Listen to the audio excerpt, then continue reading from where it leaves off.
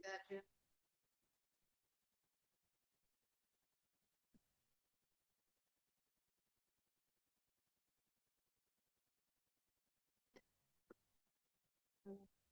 Um, I passed it back the other way. Yeah,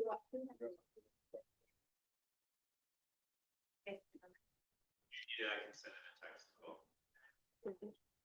Great. Yes, thank you. You're good? Okay. Good morning. It's 9 a.m. and I'll now call this meeting to order. I don't think we have anybody participating remotely this morning. We are all present and accounted for. I know Mr. Monk is running a few minutes behind this morning. But what we would like to do is go ahead and begin with item A, please. Good morning.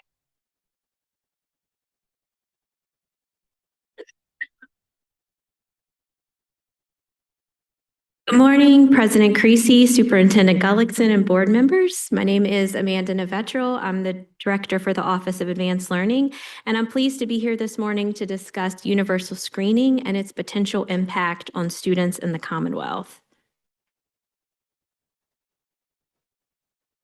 Do you want me to go through these slides? Okay. Sorry. Oh, okay. Maybe our specific slides. Oh, okay.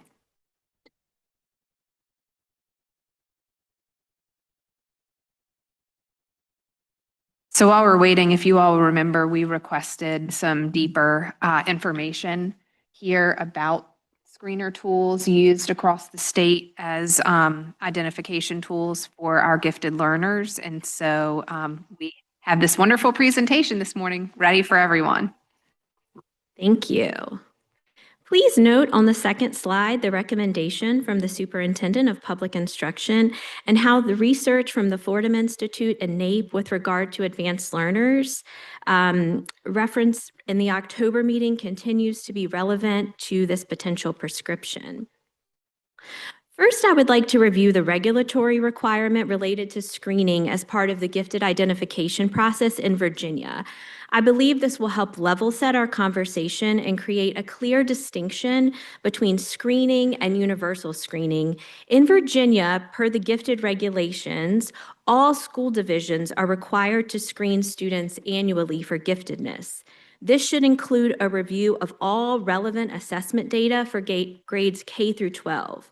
As part of this screening, many divisions in the Commonwealth choose to offer a universal screener, which is the practice of assessing a particular grade level using an ability or aptitude assessment.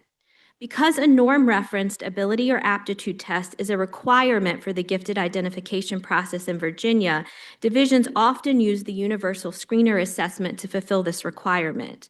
If a universal screener isn't offered, or in addition to a universal screener if it is, divisions should always use other data points to screen students for potential gifted referrals. I have listed a few commonly used data points on the slide, but this is certainly not a comprehensive list. Universal screening is a targeted way to talent scout and look for students with high ability. As stated, it is not a requirement in Virginia, but it is widely considered an evidence-based best practice. As someone who came from a school division with a universal screener, I can give a boots-on-the-ground perspective of how school personnel can use this data to look for talent.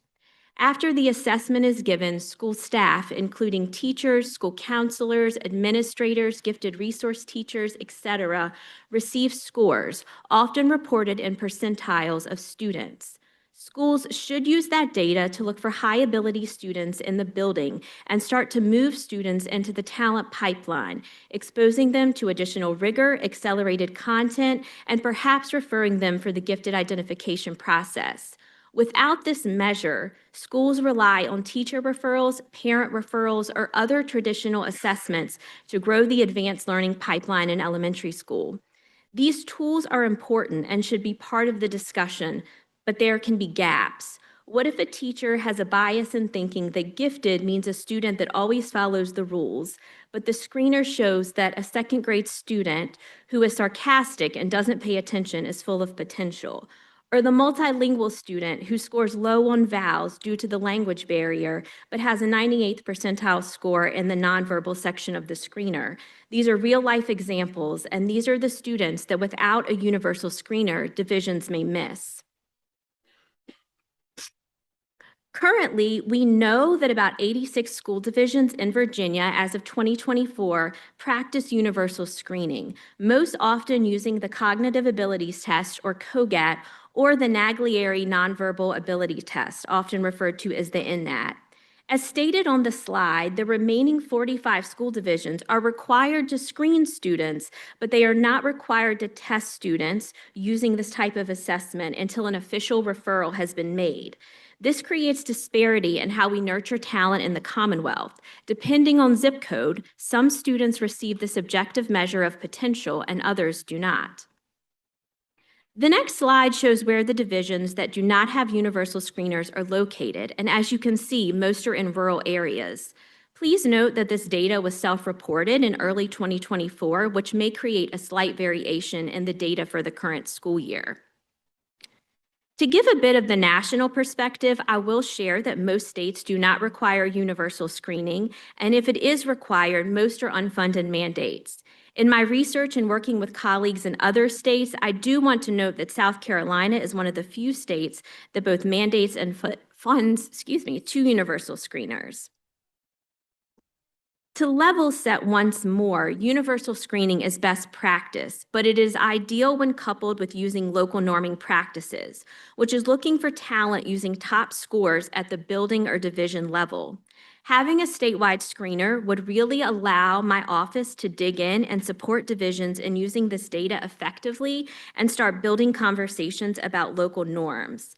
To give a real-life example, many divisions have a percentile cutoff score they may use for gifted identification. In some school buildings I have personally worked in, there was not a single student that met that cutoff score. That does not mean there were not advanced learners in that building. So we must change the way we think about advanced learners in growing the pipeline.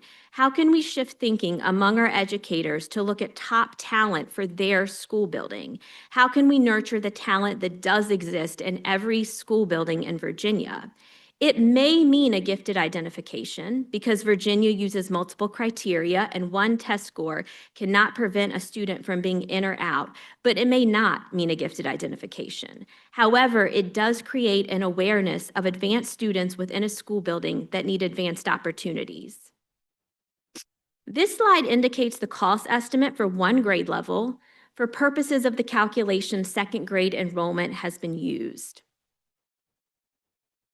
As you can probably tell, this is an area of passion for me, and I would like to dig into the why of how I think this can advance education in Virginia. First, this was mentioned at the last board meeting, but having a statewide screener would benefit advanced students that have to move between divisions for various reasons and provide greater consistency of identification throughout the Commonwealth. To address the second and third bullet, students that score in the high range on a universal screener should be students who are scoring high on state assessments and advancing into accelerated pathways for middle school and high school. A universal screener provides the first data point to look at this vertical articulation of the advanced learner pipeline. If high ability students are not moving into those pathways, we can work with divisions to start asking where those gaps are and how additional support can be put into place to ensure that talent is not lost. Virginia has made so many gains in advanced learning in middle school and high school over the past few years, but we need to continue to grow the pipeline of advanced learners in elementary school, and I believe universal screening is an important part of that. To close, I would like to read a statement from the Virginia Advisory Committee for Advanced Learning, VACAL. This was a point of discussion at the meeting 2 weeks ago and received strong support. President Creasy and members of the board, the Virginia Advisory Committee for Advanced Learning strongly supports a board prescription on the standards of quality to require and fund universal screening for giftedness at grade 2, presented at the October board meeting as Proposal 3. Universal screening accompanied by the use of local norms is widely considered to be best practice in gifted identification. VACAL believes that early identification of high-ability learners is critical to feed the pipeline of advanced learning in the Commonwealth and serve the needs of Virginia's students. The committee also considers it important that a single universal screening tool should be used statewide and that such screener should be an established, nationally normed aptitude test. No assessment or data source currently employed statewide would be appropriate for this purpose. Repurposing existing data or attempting to establish a novel assessment tool would not appropriately fill the need for universal screening at grade 2. We encourage the board to support this step in supporting advanced learning in the Commonwealth. Respectfully, Mark Levy, Chair of the Virginia Advisory Committee for Advanced Learning. And thank you so much for your time. I'm happy to answer any questions. And I have a couple of questions, and I'm sure maybe Dr. Northern does too. First of all, thank you so much for this presentation. Second of all, I hope you had the opportunity to watch our discussion from last month and those different questions that were brought up then. I guess just to start, so personally, I like the South Carolina model. I've looked at it, watched it for years. I have family who teaches in South Carolina, and they have talked to me about this for years. So I think I'd like to get to a point where we're doing a screener that is able to identify ability and achievement. I think that's probably something that's really critical because I think that's the piece that we're really missing. So in the school divisions that are using the COGAT or some kind of universal screener like that, but we have many other divisions that are not or using something totally different.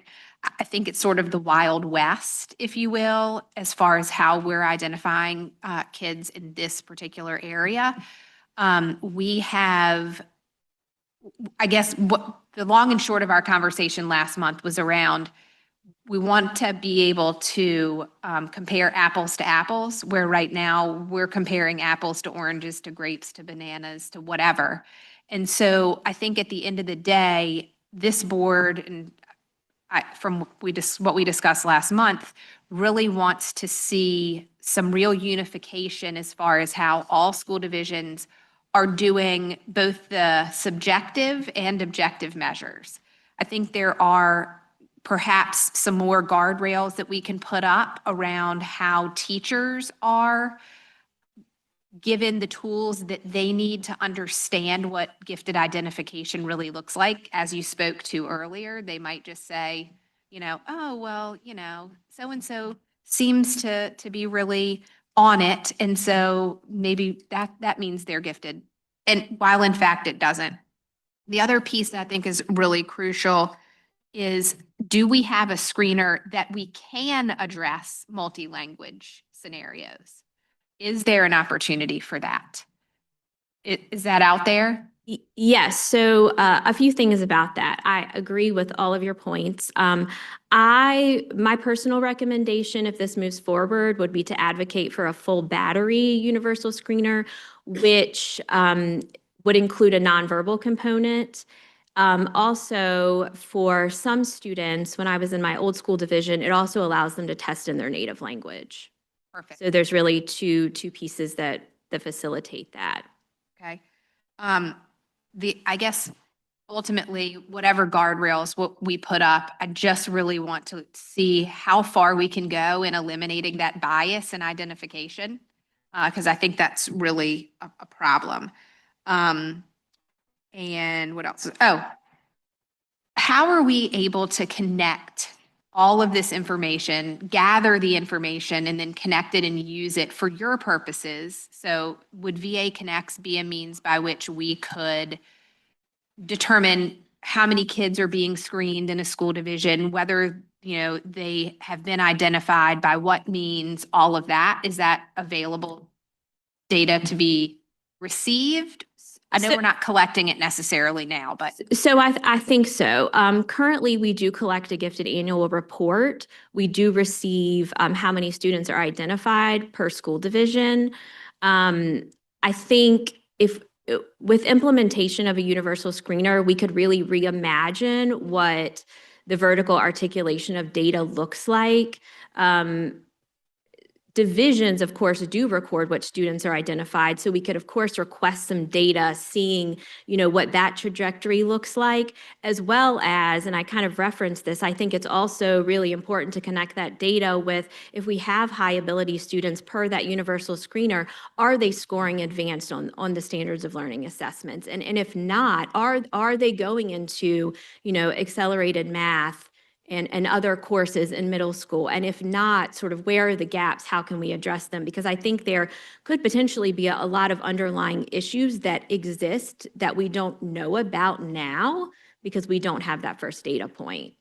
Yeah, I really like that idea. I'd love to see a list from you guys of just those kinds of data points that you think are really critical to not just, screening kids, but also, because as a gifted teacher myself years ago, I always said to my kids, the expectation is that you will be scoring at least pass, I expect pass advance, because of the position that you all are in. So I do think that data is really critical to the whole picture as well. So however we want to start pushing on that, I think that's great. I will also add to that, typically most universal screeners have a pretty robust parent report that goes home. So I think it also invites parents into that conversation of, your student is above average in this area. And so that can really help divisions start a conversation about these are other opportunities. I am a full believer that the younger we start to have these conversations with families and in students about all the great advanced opportunities Virginia has, the better. So one final question, are we gathering any data on once students are screened and they are identified?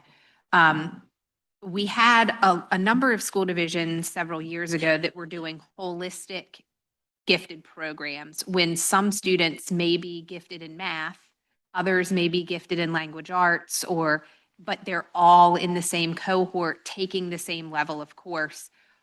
Do we have data around whether or not school divisions are still doing that all-inclusive program of study versus a more, in my opinion, a more supportive means of educating those students where they are gifted rather than, perhaps hurting them by putting them in a place that they're not?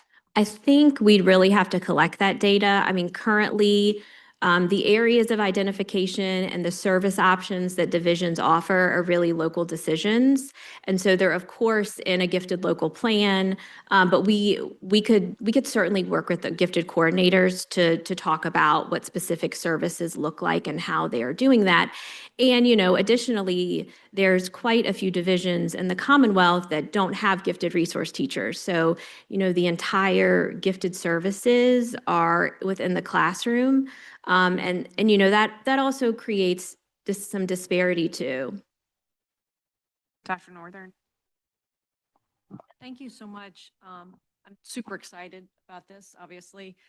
A couple things that I think bear our consideration. When I worked on this National Advanced Working Group, and the one thing that I think kept coming up is that we don't want a single age-based screening. So we actually want to be able to have identification opportunities in as many grades as possible at elementary school to widen that pipeline. And it's best to have both norm referenced and criterion reference measures. So the COGAT is a norm reference measure, as you know. So that's basically saying kids of the same age, we can compare them nationally, and we can have this like we wanted kids performing at a certain percentile, right? Where the criterion reference test is, okay, these are predetermined sort of learning standards, and this is the content that all kids need to know, and it's a benchmark. So we have the kindergarten readiness program, the VKRP, that's given to every single kindergartner. And I think it's a wasted opportunity. I mentioned this before. It would be a great compliment because one, we're screening kids even earlier, and we know that sometimes even grade 2 or grade 3 kids are already not caught up in those services. So if we could have both a norm reference with the, COGAT or whatever we choose, and we could use the VKRP for that hearing referenced at kindergarten, that I think would even be a more robust way to continue to, identify these kids. Because a lot of folks, again, they don't like that there's just one opportunity at second grade and then if you miss it, that's it. So the way that we can move ahead is if we have a consistent, I mean, every time we have a consistent measure at a grade level, that should be an opportunity to identify kids. And you can also just do, I mean, one way that we widen that pipeline is just say it's the top 10% of the kids in a school. Absolutely. Local, you have a That local norming. as well. So anyway, that would be my suggestion. I know it was, in a way, it doesn't cost extra, right? We're already having the VKRP for kindergartners. So I hope that we can move that direction. I think that's a great direction, and I'm happy to reach out to Jenna's team and further that conversation. Other questions or comments here? Ms. McPherson? I also am in favor of the universal screening test at grade 2, but equally as concerned about universal screening at later grades, especially at 6th grade for universal testing, because we're talking about the 3E readiness and how we're going to start measuring what students are being attracted to. I think clearly at the 6th grade level, we need to make sure that those that were in the 2nd grade that were identified, whether they're on track, whether they've fallen off track, and others are now postured to do certain things. So even if we don't do it every grade or don't have the funding to do it for every grade level, I do think that by the 6th grade, we need to have a universal screening. Consistent with what we're doing in terms of moving forward. I would agree with that. I would say I think the divisions in Virginia that have the most robust gifted identification programs have 2 universal screenings, one typically in the primary grades and then one, 5th, 6th grade. I think it varies a little bit per school division, but I would agree that is certainly best practice and an area I would like to eventually, get to. So is there a model out that you all have on your website, or how gifted coordinators or any other person in a school division that might have this responsibility, given the size of the school division, sort of a best practices handbook for them that could include that, at least for now, until we hopefully get this in place, that says, look, because I know you saw how robust our conversation got last month, where we talked about, hey, look, 2nd grade's really not the only time, a kid could just be advanced in language and score really well. We need to reevaluate them. Maybe I know some schools, they change, some is middle school 7, some middle school 6, however school divisions, move from elementary to middle. But I do think that that's critical that they have like Ms. McPherson said, that additional, hey, let's just double check here. Let's just go back and make sure that we're identifying them, again, putting these students in the right places. So that I think is just one really important piece, is that if we don't get enough of this covered, enough money to do this fully, then I think that we should certainly have some sort of best practices manual that says, please do the right thing and have another opportunity for screening later on. Absolutely. I think we could certainly develop some sort of technical resource document. I think VCAL could really be an integral part of that work too. Absolutely. That could be a good thing to work on. And then one thing I know, hope that Jenna can run in here, but I don't want to speak to this wrongly, but just to address what Dr. Northern was talking about as far as VKRP, I think the only hiccup there is going to be that in a lot of spaces across the state, because we have such extensive public-private partnerships in our early childhood programs, not all of our private early childhood providers are participating in VKRP. And so that could be a problem. And I saw Jenna float in just now. She could speak to that. Jenna, are you hearing me? I was going to ask this question. I'm always hearing you, President Creasy. Always hearing you. No, I was just speaking about how, isn't it still the case that not all private early childhood providers are participating in VKRP? So, we have a lot of private providers in those rural areas where we don't have enough VPI seats. So, that's just an extension. It could be a problem. I don't know how kindergarten is addressing it once they go into the public school division, if that's a gap that they're filling. I don't know if you could speak to that for us. Yeah, so currently, we have Virginia Kindergarten Readiness Program has been developed for 3-year-olds and for 4-year-olds. It is required for all 3 and 4-year-olds in the Virginia Preschool Initiative. 25,000 kids across the Commonwealth ballpark. Again, mostly 4-year-olds, so let's call it 22,000 or so 4-year-olds, 3,000 3-year-olds. It's also required for the mixed delivery, so a small subset of children receiving preschool experiences in private childcare. And then it is all kindergartners, and that's roughly about 80 to 85,000 kids a year required at the beginning, at the end of kindergarten. They have a middle assessment as well that I believe is still optional. It covers literacy. The literacy component is vowels, and as well as EMAS, which is the direct math assessment. And so what's good about that is it's done, each teacher does it or support staff does it with the kids versus like being on a computer or something like that. And then the teacher does the self regulation and social skills is a behavioral rating scale. So you could use both the literacy and the math components. Right now we have kind of 3 buckets for the preschool. And so you look at sort of who's sort of emerging, who's strong. You could really, I think they would be very cautious about high stakes attached to it because it's a very fluid developmental stage, but you could start to see which kids are particularly emerging. And then I think, and you all are familiar with this as our colleagues in teaching and learning, but what is so important about vowels as compared to PALS is that it does capture much more about language and language comprehension.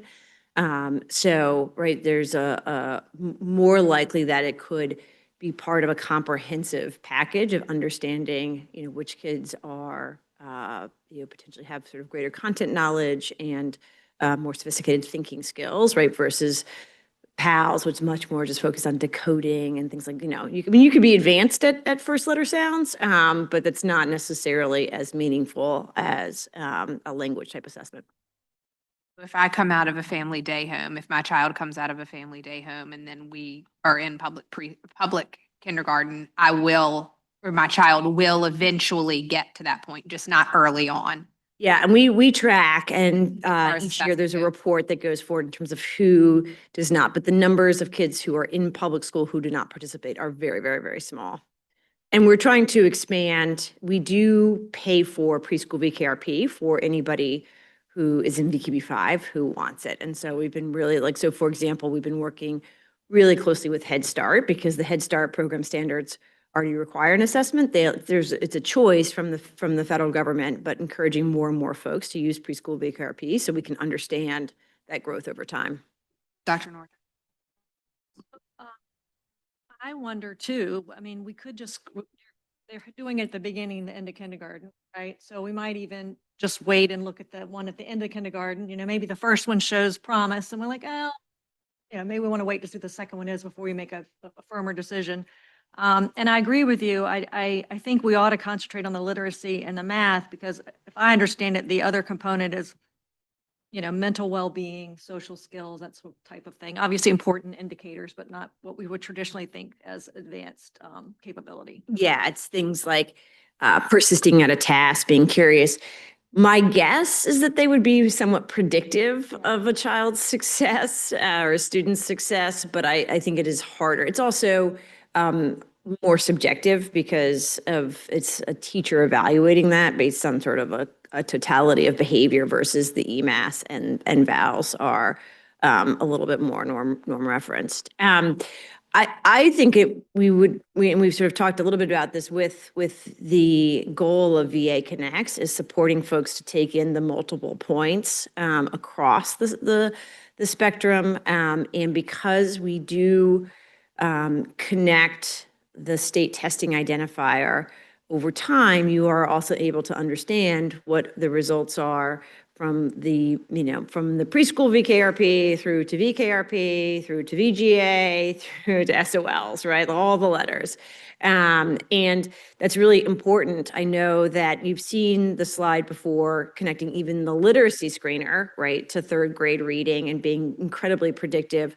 It is not published yet, but our professor colleagues at UVA have also looked at math. So even your EMAS or your math score at the beginning of kindergarten is highly predictive of your third grade reading. So it's really important data. And I think we will continue to want to support the divisions to use that data to kind of understand sort of both, which kids are learning at higher rates. I think it also is helpful to understand where there might be gaps, right? Where if you sort of, a kid comes in very ready and then comes out of that year, not making the gains that you would expect, it sort of gives you that opportunity to intervene.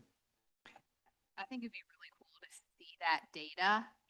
If you all are able to anonymize some of that just for the board's edification on like, what does this full picture look like? Because I think we do hear a lot of these, tidbits of what kind of data that we collect here.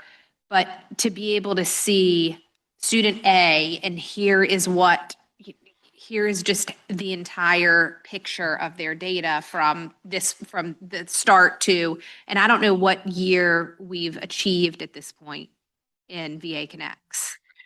Year one. Okay. Well, okay. sort of So- two for Val's launched Looking on at VA points Connects that last we year. have to sort of Absolutely. visualize this right now. Absolutely. And we can certainly could invite our colleagues from UVA as well. The other thing I should note is that the budget for the last few years has also required VKRP 1 to 3 to sort of begin to develop that. And really with the focus on, obviously we already have VALs and have VALs through 8th grade. So it's really focusing on a math assessment and then determining kind of what type of behavioral rating scale you would want to use. Our colleagues at UVA surveyed the field, felt like there was not consistency, and I can pull out that report in terms of even kind of assessment and screening kind of outside of VALs across first and second grade. Third grade is a little bit more crowded with the VGA, but it does speak to the points raised earlier about a ton of variation, and it makes it really hard, apples to apples, to understand if we are laser focused, sort of what we've been able to do with VLA to kind of getting kids to third grade reading. It is harder to do that in the area of math because you have these moments, as you noted, Dr. Northern, where you see all the kids on math at the beginning in kindergarten, and then, there's a lot of tools being used by our divisions, but it's hard to then kind of track that statewide, and then they just pop back up again for VGAs. Yeah, I just want to add, this could be a very big deal, right? To be able to use VKRP in this way, like we know, like just so much data says like we have to catch kids earlier. It's why we care so much about reading, right? Like we're trying to do all these things around early literacy. We should be doing the same things around kids that's showing potential for giftedness, catch them earlier so they don't get lost. So I don't know of any other state, and I could be wrong, that is using data to identify kids this early to intervene quickly, because we should be intervening on the advanced front, just like we're intervening on the kids who are struggling. So I think this is a phenomenal opportunity. So thank you for that. Well, and I know I'm going to go down a rabbit hole and you're going to love this rabbit hole, but I also sort of along that technical / best practices opportunity. Is there not a way for us to say, guys, we've got all of these divisions doing using 52 different assessments to identify this, that, and the other thing. Is there a way that we can really say, here are some good measures that we'd like for everybody to try to come together and use a little bit better? Because I guess my biggest problem is how we continue in this apples to oranges situation, just with a plethora of opportunities out there. And I get it, it's about local control, but at the same time, we want good data and information on how we move students from one point to the next, to the next, to the next, and move them into greater and greater achievement levels. So I don't know what you guys think about that, but I'm sure Amber loves it, but. Well, I think outside of, just technical assistance and providing professional development, what I'm hearing you say in my mind really goes to a gifted regulation change, which of course, those have not been updated since 2012. And as they exist now, they do require multiple criteria, but divisions just have to choose at least 3. One of them does have to be a norm referenced assessment, but we do not specify specifics of what they must choose. And that is different than in other states. There are other states that do give divisions a list of, assessments or teacher rating scales or whatever it may be that they have to use. Right now, that is pretty loose per the regulations, but I think what I'm hearing you say would really require a regulatory change. Yeah, and Amanda, if you would do us this favor, I think perhaps the board might be interested in this too. Y'all yell at me if you aren't interested in this, but what I'd like to see is your recommendation on any kind of regulatory changes that should happen in order to kind of tighten the guardrails a little bit there. And maybe you need to take it to VACAL, I don't know, but, the sooner the better. Okay. Yes, I think VACAL could certainly review some items. They're a great stakeholder group. We're fortunate to have them. Dr. Northern? I'm struck by it's commonly used assessments already, NAGLIERI and the COGAT, just kind of the gold. Mhm. Mhm. So, I mean, I'd be curious, it says 86 use it, the most commonly used, then we had 45. So I'm assuming, right, we've already got a pretty broad spectrum that are already using what I think would be the recommendation. So that's good news. Yeah. Anybody else here? Thank you. I think I'm turning it over to Melissa for review of the language. Yes, thank you.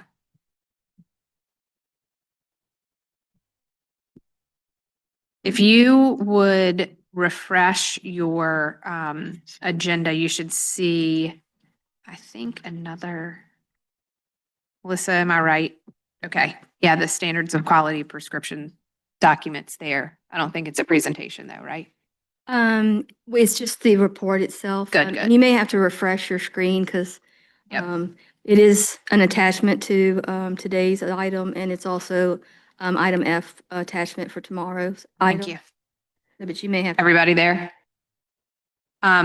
So it's the attachment under item A, or it's what's it called? Item A, attachment 1. Yes. Okay. Good morning, President Creasy, Vice President Hanson, members of the board, Superintendent Gullickson. You didn't think you would get rid of me so easily, did you? I'm back again. Today, I am presenting to you the draft SOQ report that needs to be transmitted to the Assembly and the Governor, and it will also ultimately become part of your board annual report as well, once you agree upon the content. The first page is just a transmittal letter that Mrs. Creasy will sign on behalf of the board once you agree to the contents of the report. So in the past few months, we've been talking about your prescription items. So I'm going to jump down to page 3 of the report. We've gone over your constitutional authority many times, so we don't need to do that. Jumping down to page 3 of the report document, you wanted to include from your previous prescriptions the student-weighted funding formula recognition that seems to have stalled or at least slowed in the Assembly. That committee that's supposed to be working on that has not met for a while. So that recommendation is included as your primary recommendation, prescription 1, to continue the work on the student-weighted funding formula. And much of the information is included from your 2023 prescriptions. And unless, as we go along, if there are changes or additional information you want added, please stop me and let me know. Based on each prescription, but this is again pretty much a reiteration of your 2023 recommendation that has not been achieved yet by the General Assembly. Your second prescription again was to modernize the data collection system. There was initially funding placed in a previous budget recommendation for that, and that through the budget process and the General Assembly process ended up being removed from the budget. There were some modifications, for instance, to the Virginia IEP system, But the modern statewide student information system was not achieved through the budgetary process. So that again is a reiteration from your 2023 prescriptions that are very old, very dated. Student information system is at end of life and really needs to be modernized, and the funding that needs to be associated with that. The original budget amendment was included in a larger budget amendment to modernize a number of systems in state government, from tax to DMV, I believe, as well as the statewide information system. So while some funding was achieved for the other agencies, our statewide information system was taken out of the budget. So that advocacy is included in your report again. Now, moving on to the prescriptions that we discussed at length in your previous meetings. The universal screener is in the prescription 3 that I've laid out there for you. I've drafted the legislation to amend standard 1 of the standards of quality to add in the language that would mandate the universal screening. It's in red, underlined language. SOQ 1 is rather lengthy, but it's in, let me find the page for you. It's on page 14 of the actual report. It's 16 of the PDF. The red language is there. And adding that mandatory language to for the screening at 2nd grade using the universal assessment prescribed by this board. And if you scroll to the end of the document, or the end of this legislative piece for SOQ 1, you're going to see some additional red language. That is an enactment clause that requires the board to amend its existing regulations. So you can prescribe that assessment there. And those regulations that they currently exist now, there was a question about norm reference and criterion reference testing. The current regulations do provide for the norm reference testing. And so you'll be adding this universal screening process to those regulations. There's also the opportunity, because it is, the board has broad discretionary authority in its regulations, to prescribe changes to those regulations if there are concerns about the referral process. But there are a number, and Amanda's here, there's 3 criteria that can be used in those regulations. There's not just one criteria, but Amanda will be integral in the development of those regulations so it achieves the board's desires to include making sure we're testing kids at other ages. But there's nothing in your regulations currently that prevents recognition and evaluation and referral of gifted students. So they can test children now at 4th grade and 5th grade, but it's a voluntary testing. We budgeted out the cost estimate for your universal screening at grade 2, and that came to be $1.74 million. And so I did hear the discussion about mandating the 6th grade screening. So if that is something you do want to mandate, we'll have to go back and do some estimates to determine the fiscal impact of that, because you will be putting it in the SOQ. Budget language has already been prepared for the $1.74 million request, because the process is the budget language has to go to the Department of Planning and Budget in the governor's office, and your SOQ prescriptions have to go to the assembly, and legislation has to be patroned and successfully pass the assembly to amend the SOQ. So it's a 2-step process. So we want to make sure the budget language achieves what you want, as well as the statutory language. So if you want us to go back and cost out in addition to the 1.74 million, we can do that, or you can possibly put the recommendations to test at grade 6 in your regulations. That would not be funded in particular because it wouldn't be in the SOQ. But the superintendent, can tell you if there are any other budgetary concerns I can't speak to, but, you do have re-benchmarking coming up, and so those are things to consider. But I just need to hear from you if you want me to go back and either mandate it at grade 6, or if you want to consider it in your universal, in your the documents you want, the best practices document, or your regulations to recommend additional testing at 6th grade. Dr. Northern? Just wondering why we can't use our standardized test in 6th grade. And I'll leave that to him to answer. The regulations currently require nationally norm reference tests to be used for identification. I mean, they certainly can be used for screening. They should be used for screening, but for formal gifted identification. Thinking of screening. Thinking out loud here, which is often dangerous. When we possibly have a better chance of just getting the second grade screener passed than an additional screener at sixth grade. I think that if we create some sort of technical assistance manual that strongly encourages the use of, for continued identification, and maybe that's how we would want to, the sort of the language we would want to use is continued identification, not necessarily the term identification. So maybe we need to define that somewhere, Amanda. To use SOL data, that may be the way that we get around that, or adding it to the regulation somehow as well.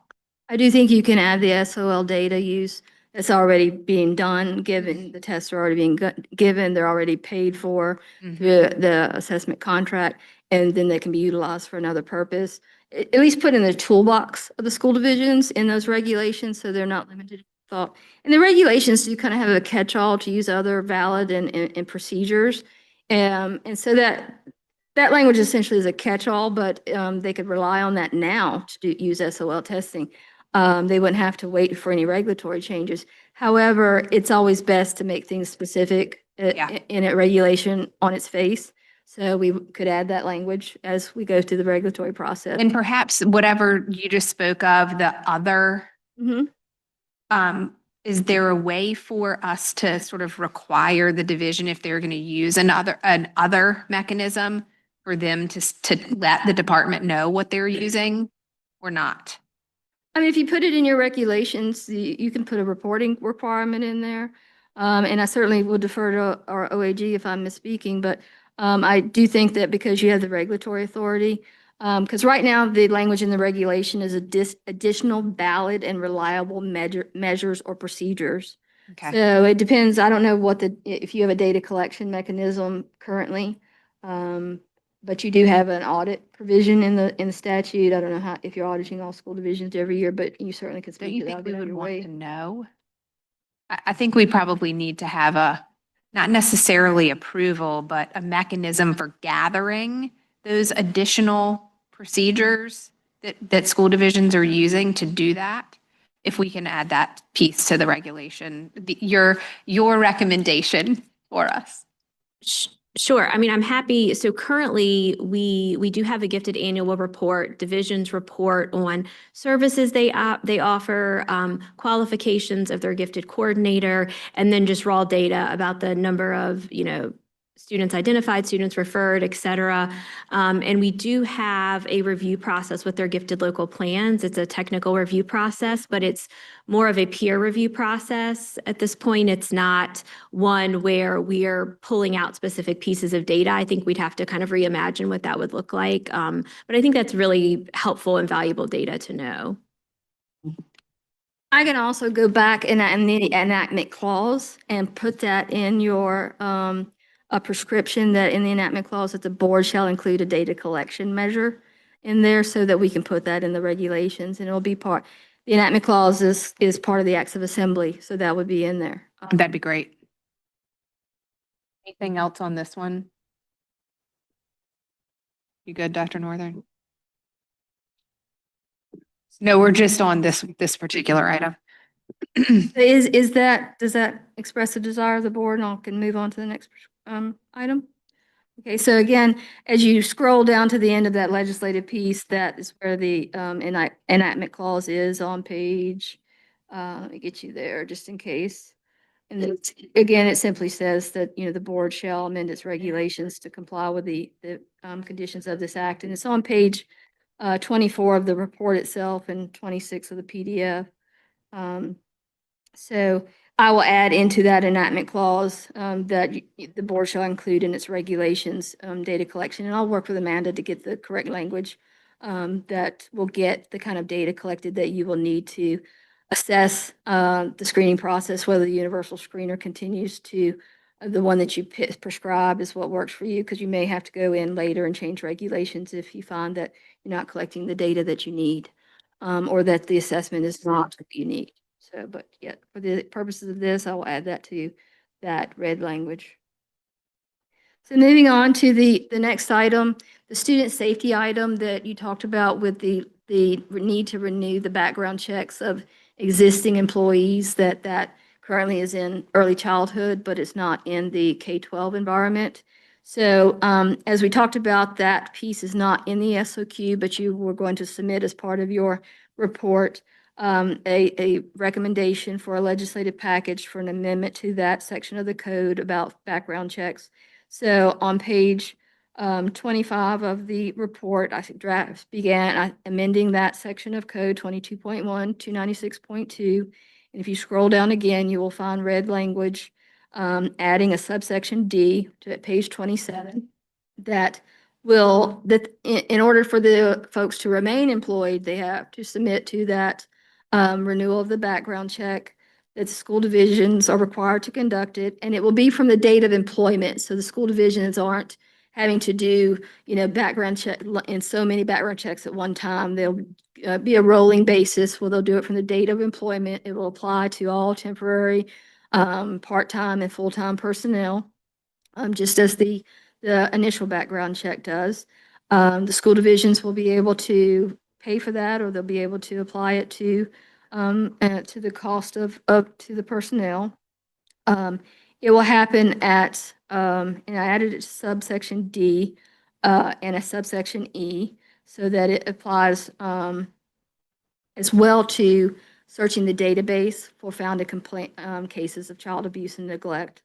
That is there as well in order to capture renewal. Hopefully the social services is notifying school divisions of that, but there could be things that occur in other states or that we make sure we're aware of, and background check and checking of the database may ensure that something doesn't get through. So that again is the legislation I've drafted for you. And if I don't, I'll throw it out there if there are any suggested changes you want to the background check legislation. Can I ask you a question? I might be missing it. On subsection E, Mhm. do we have to repeat the every 5 years like we do in D? I did it as a repetition because D applies to the background check that goes through the Central Criminal Records Exchange, and E applies to the database search. Right. So that's why I set it out in two separate sections. So we wouldn't have to repeat that the child abuse and neglect search needs to happen every 5 years too. Well, I felt that you did. It may be that I can go back and I felt that it needed to be set out separately, so it's very specific in the statute on its face. So in other words, E would require every 5 years, despite the fact that it doesn't say it explicitly. Is that right? I can go back and repeat that in I there. think we probably should. Okay. Those two checks need to happen at the same time, only because, we see the issues with Sure. CPS, and so those child abuse and neglect searches are just as important as the fingerprint check. And is every 5 years for that database? Because there's more of a cost associated with the background check than there is the, $10 for the child abuse and neglect. well, it could be more. It could be up to $40, depending on whether they maintain a copy of the fingerprints and whether the type of check that gets run. And we've costed that out as a potential cost. But for the checking of the child neglect and found in complaints database, is 5 years what you want, or do you want something more often? No, unless the board thinks that 5 years is sufficient, I think every 5 years is All right, so sufficient. Run it and coincide it with the fingerprint. It just makes it easier from an administrative standpoint. Okay, I'll go back and make sure that we repeat that there. And the only other thing that I have a question about, and you will remember this likely, when these were required to be done through DSS, Mhm. remember that when DSS changed to field print, there was like a 5 or 6 year period that the checks were paid for, not through the school division. Can you do a little research there? Jenna might know a little bit more about some of that intricate details, and maybe even Jeff too. Okay. But that's worthy of us looking at, because this is going to be potentially, a fiscal hit on the local school division as well. So I want us to make sure that we're looking at do you remember that? I don't. Yeah, well, I will say that when we've explored this, that is a fiscal, not only is it fiscal, but the HRIS systems that we have don't always easily track it. Right. It's oftentimes a necessity of, Yeah, bring the information, yourself, but I'm not married to that idea. I just wanted to know what the impetus was there and how that was handled back then. But potentially the sheer volume might decrease the cost. Dr. Ackerman, you good? I think volume wise, there's a means by which that can be handled financially in a different way. Other questions or concerns here? Dr. Northern? I have something potentially new, so For this item for a prescription. Oh, so not this. That's Okay. That, so we get through first. So I will get with Jen and Jeff to see if they have any inside Yeah. information on Thanks. And I will add in the 5-year petition in the paragraph.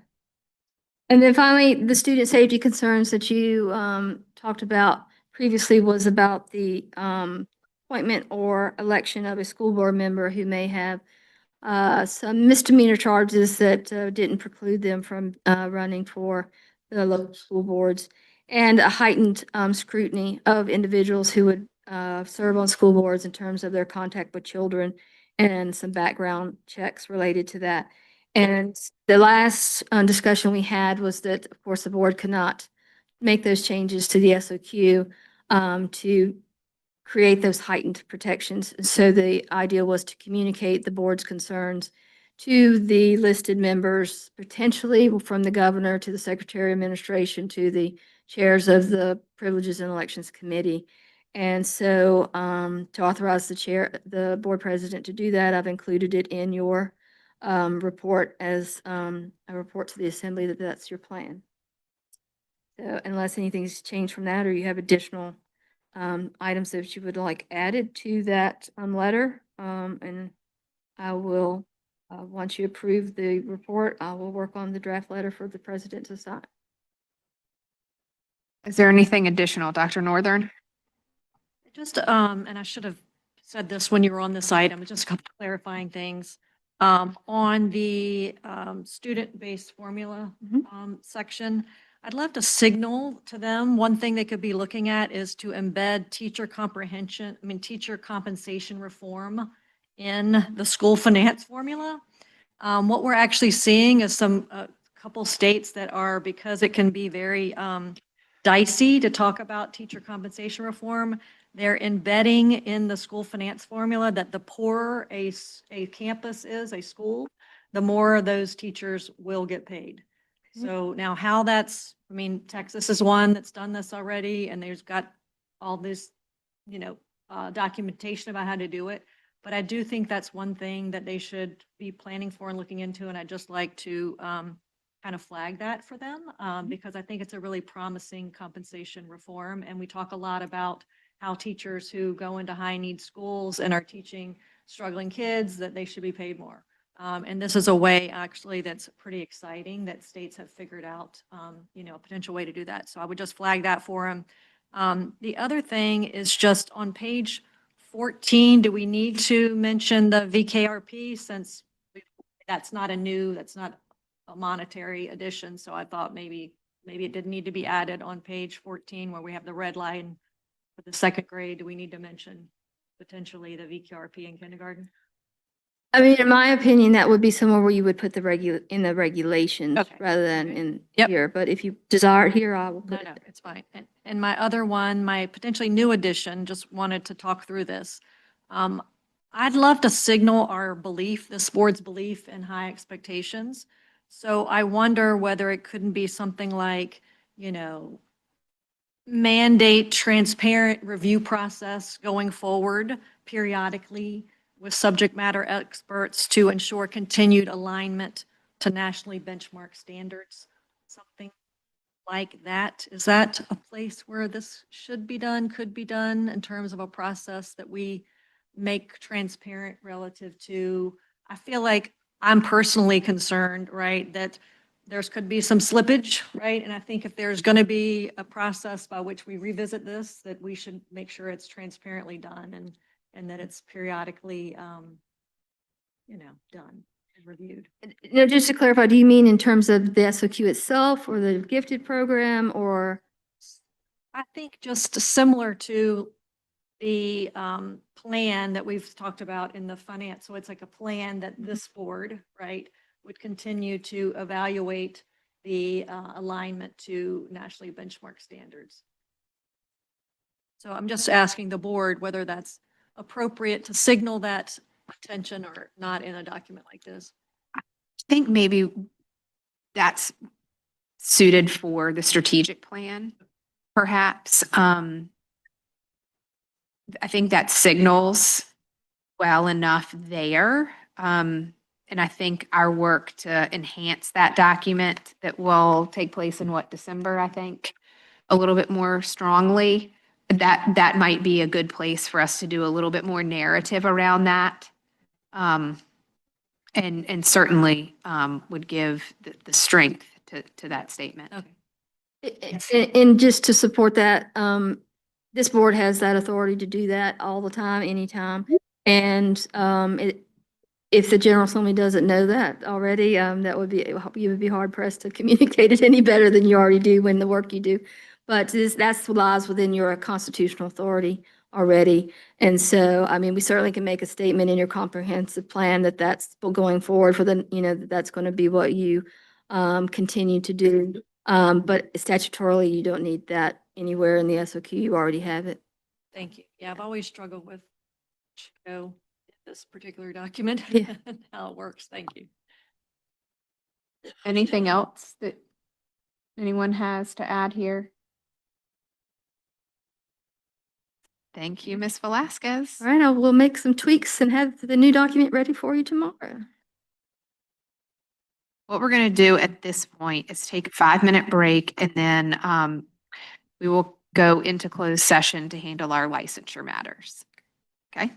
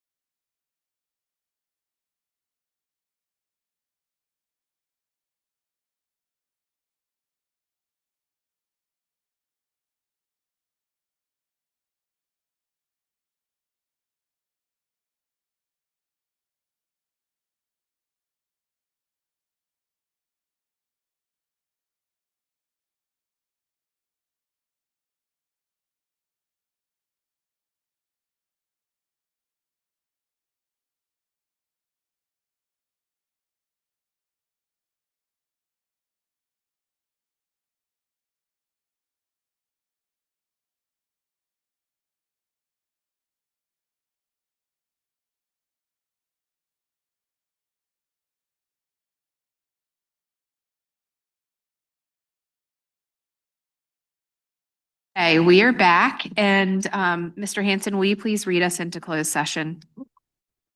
Move that the Virginia Board of Education convene in a closed meeting for the following purposes: discussion or consideration by the Board of Education of information relating to the denial, suspension, or revocation of teacher licenses subject to the exclusion subdivision 11 of section 2.2-3705.3 pursuant to section 2.2-3711A40 of the Code of Virginia, and consultation with counsel regarding specific legal matters requiring the provision of legal advice pursuant to Virginia Code Section 2.2-3711A8 of the Code of Virginia, and that legal counsel to the Virginia Board of Education and staff whose presence will aid in the board's consideration of this matter participate in the closed meeting. So moved. Okay, Dr. Ackerman, Aye. Mr. Green, Aye. Mr. Hanson, Ms. McPherson, Aye. Ms. Kilgore, Uh, Ms. Ashton. Aye. Mr. Monk, Aye. and chair votes aye. We are now in closed session. Thank you.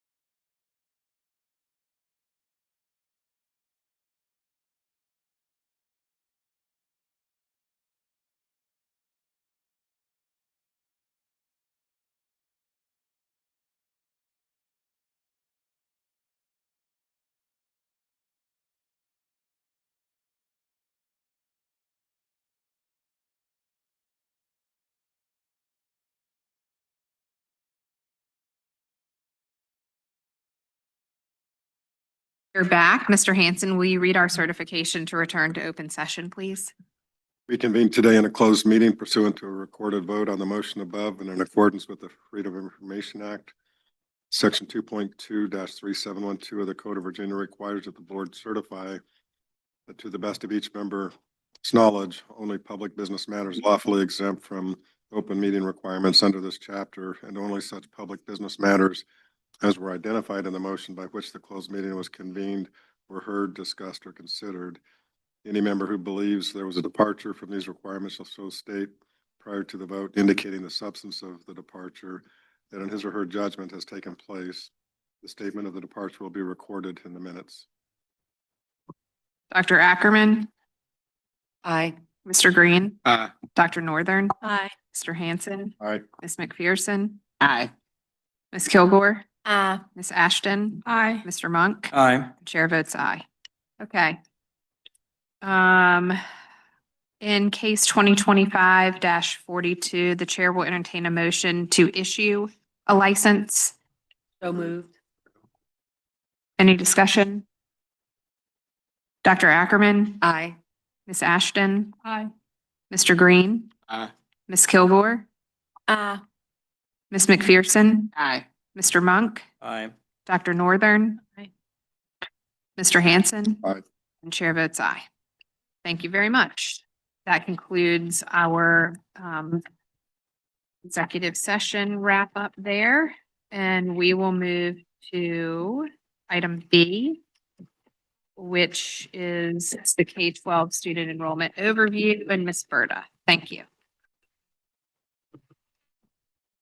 Good morning, President Creasy, members of the board, Superintendent Gullickson. This morning, we are here to share some information with you on the Virginia K-12 enrollment and historical view. This is a collaborative presentation between myself and Deputy Superintendent of Budget and Finance, Stacy Longest, and Dwayne McCleary, Deputy Superintendent of Innovation, Student Pathways and Opportunities. As you look at the agenda for today, we're going to review the enrollment trends and staffing levels across Virginia, take a look at what the enrollment trends have been statewide, look at the enrollment highlights by division, also look at the highlights by region, look at the birth rate trends in Virginia, taking a look ahead at what our enrollment projections look like for the future, and then some solutions and future planning for our school division partners. On slide 3, as you look at the slide that was shared from Dr. Rosa's, drive this presentation.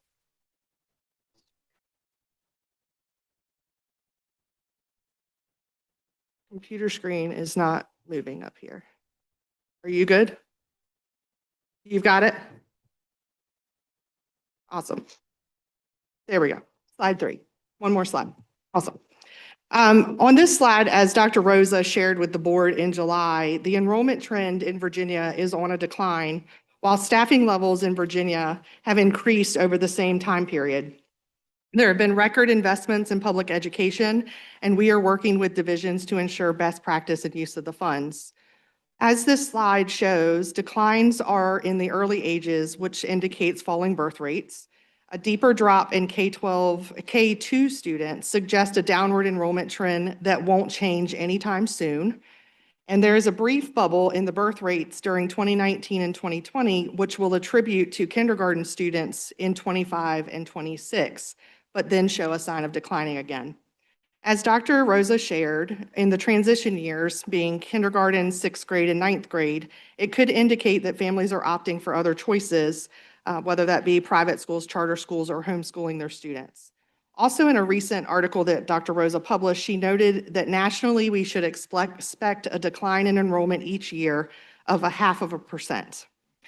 Stacy Longest will now share some additional enrollment trend data with you from March 31st of 2015 to March 31st of 2025.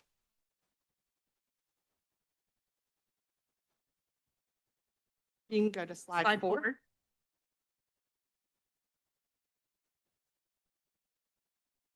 So before the pandemic, statewide enrollment patterns in Virginia closely aligned with birth trends, offering a relatively stable and predictable outlook.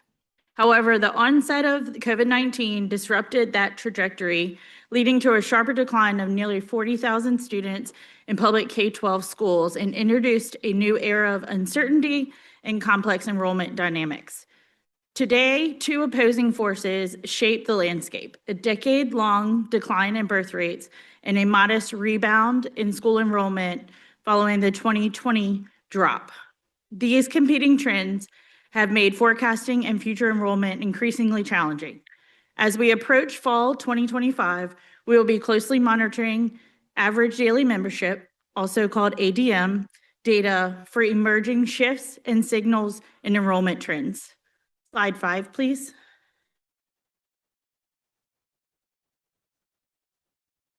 The chart highlights the 5 school divisions with the most significant changes in average daily membership between 2015 and 2025, based on March 31st actual reporting. Fairfax County experienced the largest decline in ADM with a decrease of 6,921 students represented in red. Loudoun County saw the greatest increase, adding 8,306 students shown in blue from 2015 to 2025. They are currently seeing a decrease where neighboring school divisions have been seeing an increase based on some recent articles regarding Prince William. Slide 6, please. So between 2015 and 2025, student enrollment trends show growth in regions 3 and 4, while regions 1, 2, and 5 through 8 experienced declines. The most significant increases occurred in Northern Virginia and to the east, whereas the Tidewater region saw the steepest drop in student count. Longest, can I? Yes, Stop you. sorry. Can we go to the previous slide really quickly? I would really be interested to know, and this is probably something for the whole team, what the LCI is in these localities, because that's a really important piece to this puzzle. I mean, it wouldn't be the first time in some of these divisions that are showing some increases that there has been a little bit of exaggeration in some cases based on that LCI issue. So I'd really, in future presentations, maybe like to see, how that measures up. Just want to make that comment. Mr. Hanson. Yes, ma'am. This is maybe a little unrelated, but even going back to slide 3, I would like to have the red line bifurcated in terms of the number of employees and how many teachers versus how many administrative personnel. I think this slide would be more helpful to understand what the growth rate in teachers has been and also the spread is for the administrative staff.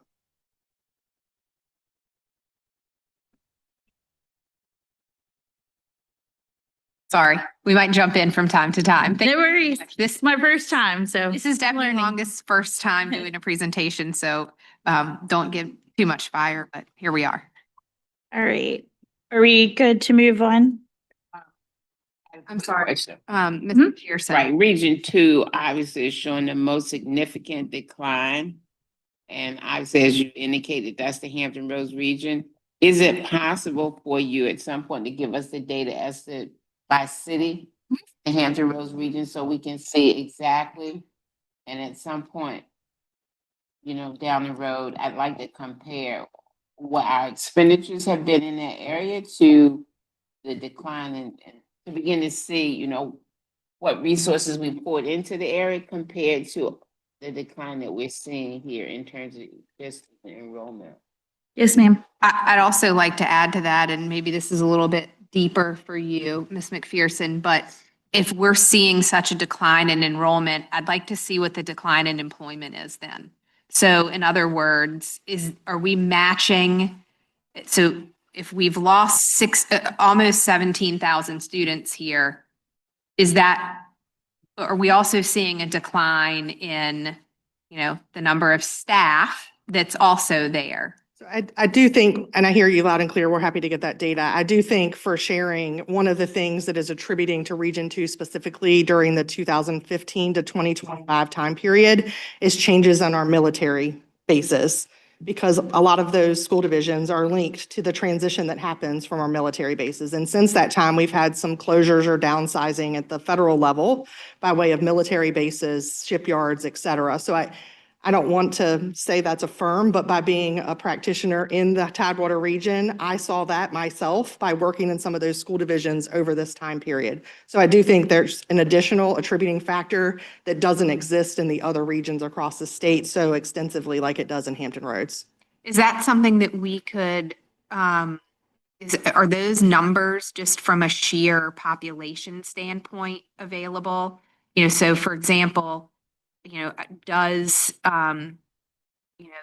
does the Secretary of War's Department keep that kind of information about population shifts from those military branches? I don't know for sure. Okay. We certainly could ask, but we also could look at census data in the same time period to see if we could link pieces of data together to come up with a synopsis for Okay. you.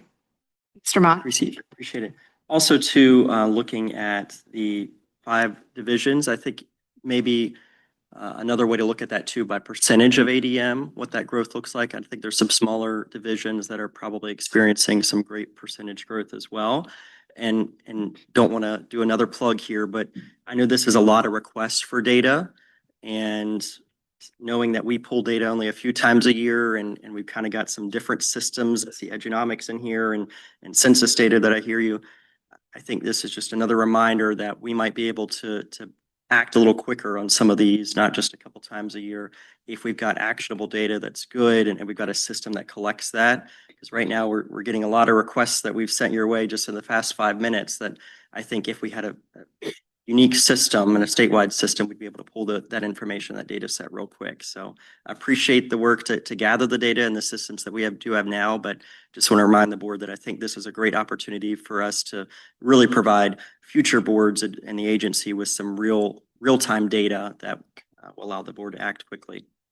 And I also think that I'm particularly interested in the drop because it's gonna have a carryover effect in terms of space availability, consolidation of schools, closures of schools, so that we'll be able to see like who's asking for money versus what the enrollment is. So going forward, we'll have some additional data for that. All right, we'll get that information for you. On slide 7, Virginia birth rate trends from 2015 to 2024 revealed a steady decline with a brief uptick during the pandemic years of 21 and 22. This uptick provides slightly higher kindergarten enrollments in the 2025 and 2026 and next year in the 26 and 27 school years. These birth rates serve as a critical indicator for school divisions, informing enrollment projections that directly influence staffing levels and funding allocations across communities. It is anticipated that birth rates will continue to decline in future years.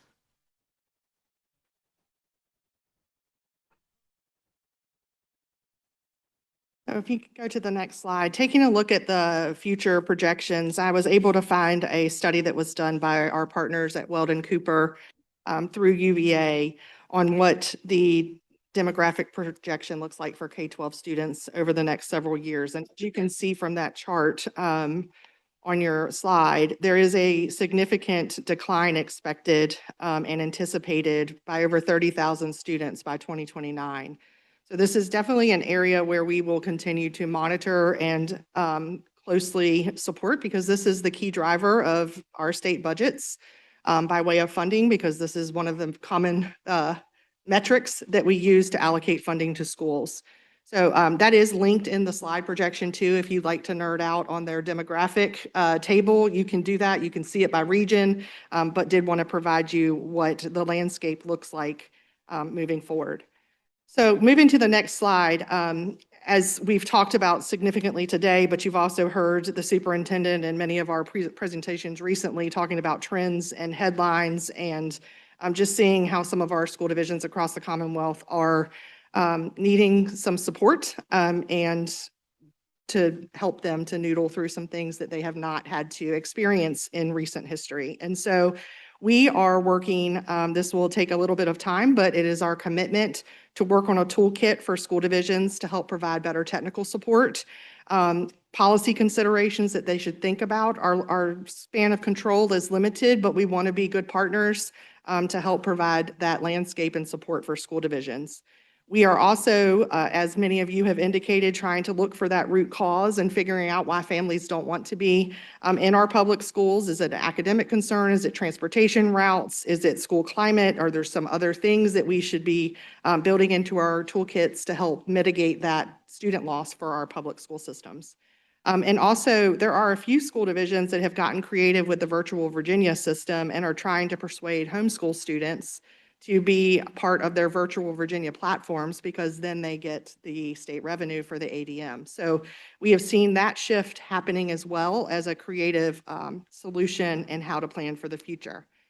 I'm going to allow Dwayne McCleary to share some other solutions and future planning options. Oh, yes. Can I ask a couple of questions Yes, go ahead. first? Number one, with homeschool students counting towards ADM through use of Virtual Virginia, isn't that only if they are full-time Virtual Virginia Correct. students? So if they're taking one class here, one class there, that's not applicable That's to correct. ADM? Okay, so just clarifying that. Second of all, in the root cause analysis, how are we able to potentially use the statutory school climate type survey that was required years ago? I remember Senator McClellan actually patroned that legislation. Is there a means by which we can use that to help analyze or at least dig for some of these root causes to try to grab that information? Yes, the DCJS School Climate Survey still happens. That is an area where we can look. I don't think it's going to be one comprehensive answer. I think it's going to be very regionally based. Got it. And that's something that we want to look at too, to see if we can see themes in certain areas and pockets of the state to help support the toolkit. And I mean, because quite honestly, if we're just looking at migration of military personnel, Mhm. there's really nothing that any of us in this room can do anything about, nor is it, the ability, any ability for local school divisions there to do anything about either. Agreed. Just a fact. But if there are other circumstances that we can address, yes. Dr. Northern? I would just say in the toolkit, as you think about putting that together, and you probably already know this, but Marguerite Rose's Edunomics has done amazing work around not necessarily consolidating, because that's really politically tough, but how schools can, she calls it, learn to be small. So in other words, two schools can share administrative staff, like a principal at both schools. And she's got a bunch of other suggestions. But I really do think that given the politics around this, some of her suggestions around learning to be small would be helpful for the toolkit as well. Thank you for that. And Stacy and I were at a recent professional development and heard from Iowa, who actually did job sharing. So that is something that I'd like to partner with some of our other states to see how they've done it well, to bring some of that to Virginia. I think we just go through the motions sometimes, and we just have to start thinking more creatively and differently to help our school districts.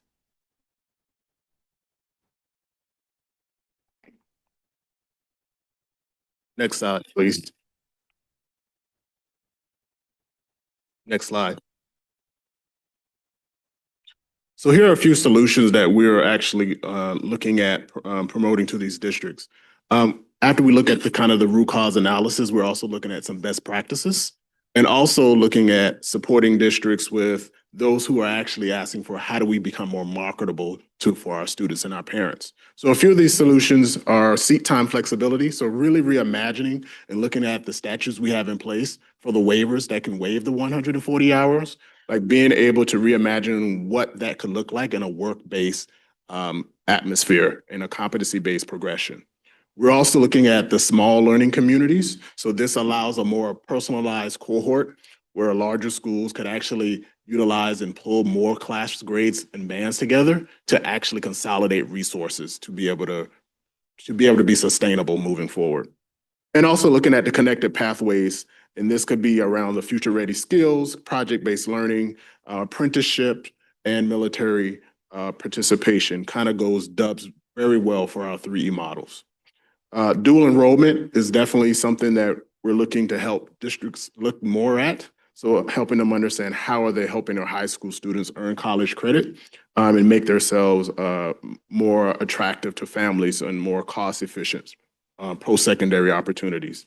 And ultimately also looking at some options for districts around out of zone and open enrollment for districts to be able to help support them in moving forward. So those are just a few solutions and best practices that we're looking at to be able to promote and share with districts and divisions to help them with their enrollment opportunities. And I'll now turn it back over to Christina. Yes, sir. I'm sorry, Yeah. Christina, but this listening and reviewing the presentation thus far, and we're talking about best practice toolkits in terms of how we can reverse these enrollment trends and actually improve enrollment. Have we considered more of how to incorporate education options as a solution to potential solution in terms of reversing these trends? Very specifically, like charter schools. You mentioned homeschools. That's great, but charter schools specifically, how school districts and school divisions can utilize this to invite and become more marketable of it, to parents wanting to enroll their children in public schools. I think with the new division that I'm leading, that's the goal. The goal is to share all the options that we have. Charter schools, lab schools, all the available options. So our goal is to magnify that and ultimately support districts in what their root causes are and help them identify what those root causes are and understand what are the solutions and actually funding models that we have available to help them move forward. Right, so kind of what I'm hearing that I guess perhaps maybe sometime within the next 60 days as we work to perfect what these toolkits look like. Correct. That it could potentially include what I just kind of recommended in terms of charter schools as a potential option to keep kids in the school system. Yes, sir. That would be an option included in there. Thank you.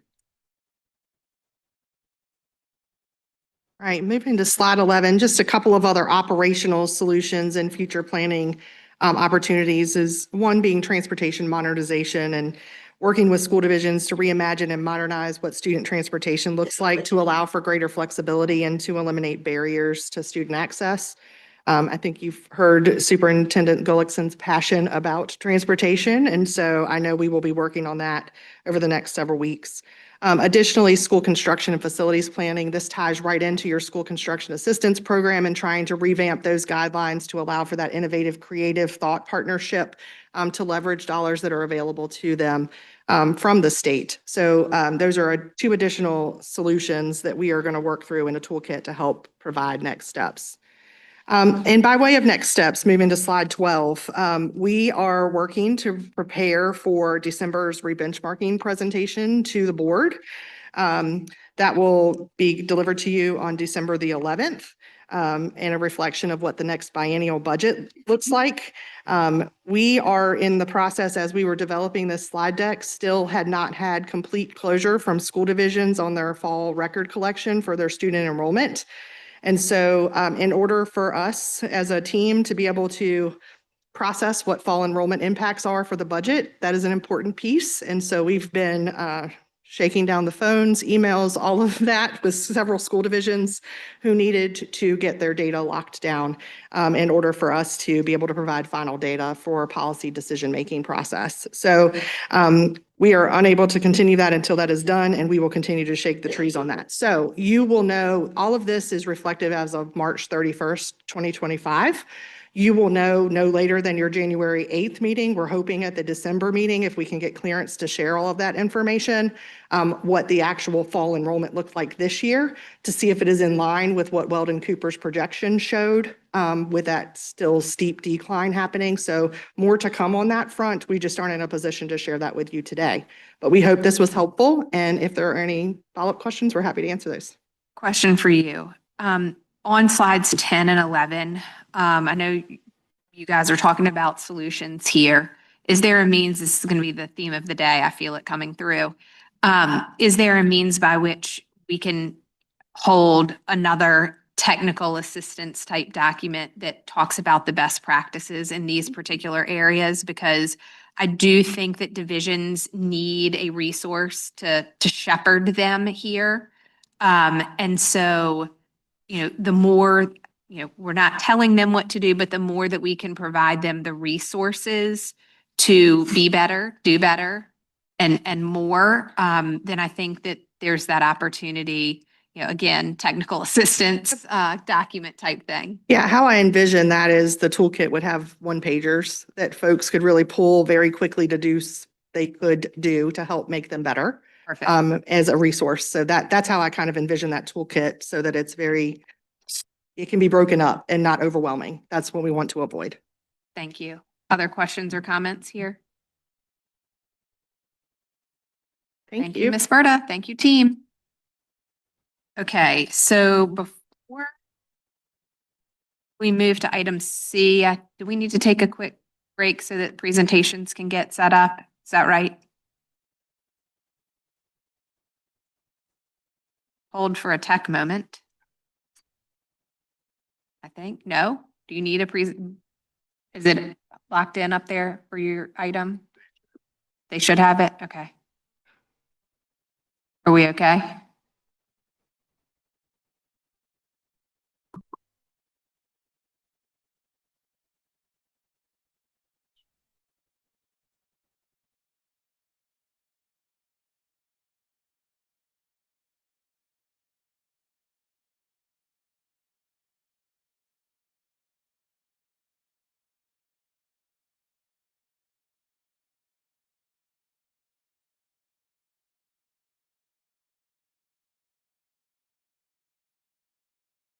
To provide an overview of the Virginia College Partnership Lab Schools and the proposed contract modification for you.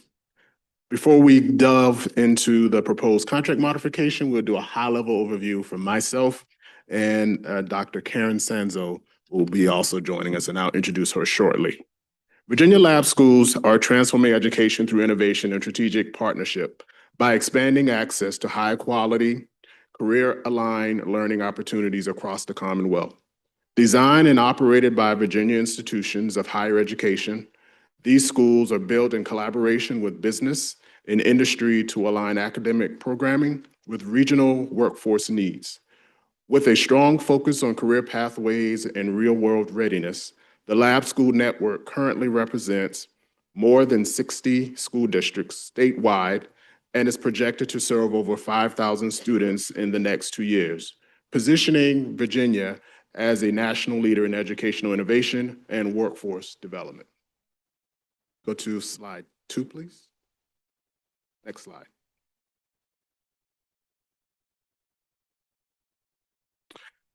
The Lab School Initiative has successfully transitioned to full operation status and continues to rapidly expand across the Commonwealth.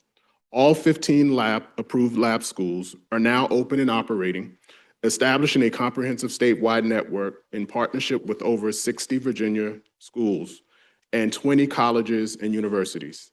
As of 2025-2026 academic year, the network's enrollment exceeds 3,800 students. This scale underscores the network momentum and projected impact, which is set to affect over 5,000 students over the next 4 years, directly supporting the Commonwealth's long-term workforce development goals. I would now like to share a few examples of successful sustainability efforts that the lab schools have accomplished. As lab schools implement their plans to ensure sustainability of their students and programs beyond the startup grant funding, schools have shared multiple strategies they are using to expand their income and also in-kind support. For example, Code RVA, which is with the Virginia Commonwealth University, has secured $1.5 million in funding from the Scarborough Family Foundation to support teacher residency staffing. This investment is augmented by sustaining corporate collaborations from CarMax and the Herndon Foundation, which helps expand access to dual enrollment opportunities. Together, these efforts demonstrate a diverse philanthropic portfolio that supports both operational and institutional components. The Smith Tech School of Computer Science of Innovation and Design at Old Dominion University has established corporate partnerships with SVT Robotics, Doma's Technologies, and Canon IST, and LifeNet Health to co-fund bike nights and other family engagement STEM events. This collaborative between the philanthropic and industry partnership is directly connected to the regional workforce sectors and enhance community visibility in ensuring that the supporting provide by the financial sustainability and meaningful alignment. Another example that we have that is going well is with the Data and Science Computing Application Lab with George Mason University. This program has documented a $250,000 HVAC investment and transportation service provided by Frederick County, along with tuition subsidies and teacher professional development support from GMU. This in-kind supports integrates higher education, local government, and technical infrastructure, serving as a model for shared capital investment. Those are just a few of the great opportunities that we're seeing and sustainability models that we're seeing from our lab schools. Next slide, please. Next slide, please. I would now like to introduce Dr. Karen Sanzo, the Executive Director of the Center of Educational Innovation and Opportunity from Old Dominion University. Old Dominion University serves as a critical and strategic partner managing the largest lab school system in the nation through its Center of Educational Innovation and Opportunity. The ODU-led 9-school network is designed to create explicit pathways for K-12 to higher education and careers in high-demand sectors. This network includes 4 ODU-operated sites focused on aerospace, maritime systems, computer science, and integrated STEM. These programs are supplemented by partner schools at Mountain Gateway, Emory and Henry, Roanoke College, Paul D. Camp, and Germanna Community College. I would now like to turn it over to Dr. Sanzo, who will go into more detail. That's why I skipped a slide about a lot of the successes that are happening with the lab schools. Dr. Sanzo. Thanks. Hi, good morning, and thank you so much for the opportunity to come and speak to you today. I serve as the Executive Director for the ODU Center for Educational Innovation and Opportunity, and I also come to you as a career educator in Virginia. I started my career as a middle school math teacher at Sims Middle School in Hampton, and this is my 28th year working in public ed in Virginia. And this really is the most exciting point of my career and being able to work with all the lab schools. At the center, as mentioned, we support the 15 college partnership lab schools across the state as they help drive educational innovation. We work with divisions and higher ed partners and industry partners and others as we learn about emerging and best practices, engage in research and development, and help build sustainable partnerships that strengthen the future of public education in Virginia. Our goal is to not only innovate with the lab schools, but to ensure what we learn scales across the Commonwealth. And so the lab schools function as research and development engines, identifying what works, refining it, and then sharing the models and tools and insights across the state so every student and educator can benefit. Today, as you heard, we have so many different school divisions that are partnering with 20+ institutes of higher education to design and implement and innovate career-connected learning environments that meet the unique needs of their regions. In addition to all of the K-12 and higher ed partnerships, we are also authentically collaborating with industries across the Commonwealth. Lab school students are experiencing healthcare firsthand in hospitals, exploring aerospace at NASA Wallops, partnering with Huntington Ingalls Industries and Newport News Ship to learn about careers in shipbuilding and welding, working with QED Systems and marine engineering and industrial services, and partnering with Birdsong Peanuts with our youngest learners to study the journey from farm to peanut butter, which I am looking forward to sharing this virtual reality interactive project, which will not only be for our youngest in STEM, but we will be able to share across the state with all of the elementary schools. These collaborations demonstrate how lab schools are aligning education with our industries, giving students a sense of purpose and a glimpse of their own future. Last Friday, we had every single 8th grader on the Eastern Shore come to Eastern Shore Community College, 10+ partners out there. They got to experience Aerospace Day. 50 of those students will be able to come into the Aerospace Academy. However, they've seen their opportunities for aerospace on the shore, and they'll be able to learn about the industries out there. And it's just an amazing opportunity. At ATI UNW, students have participated and partnered with Dahlgren for their robotics and data science clubs. Our students at Smith Tech are middle schoolers on their own, wrote commercials and produced them, showcasing creativity and applied technical skills. At the STEM Academy, our students collaborated with the U.S. Coast Guard. Lab school high schoolers across the state have participated in the Congressional App Challenge, applying logistics and computer science principles to solve real community problems. And we have students who are deeply invested in education careers. At the end of this year, they will be able to enter college with associate's degrees in educator pathways. Each of these examples reflects what makes the initiative so powerful is that students are learning through doing in ways that connect directly to their communities and careers. The results are clear and encouraging. Students are earning dual enrollment credits. They're engaging in project-based learning tied directly to industry competencies and reporting higher engagements and stronger senses of belonging. And many of our students are letting us know that they feel that higher education is accessible and relevant, and they now have clear pathways from their current studies to future college and career opportunities. This past April, also, we hosted an innovation summit where we had over 250 educators across the state. These were not only lab school educators, but they were educators from many of the divisions in the state and higher ed partners. What we did at that space, and we're doing it again in March, you're invited, March 23rd and 24th, where participants have a common purpose to advance innovation to improve student learning outcomes. Educators were able to learn from one another, co-design new ideas, and build a shared vision for what's possible in education. Through that work, we've launched networked innovation communities. So again, lab school educators, non-lab school educators coming together. The first networked innovation community is around instructional innovation. We have a couple different subgroups that are working around curriculum and other pieces. The other ones that are launching coming up are around educator preparation, design thinking, research and development, and educator preparation. And again, bringing together our lab school and non-lab school educators together to think deeply and thoughtfully about innovation and how to scale the work that's taking place. We're really focusing on creating this sustained statewide ecosystem and again, bringing in industry partners so that we're ensuring that we're co-designing the curriculum and the work. The Innovation Summit in March is going to have an attention and a focus on industry collaboration.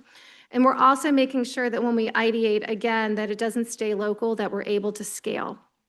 So we're moving from early pilots to this coordinated statewide model for educational innovation while also being attuned to what's happening in Virginia and partnering with the other entities so that we're collaborating and not competing with the initiatives that are already taking place.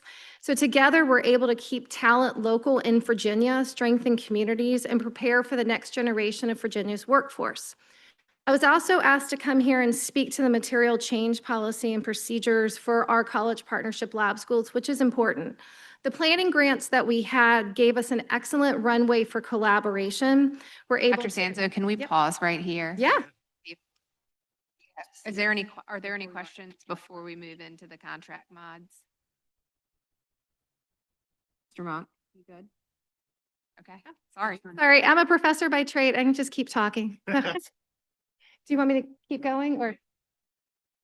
Ms. McPherson? I just wanted to say I had the opportunity to attend the opening for the STEM Academy at Booker T and the Smith Tech one at Oscar Smith, and both are just excellent programs. And consistent with the governor's announcement recently, what he says, the one size of education does not fit all. So lab schools have a very, very important place now in the delivery of education to students. And I see, based upon the map, that we do need to expand more in the rural areas because a lot of our educational data is speaking to the fact that we've got to open up more programs in the rural area.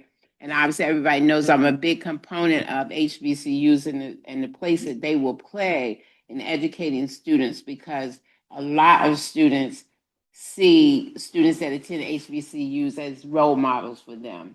And so given our historical past in the area, I just want to make sure that we understand that they will play a significant part moving forward.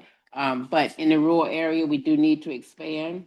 And I've looked at this policy, and I think that that policy is also going to help in making sure we have some consistency. Yeah. So I'll share with you that we are looking at the rural areas and ensuring that we have saturation in all areas, especially our rural areas, to ensure that students have this opportunity. I also think this can dovetail into the student enrollment opportunity. So we're thinking across, not just vertically. But I also, Superintendent Gillickson and me she shared with me an HBCU opportunity where we're actually looking at supporting opportunities for charter and lab school opportunities. So part of the new division is to start reaching out to those individuals and developing some opportunities. So yes, that is on our list.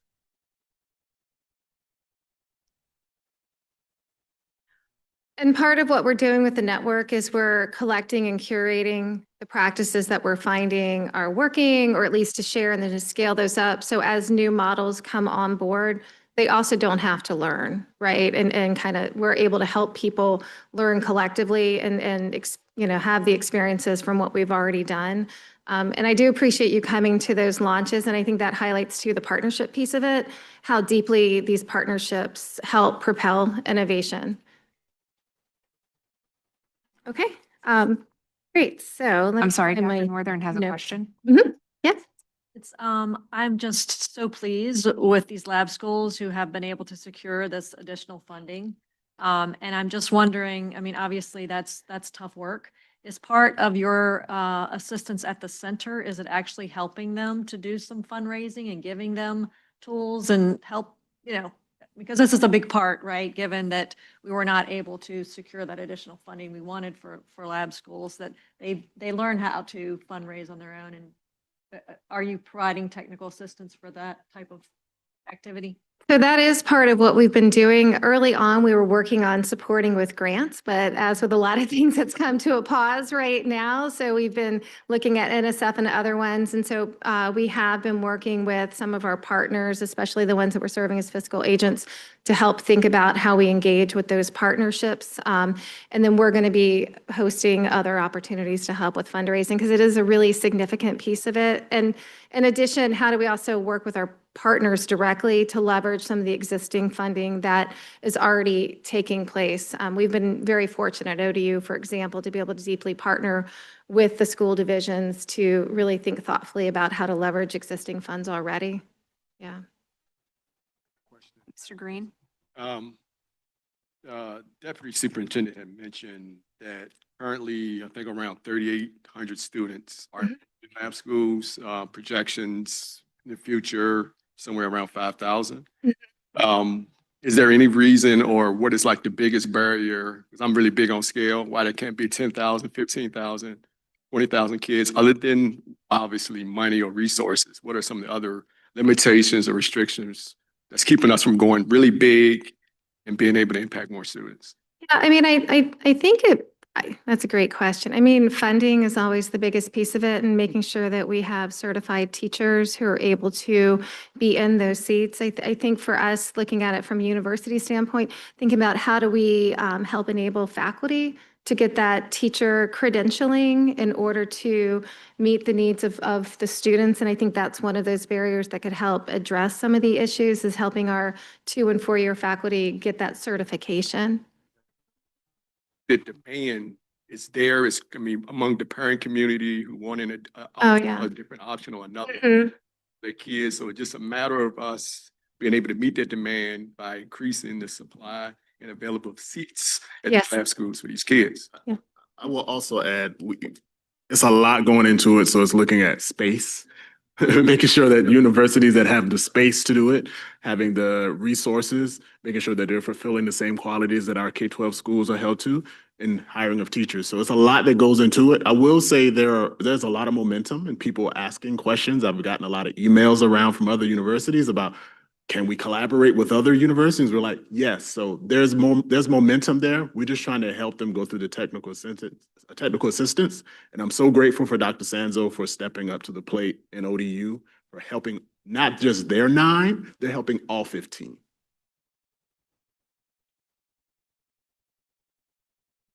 And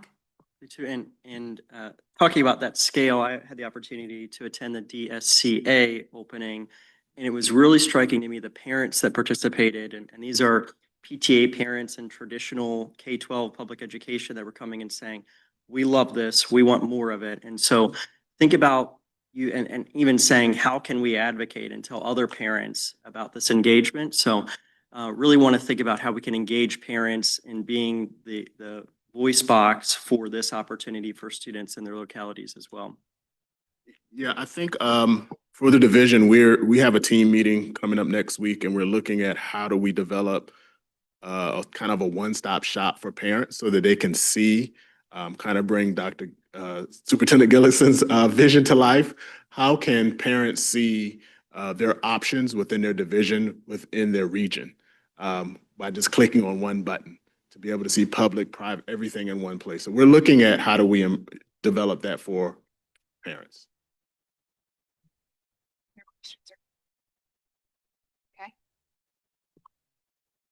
Okay, so on to the next. Okay, great. Okay. So I was also asked to, when I came here today to speak about the material change policy and procedures for Virginia's College Partnership Lab School. So the plan and grants that we received were excellent, and they gave us the runway for collaboration as we developed ideas and built prototypes and refined those prototypes into the full lab school applications. And that process of moving from concept to implementation was itself an act of innovation. And so, as you know, these are living systems of innovation that change. They engage in iterative cycles of research and development, which is at the heart of our lab schools. So we're continually testing instructional strategies, we're learning from data, we're collaborating across the network, and we're also adapting to workforce and community needs. And we're able to share these insights. And change itself is evidence of innovation in motion. The proposed material change policy and procedures reflect that reality. They provide clear expectations and consistent structure for how these changes can take place and how they should be communicated and reviewed. My notes are stuck. But at the same time, they also give us the flexibility, transparency, and accountability that we need for innovation to thrive. The policy helps to ensure clarity, coordination, and shared understanding across the schools and the universities, institutions of higher ed, and the Department of Education. The policy supports agility by giving us a predictable pathway for proposing and documenting changes, allows transparent communication, but it also helps us ensure sustained innovation by allowing us to have that process of continuous improvement without unnecessary barriers. It gives us that balance between structure and flexibility. So I want to say thank you so much for your ongoing support and the opportunity to be here today to speak about the lab schools. And all of you are invited to come to our summit, March 23rd and 24th, and to visit our schools. Thank you. And where's the summit going to be, Dr. Sanders? Summit's going to be at Old Dominion University. The first half of the day is going to be lab schools, learning exchange with all of our lab school educators. And then the remainder day of a half, everybody across the state's invited. Our RFP for proposals for the state's going to come out in the next couple of days. Yep. Thank you, Dr. 23rd and 24th, right? March 23rd and 24th. Thank you, Dr. Senzo, for that support. I wholeheartedly appreciate you and also the impact that you're having on lab schools, but not just lab schools. If you heard her, she's also having an impact on other teachers outside of lab schools to be able to bring those thoughts and visions and innovation, not just to lab school students, but all K-12 students across the Commonwealth. Next slide, please. Pursuant to statute 22.1-349.3, the Code of Virginia, the board is responsible for reviewing and providing lab school applications and entering into contracts with lab schools. These contracts state that any material change require amendments to the board contract and with each lab school. The material change and procedures for Virginia College Partnership Laboratory Schools provide the mechanism by which approved lab schools may request and obtain authorization for significant change to their approved scope and operation. Next slide. The proposed policy defines a material change as a change of such magnitude as to alter significantly the lab's school mission, goals, legal status, scope of its offering, autonomy, sponsorship, method of delivery of its program, financial stability, and/or the locus of control over the lab school. This includes the expansion or alteration of school mission, anything establishing a new location or branch, adding or discontinuing major program components, grade levels, or significant change to budget, finance, or career technical programs. Next slide, please. Rationale for action. Approval of this policy ensures that lab schools operate under clear, consistent expectations when proposing change that could result into the modification of their contract. This framework strengthens oversight, ensuring compliance with statutory requirements, and provides a purpose for determination and notice of material change, and promotes transparency in decision-making across the lab school network. Next slide. The Superintendent of Public Education recommends that the Board of Education approve the material change policy and procedures for Virginia College Partnership Laboratory Schools on a first and final review. I'll take any questions.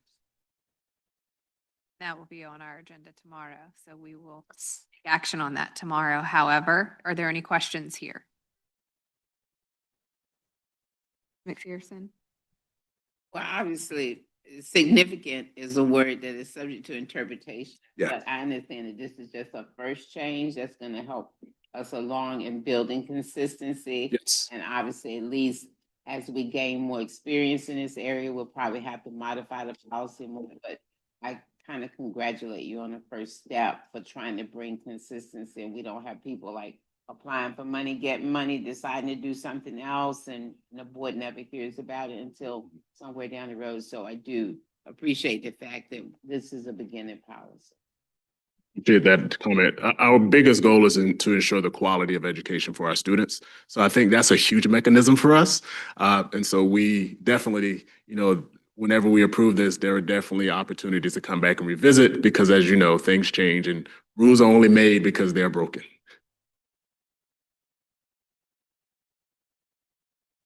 Dr. Northern? Just to clarify, original policy did not define material change at all. And what we're doing is adding a definition of material change. The definition and the approval process. Yes. Yeah, I just wasn't sure what that, just making sure I was understanding. Correct. Thank you. All right. Thank you. Okay, we do need to take a quick break here so that our virtual presenters can be looped in, and then we'll come back and do item D. So that's, we'll do that item, and then after item D, we'll take lunch. If that's good with everyone. Okay. All right, we'll hold till we get everything technologically hooked up. Thanks.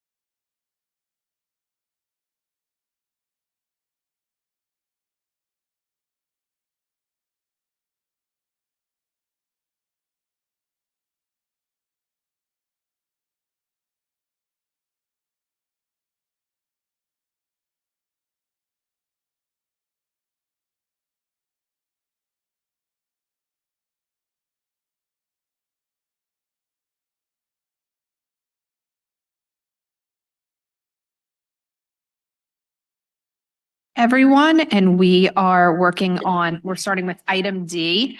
And I will ask the Imagine Learning team to introduce themselves if they would before they begin with their presentation for us. Good morning. My name is Christine Bali. I am the Regional Sales Director with Imagine Learning, and I'm here with my colleague, Kimberlyn Rivers, and I'm going to go ahead and pass it on to her. Good morning, President Creasy and the members of the Virginia Board of Education. Thank you for the opportunity to share this vision rooted in partnership. I'm Dr. Kimberlyn Rivers. I'm the Senior Vice President of School Services for Imagine Learning and a proud licensed Virginia educator, administrator, and actively licensed division superintendent. Thank you so much. We're excited to have you all here today. If you would like to begin your presentation, we are ready for you.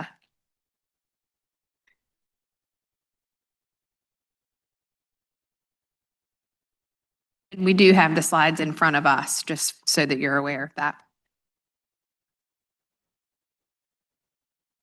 Okay, I believe that.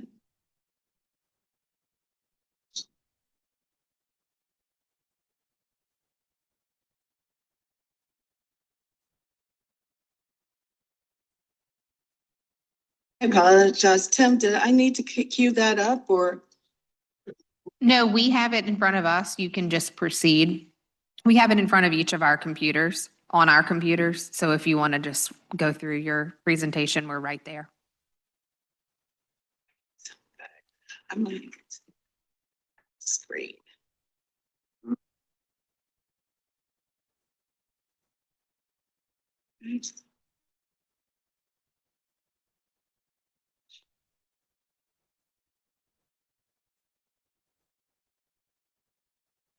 Are you able to see my screen?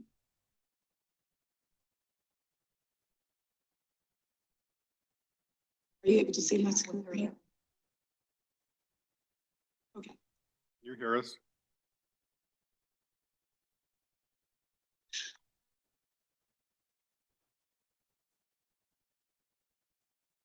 Can one of you in the back chat with her that we don't need to see the screen? Oh, certainly. Okay. Maybe I needed my mic on. Okay. Much. Thank you so much. I just wanted to start off with an opening story about myself. When I began my teaching career, my first day of school began with a key, a classroom, and a deep desire to serve. But like many first-year teachers, I had great motivation, but limited guidance. And those early days taught me that the talent and heart are essential, but teachers also deserve the structure, mentorship, and continuous learning to keep growing alongside their students. At Imagine Learning, we believe that when teachers are supported, confident, and connected, learners flourish. That's the foundation of the model I'll share today. Staffing issues are not temporary. A lot of times they are structural. While we encounter educator shortage, let's maximize our reach, building a system which empowers retention, confidence, and excitement in every Virginia teacher and teacher leader for the instructional years ahead. Our current Imagine Learning instructional model and staffing, I'd just like to talk to you about that. Allow me an opportunity to share what that is and how we continue to improve it year over year since we began serving Virginia schools in 2008. Education has evolved and so has the needs of our learners. Our students are navigating new technologies, diverse learning paths, and complex social challenges. Teachers need the same continuous development that we expect for our students, a framework of mentorship, collaboration, and reflection that sharpens their skills and keeps instruction relevant. That's what Imagine Learning's digital-first hybrid co-teaching model provides, a way to expand support, ensure quality, and sustain teacher growth across every classroom. We are currently actively serving and partnering with about 40 Virginia school divisions to be able to serve over 3,800 enrollments that they would have struggled to serve on their own. We partner with districts to expand capacity of their existing building personnel. Consistent educators build relationships over time. Through use of a variety of tech tools and resources, teachers can give very specific, targeted feedback to inspire mastery of the standards of learning. When we think about teaching, potentially expanding our ability to upskill our provisionally licensed teachers, we think about how do we maximize capacity, discovering ways to maximize capacity, expand and empower a thriving, continuous teacher pipeline. We can disrupt education in the most amazing and inspirational way. The opportunity before us is both practical and inspiring. To make every classroom a mentorship hub where experience and enthusiasm meet.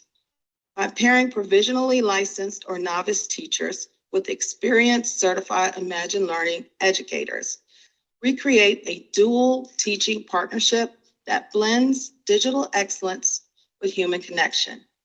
Using Virginia Department of Education approved courses and curriculum as the anchor, teachers can co-plan, co-create, and personalize instruction for every scholar. And by teachers, I mean the virtual teacher from Imagine Learning with the in-classroom provisionally or novice teacher.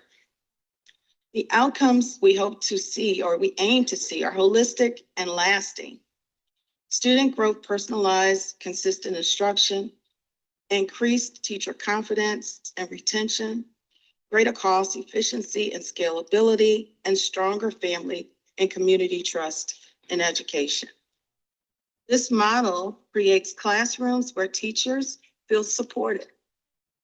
In addition to our learners, students feel seen and learning feels personal. It's the power of two, collaboration at the core. We call it the power of two. One experienced educator, one emerging teacher, and one shared goal, student success. Together, they collaborate to plan lessons, interpret data, and refine strategies.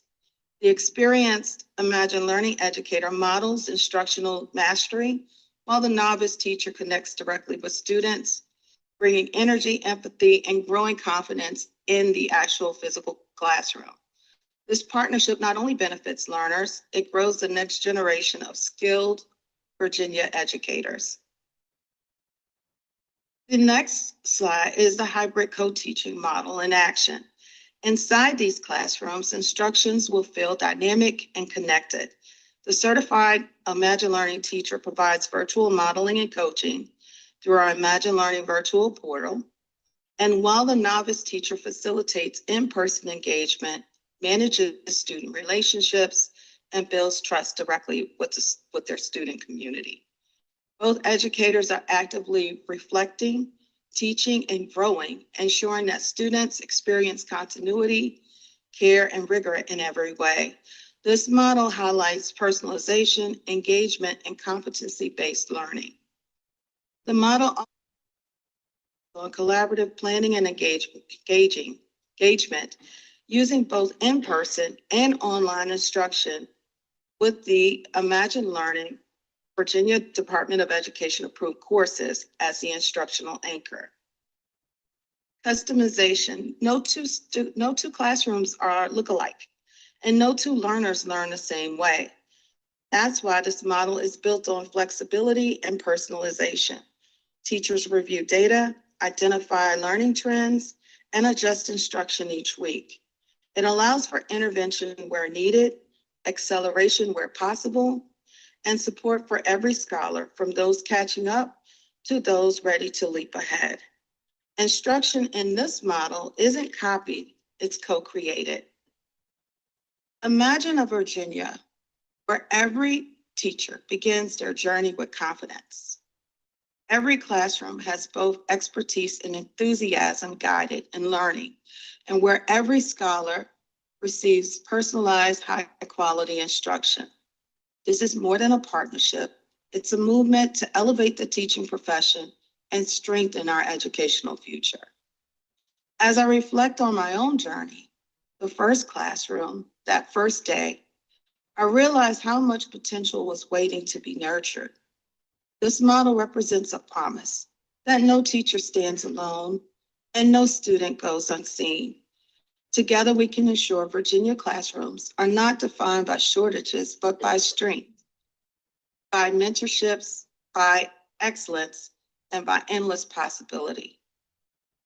Thank you, President Creasy, and the members of the board for your time and your commitment to Virginia educators and students. And we hope to partner with you in this model that allows our experienced teachers, and in fact, the staff of experienced teachers that we have as an average of 17 years teaching experience, to support the novice or provisionally licensed teachers within the classroom. Are there any questions here? Are there any questions? Jump into some questions. Dr. Northern? Just trying to understand the basic model. Maybe I just haven't had enough caffeine. So in plain language, is it you have a novice teacher paired with a experienced teacher who serves as a mentor, and the novice teacher meets with this mentor teacher just like a cooperating teacher, as a student teacher. And look at data together, but the novice teacher is the one who has the kids in front of them every day. And is it for all novice teachers, or is it just teachers who, I saw some reference to special education in here?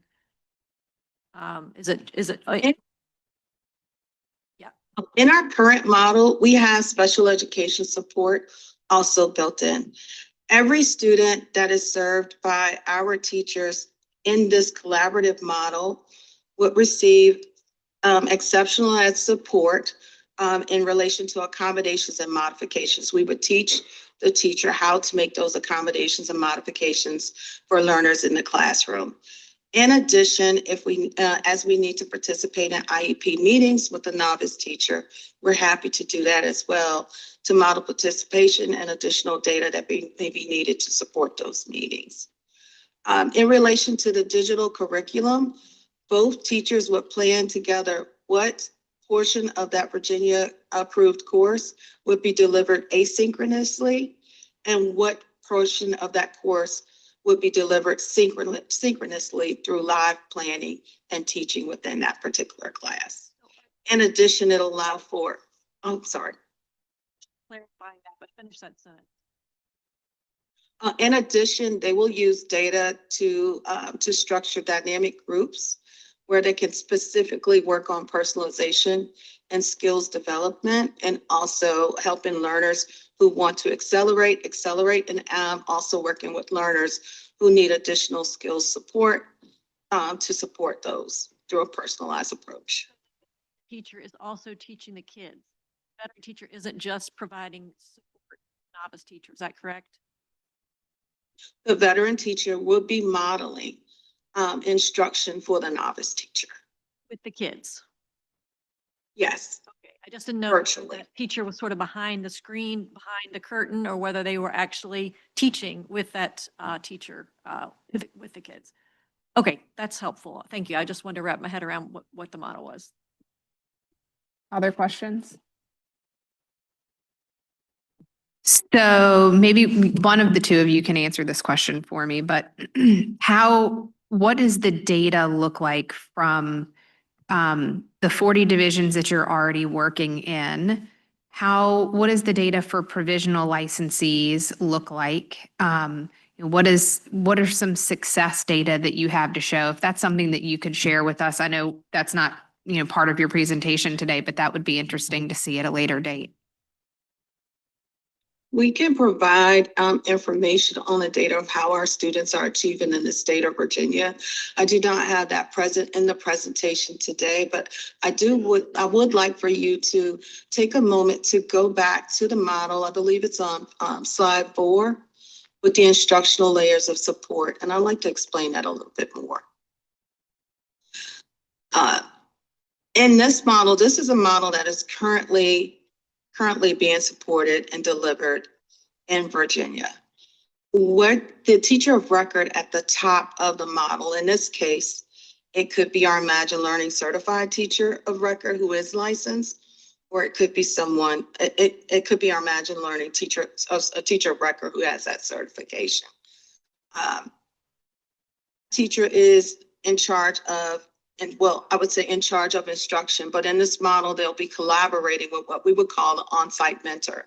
The on-site mentor in the bottom right-hand corner of this slide is the person who is in the classroom ensuring student safety, collaboration, and engagement.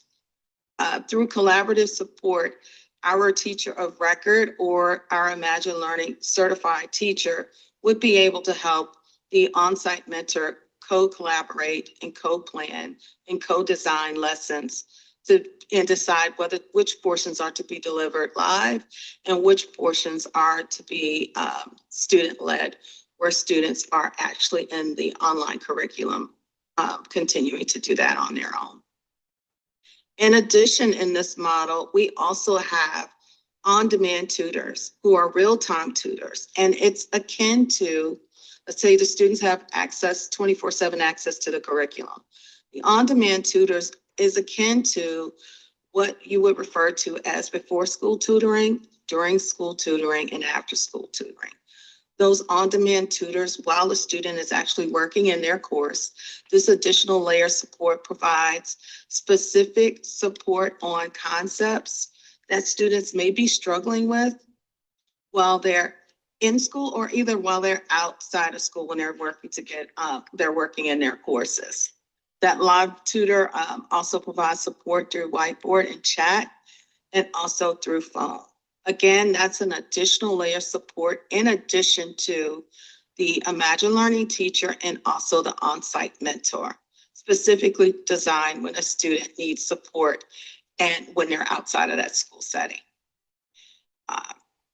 In addition, we will offer professional learning and ongoing support to that particular teacher as well. Dr. Northern? Are you using the same curriculum that the rest of the school is using? I see presents engaging rigorous state standards aligned content. Is that content similar, different, aligned with the existing curriculum a district may be using? We are actively on the Virginia Multi-Division Online Provider List. All of our courses that we offer for the state of Virginia through that particular program are via VDOE approved courses and aligned. In terms of pacing, because certain districts may pace courses differently, we can alter or customize that specific course to the pacing for that particular district. Mr. Monk? We talked a lot about building level administrators. How do they play into this layer of support that you've got here? Certainly. Well, I believe, first of all, for a building administrator, principals always set the tone for their school. So often with these setups, we do ask that there is a meeting between that the school community is involved, and there is a meeting that includes a school counseling director, a school testing coordinator, also a principal or the principal's, one of the APs on the principal's leadership team to actively ensure that the student and the teacher are being supported. In addition, we are able to provide additional evaluation tools for walkthroughs as those administrators are looking at the learning occur in the classroom and determining what's effective. We have a tool that we can share to support that administration team. In addition, we have an Imagine Learning virtual portal where the administrators, the counselor can immediately see student progress, teacher communication, and additional ancillary tools or ancillary activities that might be used to help the students learn. All of that is visible 24/7. Ms. Ashton? Yeah, I don't have a question. I just have a comment. I have used Imagine Learning and I really just applaud the innovation around this. We do need to find new ways to bring in new teachers who are mentored with those experienced teachers. And my experience with Imagine Learning is that it really is teacher-friendly in terms of the tools, the platform, and the resources, which can really be an obstacle for teachers learning new curriculum, new platform. And so I'm just excited about the pilot and really seeing how we can get more teachers into the profession. So thank you. And I know, Christine, you and I talked a little bit about your particular Region 7 relationships. Is that something that you all want to highlight there? Sure, I'm happy to talk about that. We've been working, Kimberly's been working with Region 7 as well. Region 7 created a consortium, if you will, as a way to provide virtual learning for their homebound students. I'm sorry, homeschool students in all the different divisions in Region 7. So they wanted a way to be able to have those students be part of the district, but still allow them that freedom to take courses virtually on a full-time basis. So we have partnered with Region 7 where we provide the teachers of record for them, and we work very closely with them, and they do have they have an administrator that works with all the divisions in Region 7, and we help fund that administrator by collecting an additional fee that then is a pass-through fee back to Region 7 so that they can fund paying for the administrator to oversee the program. And so we have been doing that for the last 3 or 4 years with Region 7, right, Kim? Yes. So it kind of speaks to a little bit of what you all talked about earlier in how do we get those homeschool students to be part of the divisions so that the divisions can get that funding. The one thing that is very different about Imagine Learning is we do not, we only pay for our teacher services, and the division ends up with better than half of the ADM for the students. Thank you. Are there other questions or comments here? To both of you, thank you so very much for your presentation today. We're always looking for what divisions are doing differently in terms of opportunities for us to be able to spotlight these kinds of things for other divisions to learn from. So we're thankful for your presentation and your participation today. So with that, we thank you so much. Thank you. You all have a great afternoon. Thank you. Have a great afternoon. Appreciate the opportunity. Thank you. Okay, and with that, we are going to take lunch. We will come back at 12:45. Okay, thank you.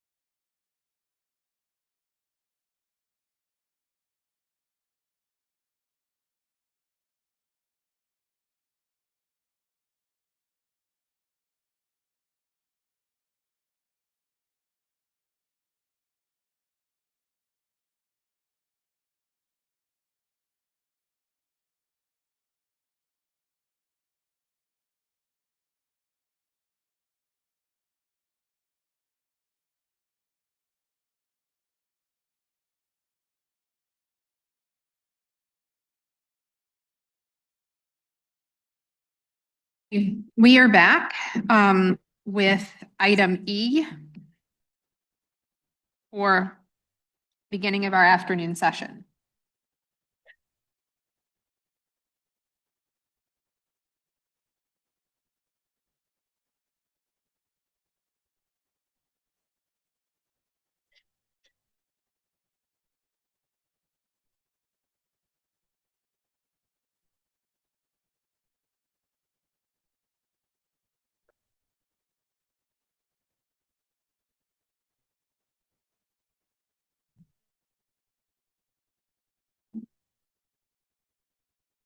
Superintendent Gullickson would like to introduce item. Okay, great. Well, this has been a very big focal point for the board over the last handful of years on our partnership and collaboration with VOE and VEDP to make sure that we're really aligning our student experiences towards what industries, both high demand and emerging industries, really need. And we are so thrilled to have a new executive director at the Virginia Office of Education and Economics. I've had the pleasure of working with Wendy King in her last hat over at the Senate Finance and Appropriations Committee. And we are so thrilled for her love for data and dollars to really help guide and be a thought partner for both the agency and as we staff the board on the work that's underway. And she is part of the group I've mentioned before where we meet weekly to monthly to bi-monthly across the education and workforce agencies. And so we are so thrilled to have her here.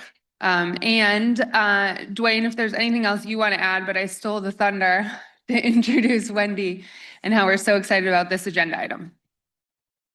Thank you, Wendy. She's so eager to talk to you. I would like to introduce Wendy Kong. She's currently serves as the Executive Director of VOE. Prior to working at VOE, Wendy served as the lead legislative analyst for education at the Virginia Senate Finance and Appropriations Committee. She also led leadership roles at the State Council of Higher Education for Virginia and the Virginia Community College System, where she focused on higher education finance, workforce programs, and policy evaluation. Wendy started her career as an analyst in the Joint Legislative Audit and Review Commission and serves as a math teacher in the Peace Corps. So I'd like to introduce you, Wendy Vo. Well, thank you. I think I got a double introduction there, so appreciate that. And Madam President, members of the board, thank you for having me today. We do know this is a very high important topic, and so we're really happy to present this to you and also get a little bit of your questions and feedback as we've been working through this. So just to give you a little background regarding the Virginia Office of Education Economics, which you've heard of is often called VOE. This office was established in 2021 through legislation, and it really was trying to look at how can we bridge education and workforce data together and really think about gaps and alignment. And could we have an entity that could really look at both of those things, one that wasn't housed in education or in the labor market, because often those two would look at them differently, but what could we do to bridge those together? And that really was where the VOE office was established. So we are located in the Virginia Economic Development Partnership, so we aren't sitting in education and we're not sitting in labor market. And there's a lot of benefit to that. We do get to learn a lot about what VEDP, because they are our main economic development group that is working on a daily basis with employers to attract them to Virginia. And they also work with the companies that are looking to grow in Virginia. But outside of VEDP, we're also talking with our Virginia Works partners because they are also working with employers and learning more about them. So some of that is for us to listen to what we're hearing from both and figure out where we can bridge those together. So the other work that we are doing is we help support the Board of Workforce Development and the development of a high demand occupation list. And that was actually, one was completed back in 2024, and it is done every 2 years. And so we are helping them with the current list that they are working on. And It serves a variety of purposes, but it really is supposed to look at what occupations are out there, what jobs, and what's happening moving forward. And we're also working with partners to gain feedback as part of that, so we appreciate being able to talk to you today. I also want to talk about a project that we're also working on in parallel. And once we figure out these high demand occupations, there's a lot of interest of what credentials align to that. And that is a little bit more complicated process, but we are working actively with the Department of Education, with you, with the CTE pieces, as well as the community college system in terms of what credentials they're offering, and also looking even at the registered apprenticeship programs to really think about where do we see alignment there, where do we see gaps, and how can we think about that more? And so that project is happening kind of in parallel with this process as we move forward with it. In terms of the high demand occupation list, so there are a lot of variables that go into this list, and it focuses on openings. It also looks at job growth. It looks at wage thresholds, and it's also looking at sources of data. And so right now, the list that we currently have, which is, we call it the 2024 list, it was approved by the Board of Workforce Development, looks at these different areas. And so what you'll see in this presentation that's been provided to you is what the current criteria are, and that's that middle column. And then what it's considering for the future piece. So openings is one, and they want to look at a minimum number of job openings of 100 job openings for the year. And then we're also looking at a second component, growth. The current list is looking at least a 1% growth that's occurring. And this next proposed one is looking to say, well, we know that the market's changing, but there's still potential to look at just stable growth. So right around 0%.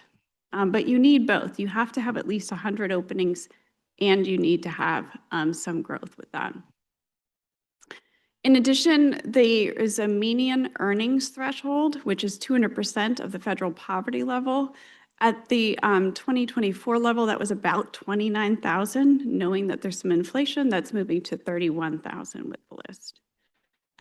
There's also some looking at the sources of data. And in the past, we are using the Bureau of Labor Statistics projections, and that's some national data sources that come to us that look at those projections of openings. That's using some historic data and some other pieces to really kind of look at signals for projections moving forward. We had some feedback that they'd also like to see if the Virginia Employment Commission, Virginia Works, also does some projections still based on BLS data, that we should look at both of those and take the better of the two. There's not usually a lot of difference, but it's also just recognizing where our state's doing some work in that area. So those are just a few of the changes in terms of what that list composes of. And before I kind of dig into what we're finding so far, I'll kind of pause there and see if there's any questions from the members.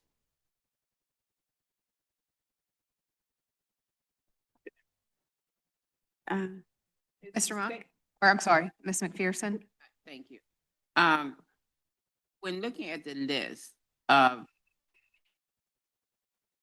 basically, are you looking at what is needed in the Commonwealth or needed nationally? Yes, for that, we're looking at what is for Virginia. And one thing I'll be able to show you in a minute is we also have the ability to filter that at different levels across the state. And we even have that for superintendent regions that are available. So the statistics are drawn from what our local employers basically are indicating that they need, where the high demand is coming from. So has there been any merger or consideration of the data? Because I'm big on high career payment industry-wide, okay? Based upon what new AI and new technology is talking about they need, okay? Because as I look at the category that you got on high demand, it doesn't necessarily line up with the information I'm getting and learning about what's going to be needed as we talk about data centers, as we talk about all of the new industry that is coming to our area, and that there's going to be a high demand for that. Okay, like for instance, I think I didn't necessarily see, NVIDIA, for instance, has predicted that plumbers and electricians are going to be among the next millionaires in the United States. So that's why I'm trying to say there's going to be a new high demand that's not necessarily related directly now to what Virginia employers may be needing now. And are we going to have a crosswalk that tells us that those industries are going to be the next new high demand areas? And so, Madam President, I want to make sure I do the formalities. Madam President and board members. So the current list that we have does project for the next 5 years. It's based on these Bureau of Labor Statistics occupations. Plumbers is some of those. I think maybe the list that you might be seeing in the next few slides ahead are ones that are getting added to it, but there's also an existing list, and I will say plumbers are on that list. And so it does try to do its best to forecast what's happening in the next 5 years, but we've also had a lot of conversations about that, as what Ms. Gullickson was saying in terms of the discussions. These are based on historic activities and what we are hearing from employers, and there's modeling that's taking place.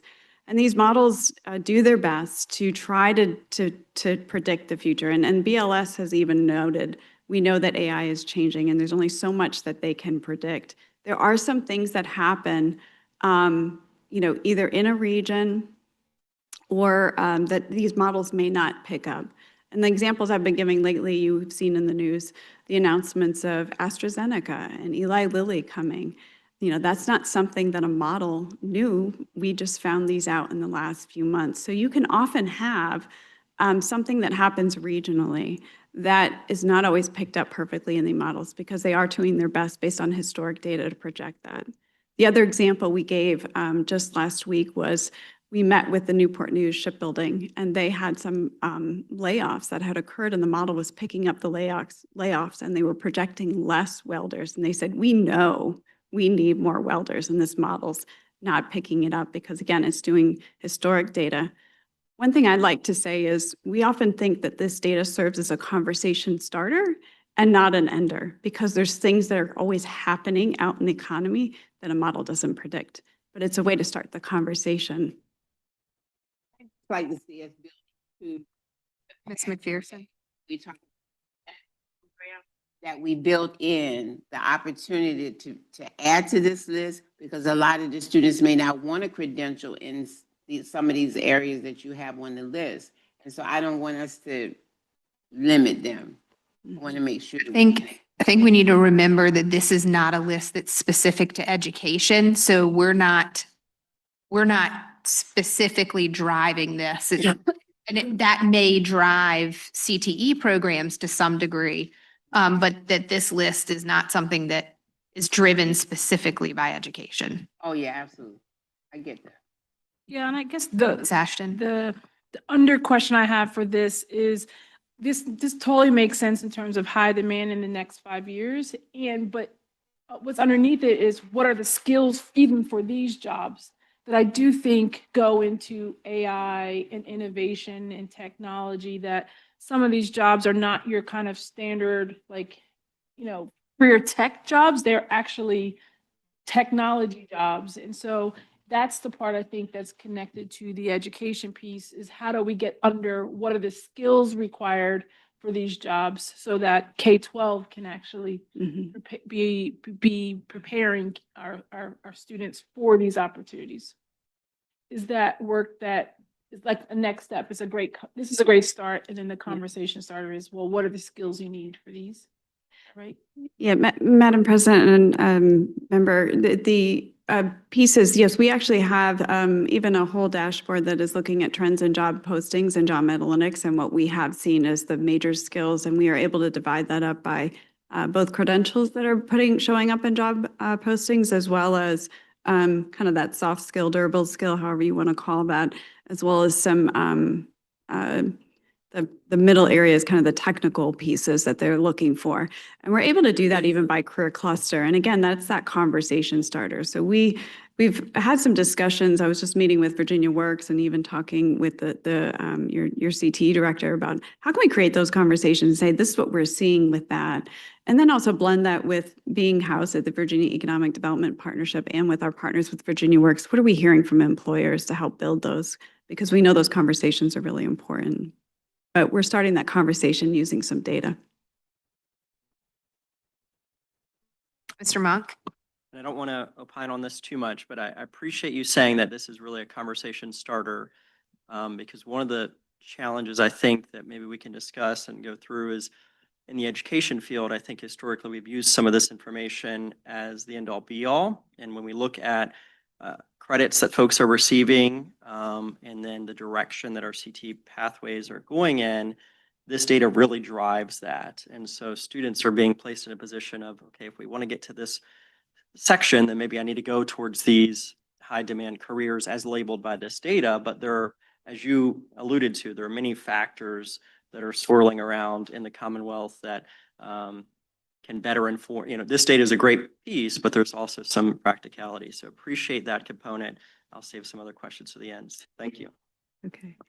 I'll keep moving along in terms of what we're doing, but one thing I've note, and I've got a few screenshots of our dashboard, but you have the ability to filter by different regions. You can also look at clusters, and you can also do a filter by certain education levels. So as you're trying to think about what data is available, there's an opportunity to kind of dig a little further with that. This is again just this slide here just shows you kind of a visual of what that is. And then, as I mentioned, there's some of these screenshots that we have, and I won't go into a demonstration, is that you have the ability to filter by career cluster. You can do it at education level, and you can even look at just different regions of the state that are available. One thing to note as we're updating it, I mentioned the different criteria change. It's really not a huge significant change that is something that we're looking to provide, but with the updates to the list, we do find with that slight change in the wage threshold combined with the job openings as well as the growth factor that we are with the updated list that is under review with the Virginia Board for Workforce Development is scheduled for consideration in December, does have some occupations that are looking to be added to the list, as well as some that could be coming off.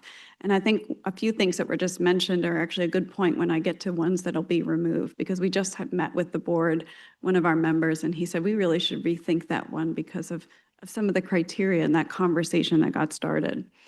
As a note, I would like to note that the occupations that are being provided, that are being added to the list, are across all education levels. So there's some that you'll see listed here that don't require any formal education. Because this list is being used for a variety of different reasons, including other workforce programs across many different departments of agencies, that the interest was to be able to show all the different occupations that are there. So that's why you'll see several here that are on different areas. I will note when you see there's some green, the green is what's added it to the list. They've hit a percentage growth threshold, or their earnings got higher, so that's what's triggered them to be on. And this list is what's being added. I know there was a question earlier of saying, well, are plumbers on that? That's because they're already on an existing high demand occupation list. One piece, they're all listed here. I'm happy to answer any questions about the ones that are listed, but to the point about the removal, one of the ones, bookkeeping, accounting, and that is kind of the top one for removal. It's got a 1% decline, but if you look on the left side, there are still a high number of bookkeepers that we're going to need. So you're starting to see the signal that, yes, technology is impacting it. We're going to be seeing less growth, but in the next 5 years, is the number going to be the 4,600 openings or maybe slightly less? This is where they're doing their best to do the protection for BLS. But there was a lot of discussion even this morning to say, well, we are still going to need to train people. So, should we think of an exception for this because we have so many job openings that we need to train? And so again, as the board's considering that, those are feedback we're bringing back to them and how we can look at that when they look at that for the next month when they meet. So again, conversation starter, and this is where we get good questions with those things. In terms of next steps of what we're doing, I've talked a little bit about, this is under consideration. It's part of the Board of Workforce Development's annual or biennial review. We have been doing a lot of stakeholder outreach and appreciate your feedback today. And that's going to be something that we bring back to the Board of Workforce Development in December as they look at these changes. So again, we're looking at the occupation piece. We're also working on that credential alignment. Perhaps there'll be an opportunity to come back to you as we continue that work. With that and where those conversations can continue. But with that, I'll be happy to answer any additional questions that you might have.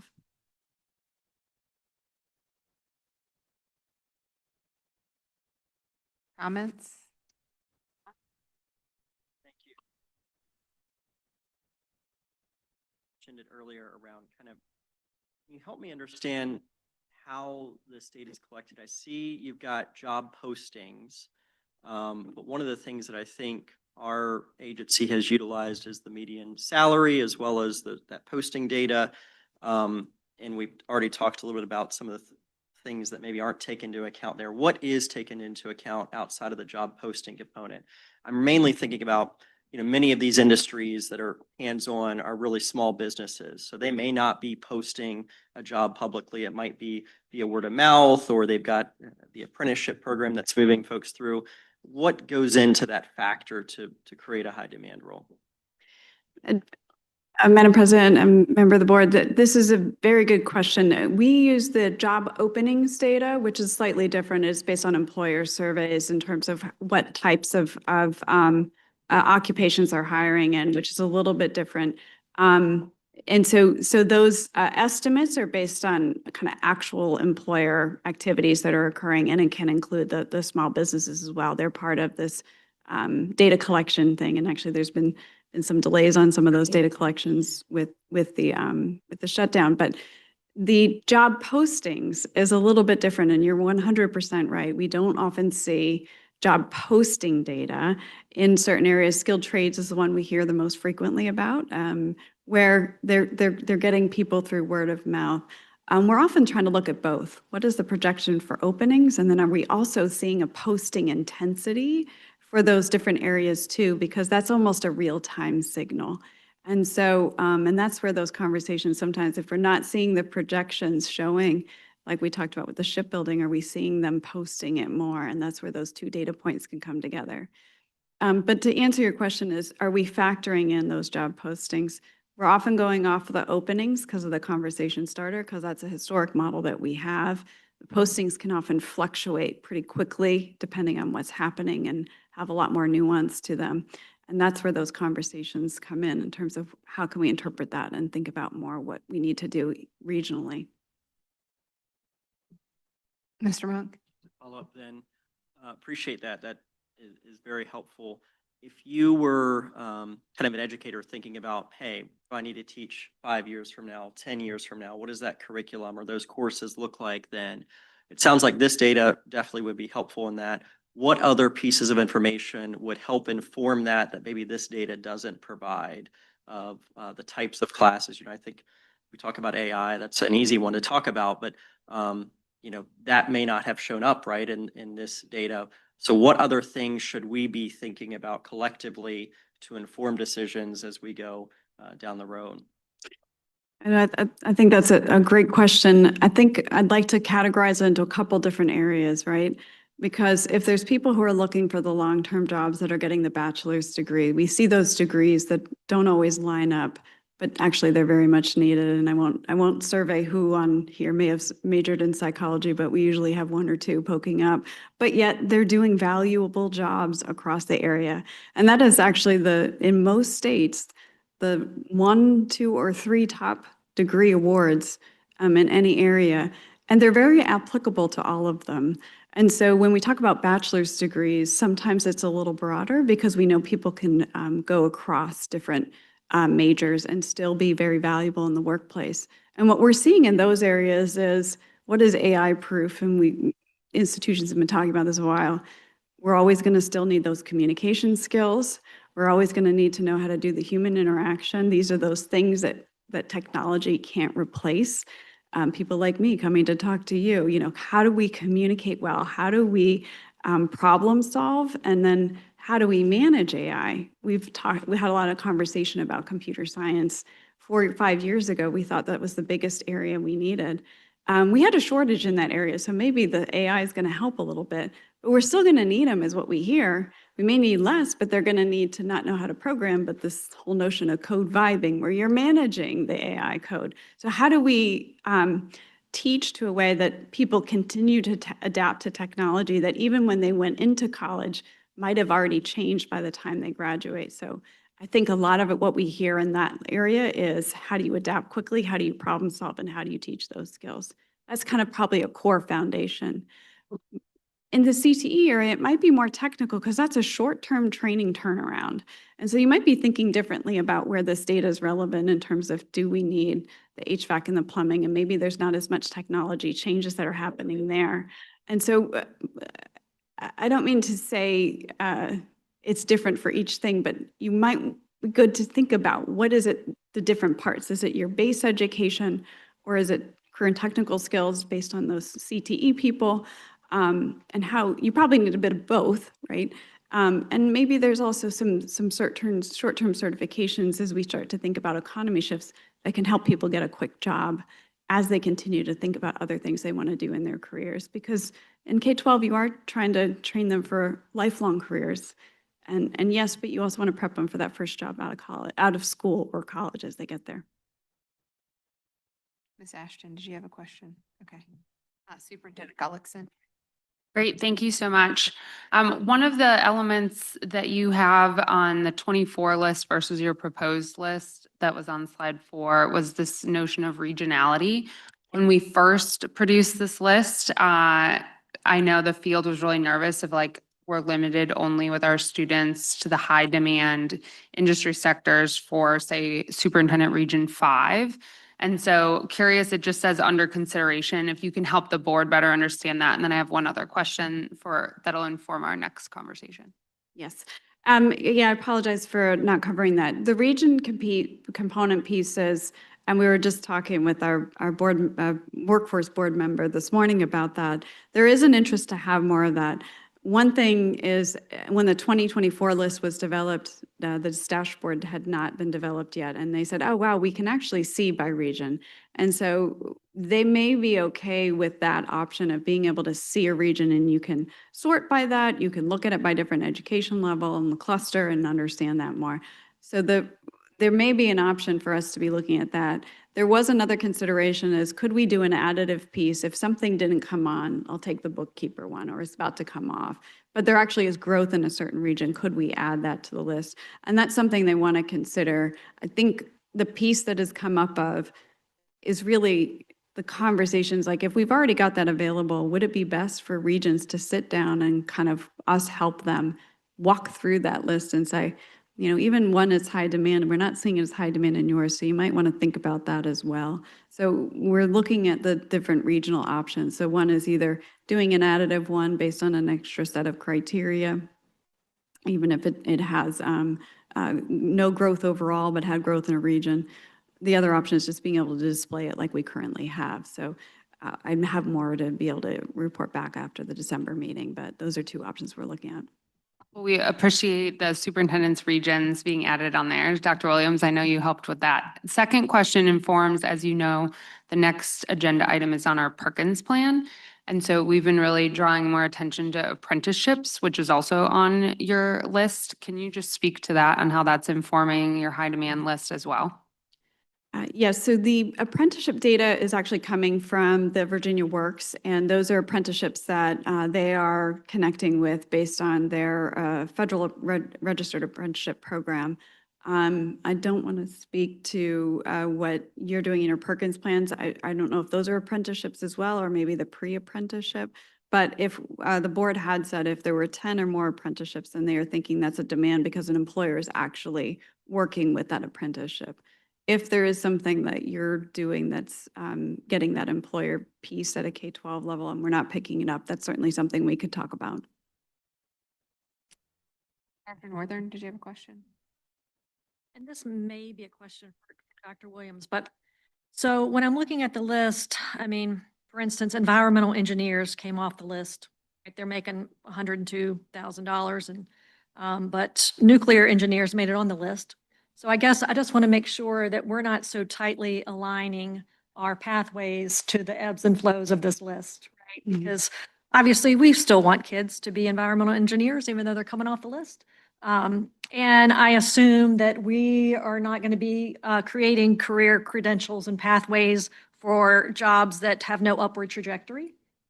Right? Like, obviously, we need dishwashers. Everybody knows we need dishwashers, but there's no upward trajectory. That's sort of a, it doesn't have a lot of potential for advancement.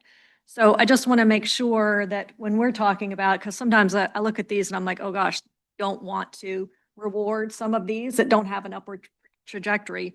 But the point remains that the pathways we're creating don't necessarily directly align with every single one of these occupations on the list, correct?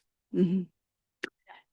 And maybe Mr. Williams might have more to that. One thing I do want to note, these are occupations at a 6-digit level. Sometimes what we've found is you might see nuclear coming off, but yet there's still a nuclear that's like one adjacent occupation nearby.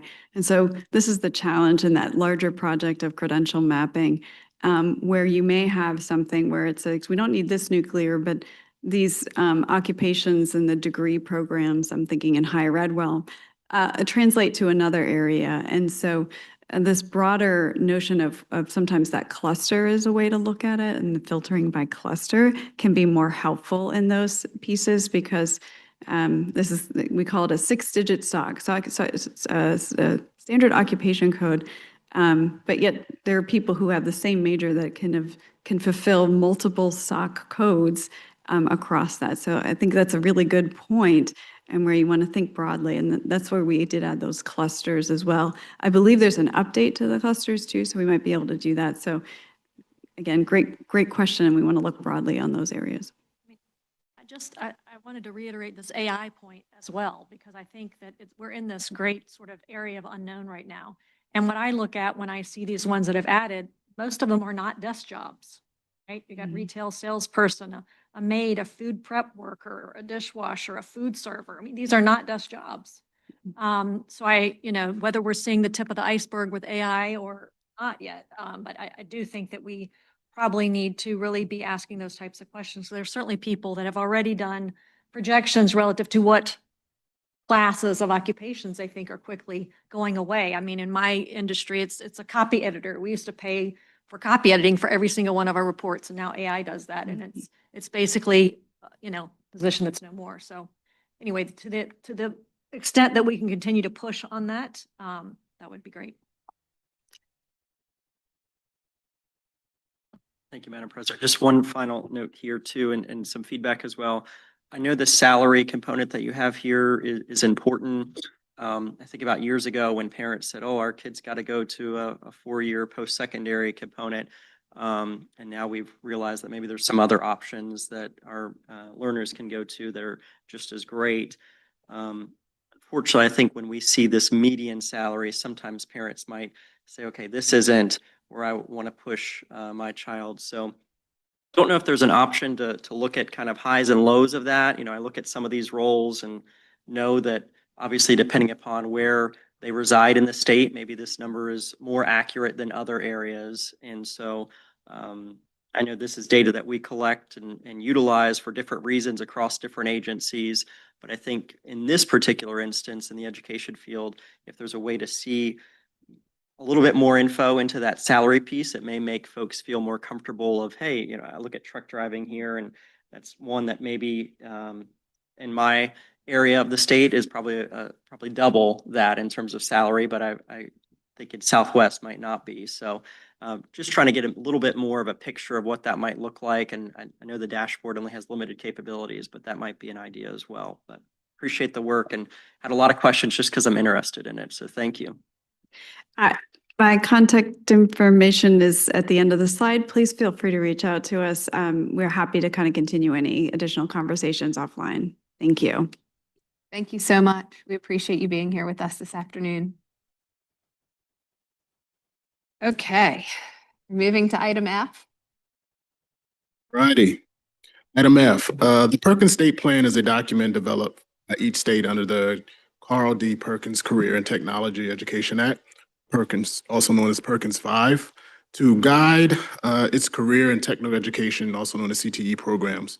This plan outlines how the state will use federal funding to improve academic knowledge, technical skills, and employability for secondary and post-secondary students. Key components include statewide vision, a commitment to opportunities, a focus on high-quality programs, and data-driven decisions to support students in high-demand career fields. I would now like to turn it over to Dr. Williams, Director of CTE, to give you an overview of our Perkins State Plan. Good afternoon, everyone. President Creasy, members of the board, Superintendent Gullickson, Dr. Anthony Williams, Director of the Office of Career and Technical Education, and happy to be with you all again. And thank you for the introduction. Do have a few slides that I would like to share with you all today. And just to provide a general overview of our work, our current work, as we are engaged with developing a new four-year state plan. I just want to discuss some primary components, the primary components for the state plan, which includes section 1, which is our cover page, and I want to discuss the narrative descriptions. And so our narrative descriptions outline the state's vision and strategy for career and technical education programs. These descriptions identify our plan for implementing CTE programs across career clusters and career subclusters by aligning them with workforce needs and ensuring accountability for those results. Key components include the alignment with the academic and technical skills needed for employers and as identified by the Virginia Board of Workforce Development, the process of approving CTE programs of study that align to the National Career Cluster Framework, an explanation of how career and technical education courses and programs integrate academic standards with technical and employability skills, a description of the school performance and support framework and how that framework supports student academic and technical skill attainment, and a detailed description of how funds are distributed. Part 3, our assurances, certifications, and other forms. The VDOE agrees with these assurances, certification, and other forms required by the Strengthening Career and Technical Education for the 21st Century Act, and the governor provides joint signatory authority to ensure compliance and accuracy with the submitted information. These assurances ensure that funds are used to support and improve career and technical education programs that align with the state's economic needs. Part 4 includes the budget, which includes a detailed plan of how we will use our grant funds to develop and improve career and technical education programs annually. We include an outline of how the annual grant funds will be dispersed for secondary and post-secondary CTE programs. Finally, our state-determined performance levels. Perkins 5 state-determined performance levels are state-determined targets for core indicators of performance in career and technical education programs, including graduation rates, academic achievement, and post-graduation success. You will also see references in slides 3 and 4. Slide 5 includes the Perkins 5 program quality indicators for secondary education, and slide 6 identifies the post-secondary Perkins 5 core indicators administered by the VCCS. It is important to note that when exploring the state-determined performance levels referenced in slides 3 and 4, these are the recommended percentages for the 25-26 school year. We are at a point where we are reaching our ceiling as far as the percentages that are required across the core academic areas, language arts, mathematics, and reading. In addition to that, you will see several opportunities for students to achieve with our changes to our criteria for high quality work-based learning, and then our presentation for industry recognized credentials tomorrow that prompt us to revise our state plan and our state determined performance levels. Moving along to our timeline here.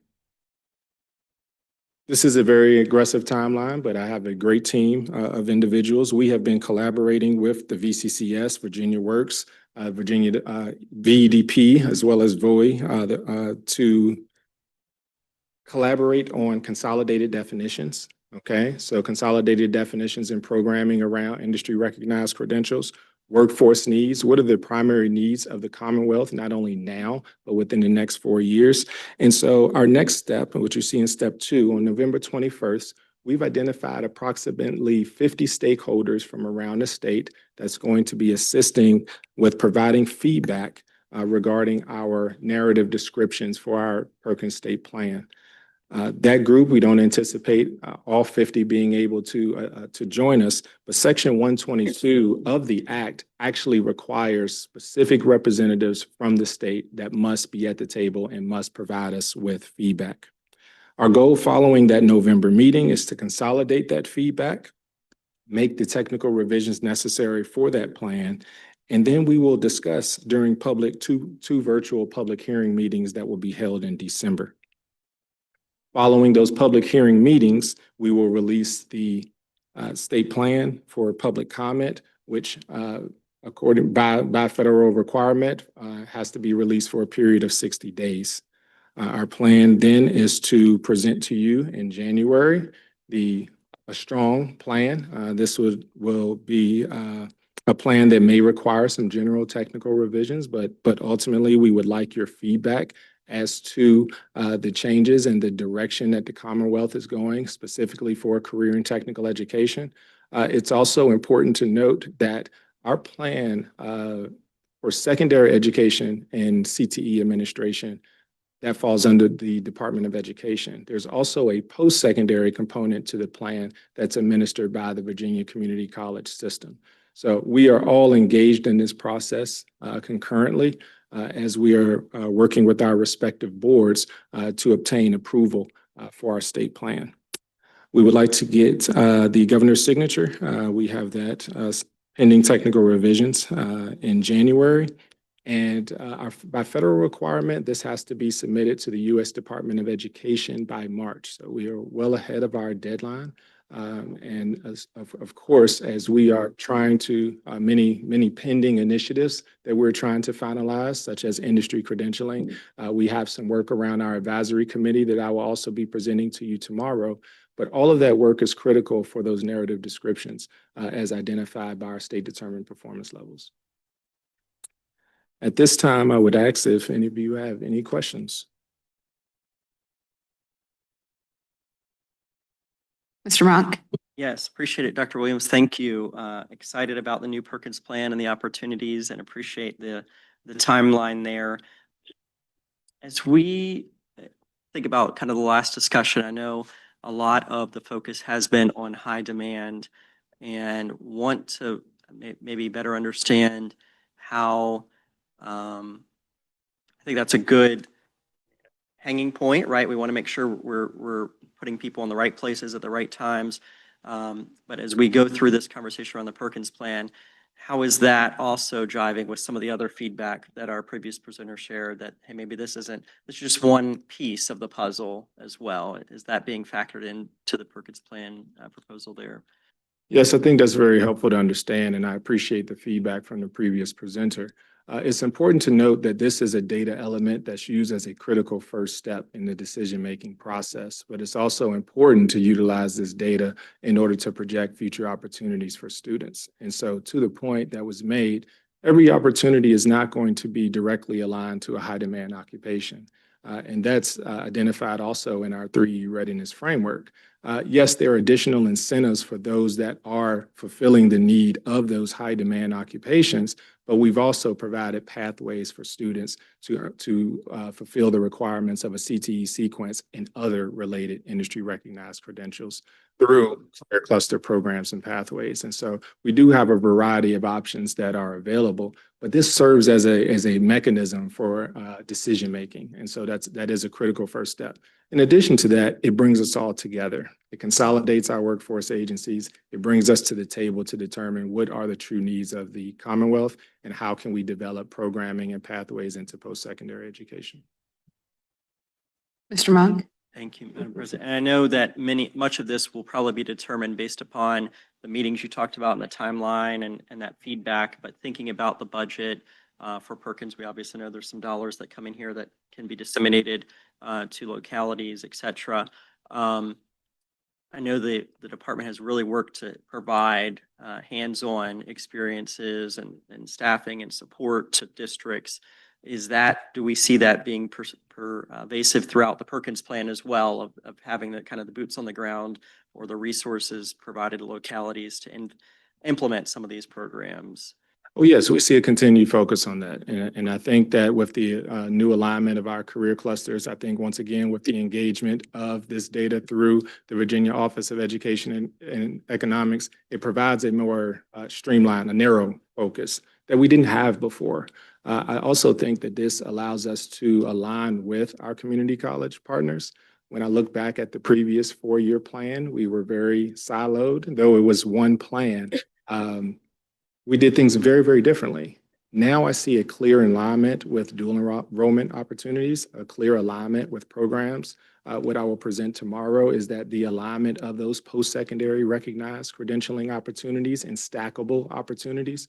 So I think what you will find in this plan is that we truly are united to provide opportunities for our students to meet the needs of the Commonwealth. Dr. Northern? So on slide 5, I just want to understand what a few of these measures are, because some of them are higher than I would expect already. So these 25, 26 on slide 5, these are real data, correct? These are the 25, 26 state determined performance levels, yes. CT concentrators graduating from high school having attained a recognized, I notice it's not industry recognized, so I don't know if that is purposeful there. We're at 89%. Gosh, we're just starting this. I'm trying to figure out because my concern all the way, through this whole thing is it OSHA, because we see in other states, it's OSHA certification and it's Microsoft Word. So I just want to make sure that I don't know what we're picking up here. We're just starting and we've already saying we have 89% of kids who are attaining a recognized post-secondary credential. What are they getting it in? It's an excellent question. If you allow me to break that data down for you.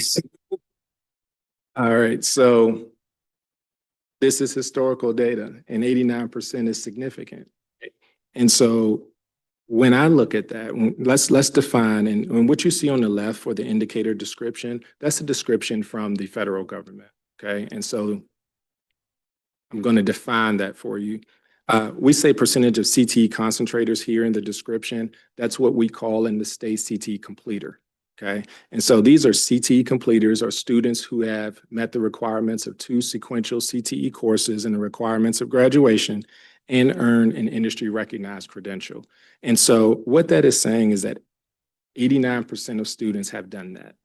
Now, reading through the data, we currently have over 600 individual examinations available for students across the Commonwealth.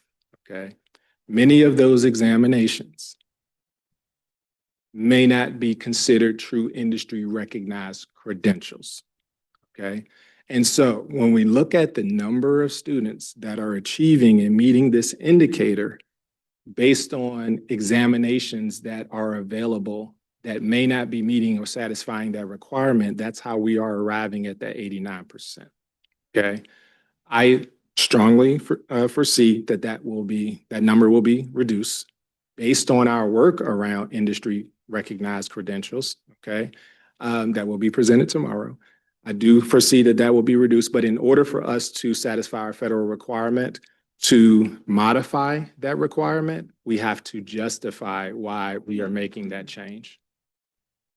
Okay, same question, just to follow up for the 97% that we have that are achieving any other measure of student success in CTE to state, blah, blah, blah. And it says technical skills attainment. So what is that one? Okay, so we define technical skills attainment with all of our career and technical education programs. We have student competencies. Okay, in each course, we bring together a panel of business and industry educators, post-secondary professionals to review and validate each one of our courses. So technical attainment is based on a student's ability to complete 80% of the required competencies of an individual course. Okay. And so that's how we define technical skills attainment. So that's telling us that students who are engaged in career and technical education programming are satisfying the required competencies of that course. Competency, I'm sorry, Dr. Williams, the competency is measured how? Each course has a list of task competencies that each student is evaluated on, okay? And I would use plumbing that came up as a recent example. The plumbing course has required competencies as determined by business and industry. And these are competencies or tasks that students must demonstrate. Each student is evaluated on these task competencies. How we measure technical skills attainment is a student's ability to meet at least 80% of those required competencies from that course. So if a student does not complete or satisfy the requirements of that course, they're not figured into that data element.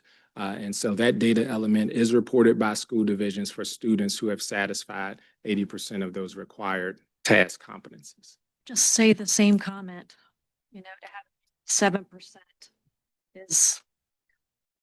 It's very high. It's very high. Yes. So I just want us to always be on the lookout. We started this saying these were going to be strong, high quality pathways. And I just want to make sure that, you know, we're not sliding. I get that this is a federal requirement, but as long as we're not counting some of these things the same way that that's I think would be my biggest caution, is because I just don't want us to go in with already exceeding an expectation that clearly is not high enough.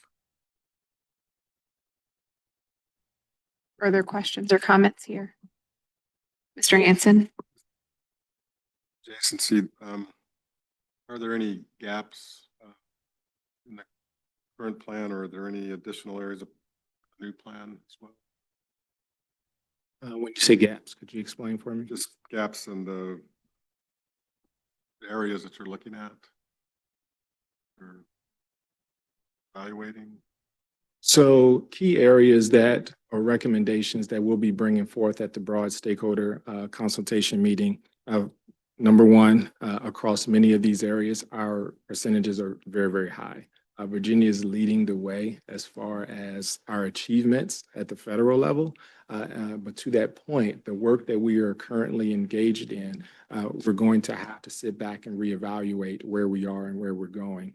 High quality work-based learning is also an indicator that now that we have criteria for high quality work-based learning, we'll need to go back and we'll need to determine what is going to be an appropriate level for our school to attain. Previously, it was 12 experiences. Now we have 6. Previously, there were no requirements. Now we have specific criteria. We spoke about industry recognized credentials. And then ultimately, when we look at 5S2 here, the second line, we talked about post-secondary credits and dual enrollment credit attainment, whether that's something we want to pursue or not in alignment with the 3U readiness framework. And so that's just to name a few things. But yes, to your point, is that there are gaps, there are deficiencies that we will be addressing, because we want our actual performance to align with the performance and success of our students throughout the country. Virginia. Further questions? Very much. Thank you. Do you have any questions, comments? Okay. All right. Our next presentation, Ms. Berta. Oh. All set? All right. Good afternoon, President Creasy, members of the board, and Superintendent Gullickson. Today, Deputy Superintendent Booker Dwyer and I are here to share information with you regarding the Education Flexibility Program, also known as EdFlex. So the EdFlex program is authorized under the Education Flexibility Partnership Act of 1999 and was reauthorized through the Every Student Succeeds Act, also known as ESSA. The EdFlex program allows the United States Secretary of Education to authorize state education agencies that serve an eligible state to waive statutory and regulatory requirements applicable to one or more of the included programs for any local education agency, education service agency, or a school within a state. So why does EdFlex matter? EdFlex empowers schools and the state agency to innovate and redirect funds or flexibility to address specific challenges, like learning loss or improving math and reading outcomes without needing direct federal approval for each change. There are currently 12 states that are approved and participating in the U.S. Department of Education EdFlex program, including Georgia, Indiana, Texas, Pennsylvania, North Carolina, and Massachusetts. In your slide deck, there is a link under the Why EdFlex Matters for you to take a look at the Dear Colleague letter that was issued by the U.S. Department of Education in September of 2025. This program permits EdFlex states to waive requirements of the following state-administered formula grant programs: Title I Part A, Title I Part C, Title I Part D, Title II Part A, Title VI Part A, Title IV Part A, not 6, and CTE. For more information, there is a link that outlines the program significantly. It's also linked in your slide deck.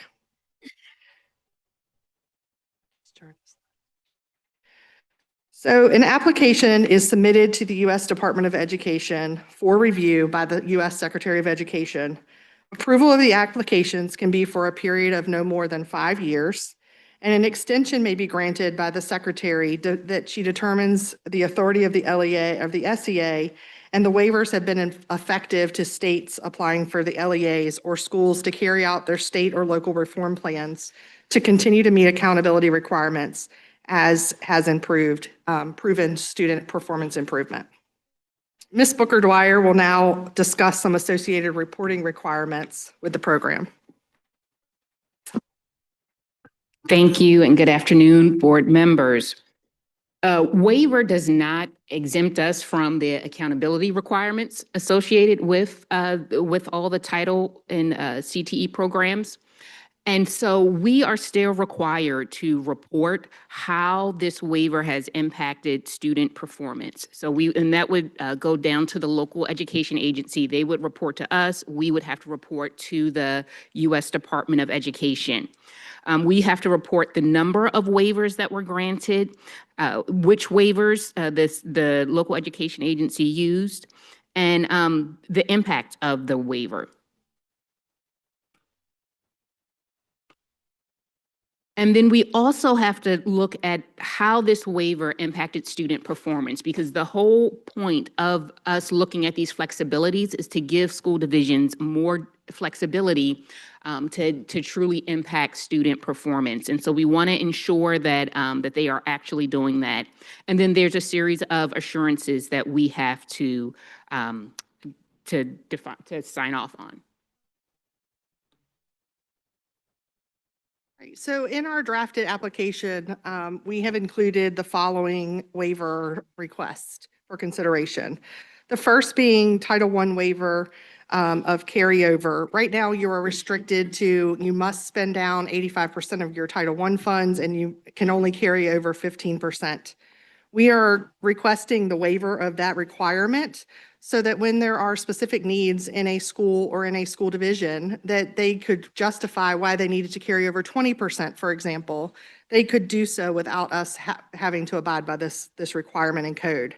Texas and Pennsylvania have successfully implemented this waiver request, which allowed maximum flexibilities for their LEAs to utilize their Title I carryover funding to meet specific student needs within the allowance for a 1-year period above the 15%.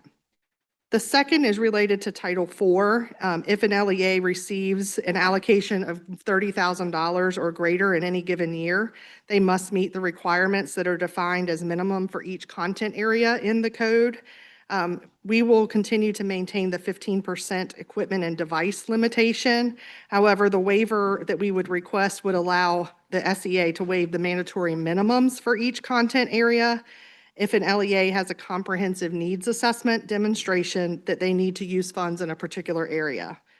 This works successfully in Indiana, With the requirement of the allocations still greater than 30,000, they had 20% or greater that were to well-rounded student education, 20% or greater to safe and healthy students, and 60% or greater to technology, with 15% of that being on infrastructure.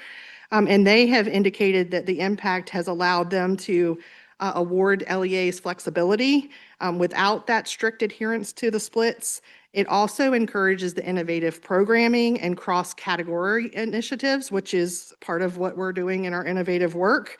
But it also reduced the administrative burden while maintaining accountability through the reporting and stakeholder and consultation that Ms. Booker Dwyer talked about. And so she's going to walk you through more of the academic side of the waivers. And so the first waiver I want to discuss is the paraprofessional waiver. Right now, if a school division wanted to use Title I funds to pay for a paraprofessional, that paraprofessional would not only have to meet the requirements set forth by the Virginia Department of Education, but also those set federally, and they're not in alignment. And so this limits sometimes, because you're qualified to be a paraprofessional across the state of Virginia, but you can't use the Title I dollars to pay for them until you meet these extra requirements. So this waiver puts the power back, give the power back to the states to say, these are the qualifications that we believe make our paraprofessionals excellent, and we can use those Title I dollars to pay for their salaries in those Title I schools. And so that is that paraprofessional waiver.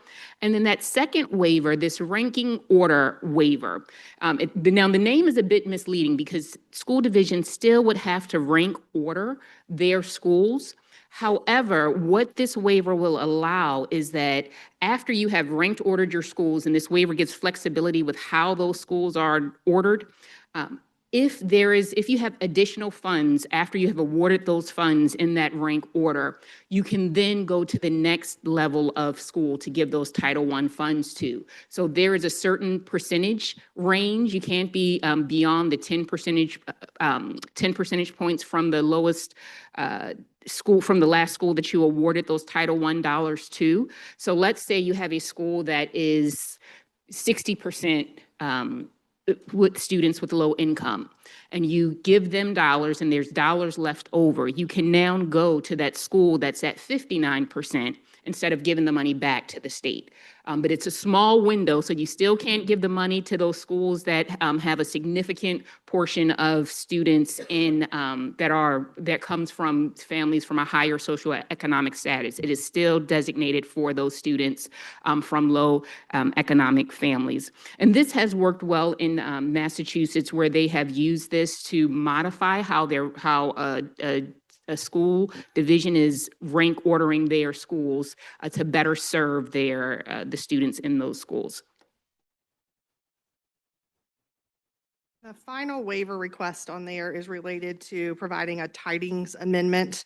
Currently, VDOE does not have the authority to grant a carryover beyond the 27-month period of a grant. We have to go specifically back to USED to request such carryover. This waiver request would authorize us to be able to make that administrative decision at the state level without having to go to USED to ask for that permission.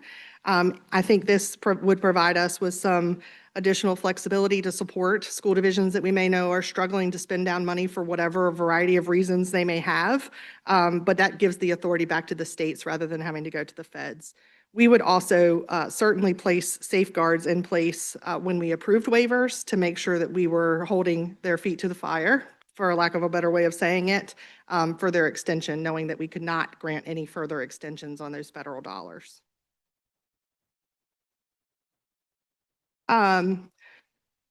Tier is going to cover this one, sorry. We're bouncing back and forth. And so there are certain things that cannot be waived. And there's a whole list of about 10 items that we cannot waive. That's when you click on that link in the slide, you'll see that that full list of 10. And it's clear, like we cannot waive anything concerning health, civil rights. We cannot waive anything regarding students with disabilities. So we're very tight in what we can waive, the requests that we can, the items that we can waive. And there's also a link there in the presentation for a full listing if you're interested in exploring what those additional requirements that cannot be waived are. So an LEA or an individual school may apply for a waiver request based on the guidance from USED. We would implement a process with the Deputy Superintendent of Budget and Finance in coordination with the Director of Grant Administration to be our program manager for the EdFlex in Virginia. They would have the responsibility of overseeing the application, approval process, and monitoring of the local education agency's EdFlex waivers. It's important to note that this would be done in coordination with other offices. So this would not be a function of finance alone. This would cross-function into Dwayne and Tiara's worlds too, just to make sure from the academic perspective, we are looking at all things before we would grant any waivers. A school and or an LEA will be able to ask for the waivers needed during the initial grant process. We would publish this item in a separate form to be filed individually as part of a grant amendment process. In the initial application or amendment process, the LEA must state the following. The regulation or portion of the statute in which the LEA wishes to have waived, the purpose of waiving the regulation and how it would directly tie to increased levels of achievement and performance, applicable evidence, if any, which indicates the waiver will improve student performance and achievement, the performance measures the LEA would use to track the effectiveness of the waiver request and how that effectiveness will be measured and reported, and the alignment between the LEA's stated performance measures and the long-term goals and accountability metrics stated within our approved ESSA plan. Included in the presentation is a link to the 2023-24 report to Congress, which provides information on how other states and LEAs and schools have successfully implemented EdFlex in their states. Slide 11. So the VDOE grants team will review the waiver request for completeness and quality. The grant specialist or coordinator will review to ensure that the provisions that are waived are provisions which we are empowered to waive under the EdFlex approved application. If initially approved, the VDOE grant Director of Grant Administration will conduct a secondary review to ensure that we have coordination between the other divisions and the other offices agree with the waiver request. The Director of Grant Administration will approve the waiver request after a collaborative review and provided they have no additional concerns. We would typically complete those reviews within 30 business days. LEAs will include in an end-of-year report their progress towards stated outcomes in an annual performance report or financial end report, which would be due no more than 90 days after the award year in which the waiver applies. VDOE will utilize this information to determine eligibility for any future waiver request. The waiver request process will occur on an annual basis and will cover 1 year or a fiscal year, depending on the waiver requested, whether it's programmatic or fiscal. So by next steps, prior to submitting our waiver application to the U.S. Department of Education, we need to provide all LEAs with notice and reasonable opportunity to comment on this request. This notice will be followed through the following steps. 1, a presentation to the Board of Ed, which we have just delivered on the waiver request, and note that we are seeking public comment.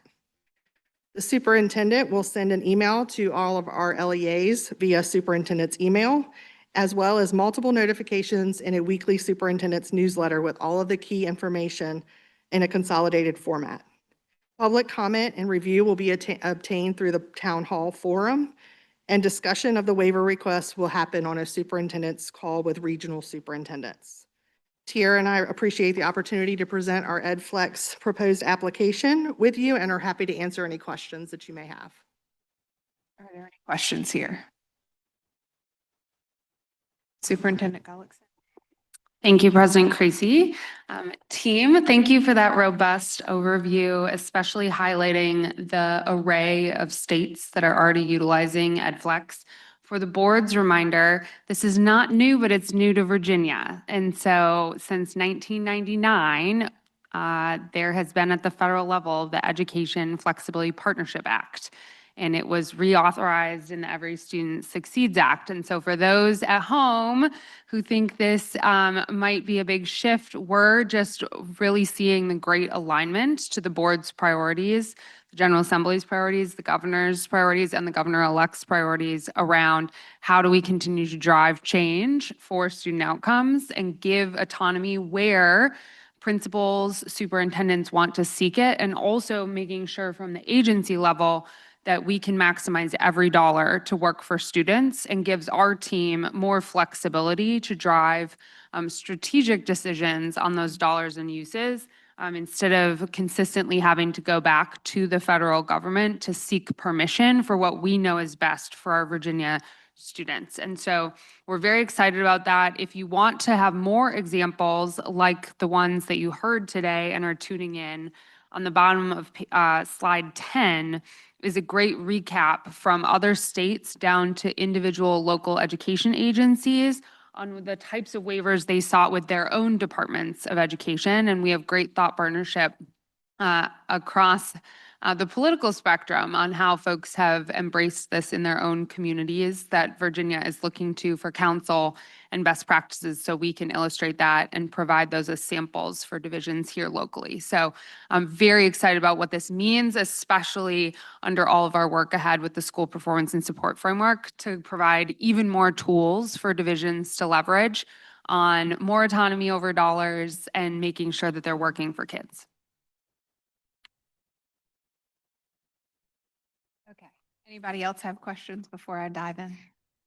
Okay. Question for you. Don't go anywhere. You're going to run away. Okay. So this is really around how we're supporting divisions to know and understand what all of these provisions mean and how to spend down their money. This seems to be particularly in smaller school divisions, those who are responsible for title programs. It often is a secondary thought. And so they are often not very well equipped with how to just even start working on this stuff, right? It's a scary federal program that people are like, oh, or programs that they just don't want to dive into. We also have an additional kind of wrench, and that is that we have 14 bypass divisions that just came out of federal bypass. So they have never directly worked with title programs and had to really have anything to do with the exercise of working with their local schools and school divisions, how they work in the equitable services arena. And so I think that's something that I do really believe that those, specifically those 14 divisions, need quite a bit of support in how they work with and within these programs. So I just want to highlight that for you all, as it may not be at the top of your list of things, but I personally am very concerned about ensuring that those particular 14 school divisions do have all the support that they need in order to ensure that their students in their local school divisions are getting all of the things that they deserve to get out of this. So. Yeah, appreciate that. And our ESEA team is actually having calls with those 14 school districts to share with them things. But I will also say, this is the passion point. You've heard Stacy and I both talk about this. We've hosted a number of technical support trainings and others. So Equitable Services is on the list. If this application gets approved, we would want to do lunch and learn series around this to make sure that we set everybody up for success. It's new. But your point is well taken, so appreciate that. And we will continue to work to improve communication from the department to school divisions. Thank you so much. Anybody have any additional questions or comments here? Thanks.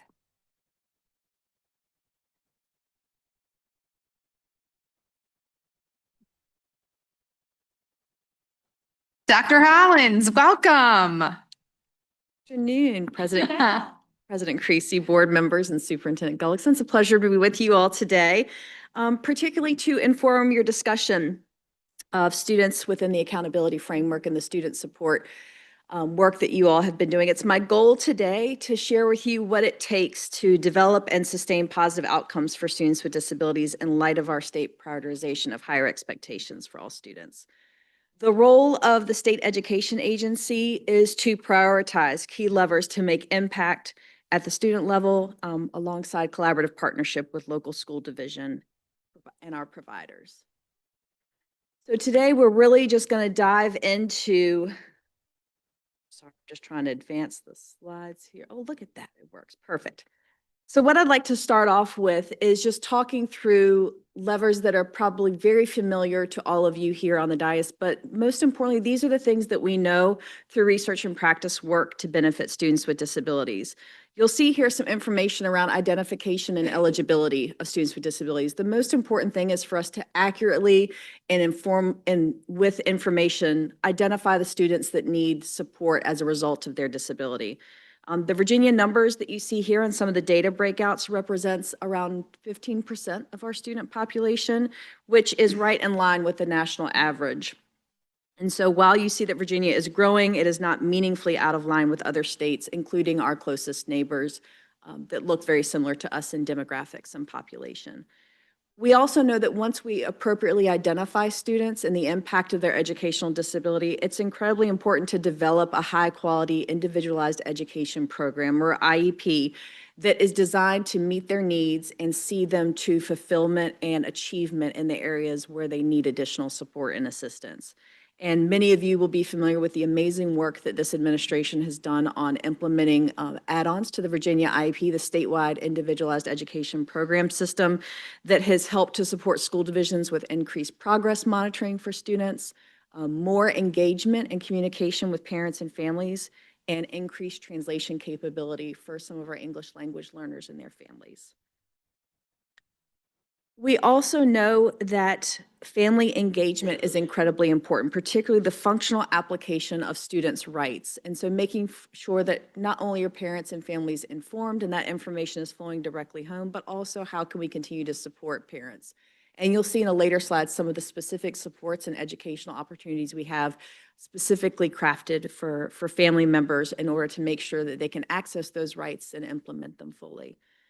I want to take a minute and speak a little bit about professional development. I know this is a topic that you all were incredibly interested in during our last conversation, and I just want to share that we have had some really successful partnerships with folks that we hear from quite frequently here at the State Board, like our Virginia Association of Elementary School Principals, the Virginia Association of Secondary School Principals, to really have a highlight reel of opportunities that we've had over the last year that are continuing as planned. And so all the way back in this summer, actually June, we had our Content Teaching Academies in partnership with our TTAC network and those organizations, where we were able to train 578 pre-K to 12 general education teachers and administrators in specially designed instruction. Back in October, I talked to you briefly about our partnership with VA ESP and VA SSP on training approximately 610 building level administrators and division leaders in instruction for students with disabilities. And coming up in December, we are already fully booked for our training that we have in partnership with James Madison University, with a focus on principals and assistant principals. And so I just want you all to know that the call for additional supports directly to teaching staff and administrators in buildings is happening, and we are getting really positive feedback and really constructive feedback on how to continue to make those opportunities more useful for our school staff when they're with us. I also wanted to mention diploma pathways. You know, we are very clear in special education what our goal is. We do not hide that from anybody, and we definitely want to make sure that that's something that is very clear to all stakeholders. We want our students to graduate with a meaningful diploma, something that creates a transition point for them to education, to employment, or enlistment. And as you can see from the data provided on this screen, in Virginia, we measure that success from our meaningful graduation. And so this graph shows you both our target and our result for how we have improved those outcomes for students with disabilities, specifically on gaining a standard diploma in Virginia. And you can see that over the last decade, we have set high expectations for ourselves, and we have increased that target and have shown that we have jumped from, you know, in the 50 percentage points up to almost getting close to 90% now of students in those disability groups graduating with a standard diploma, which is really on the backs and the efforts of our school staff and making sure that those outcomes are achievable. That continuous improvement has been shown statewide and really has unpacked regionally in coordinated efforts to support teacher effectiveness, which has contributed directly to the rising graduation rates you see on the slide.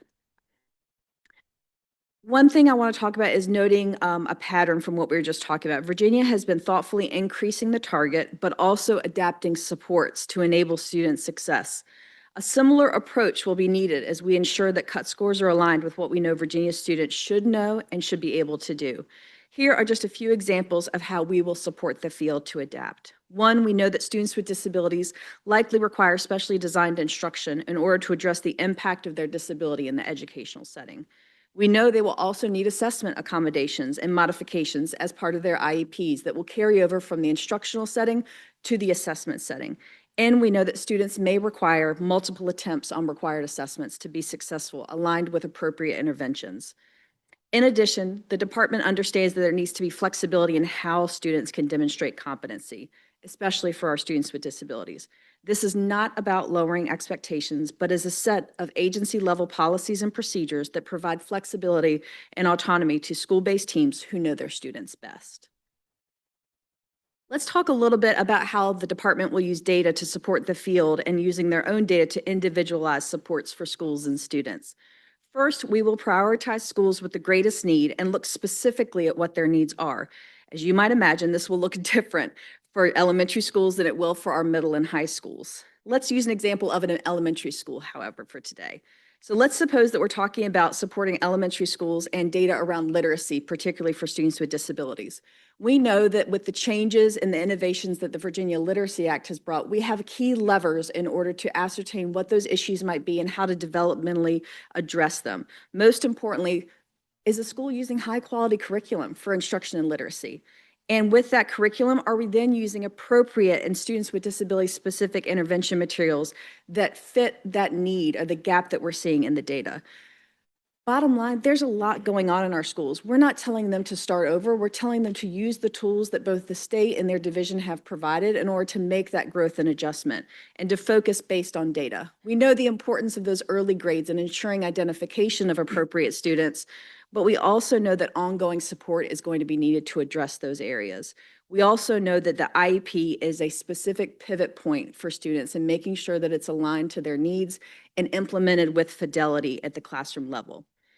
We also know that this is about support, and not just about support that we talk about or put on a one-pager, but really boots on the ground. And I do want to state that in special education, this has been really tried and true for us since the beginning. And we already have an established regional network of our training technical assistance centers that provide boots on the ground supports, hand in hand with teachers, paraprofessionals, and building level administrators.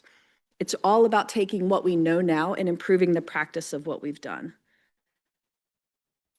It's also critical to recognize parents as our students' first and most important educators. We know that we've received a ton of questions and comments from parents who are wondering what this means for their students in particular and how we can all work together to support students with these higher expectations.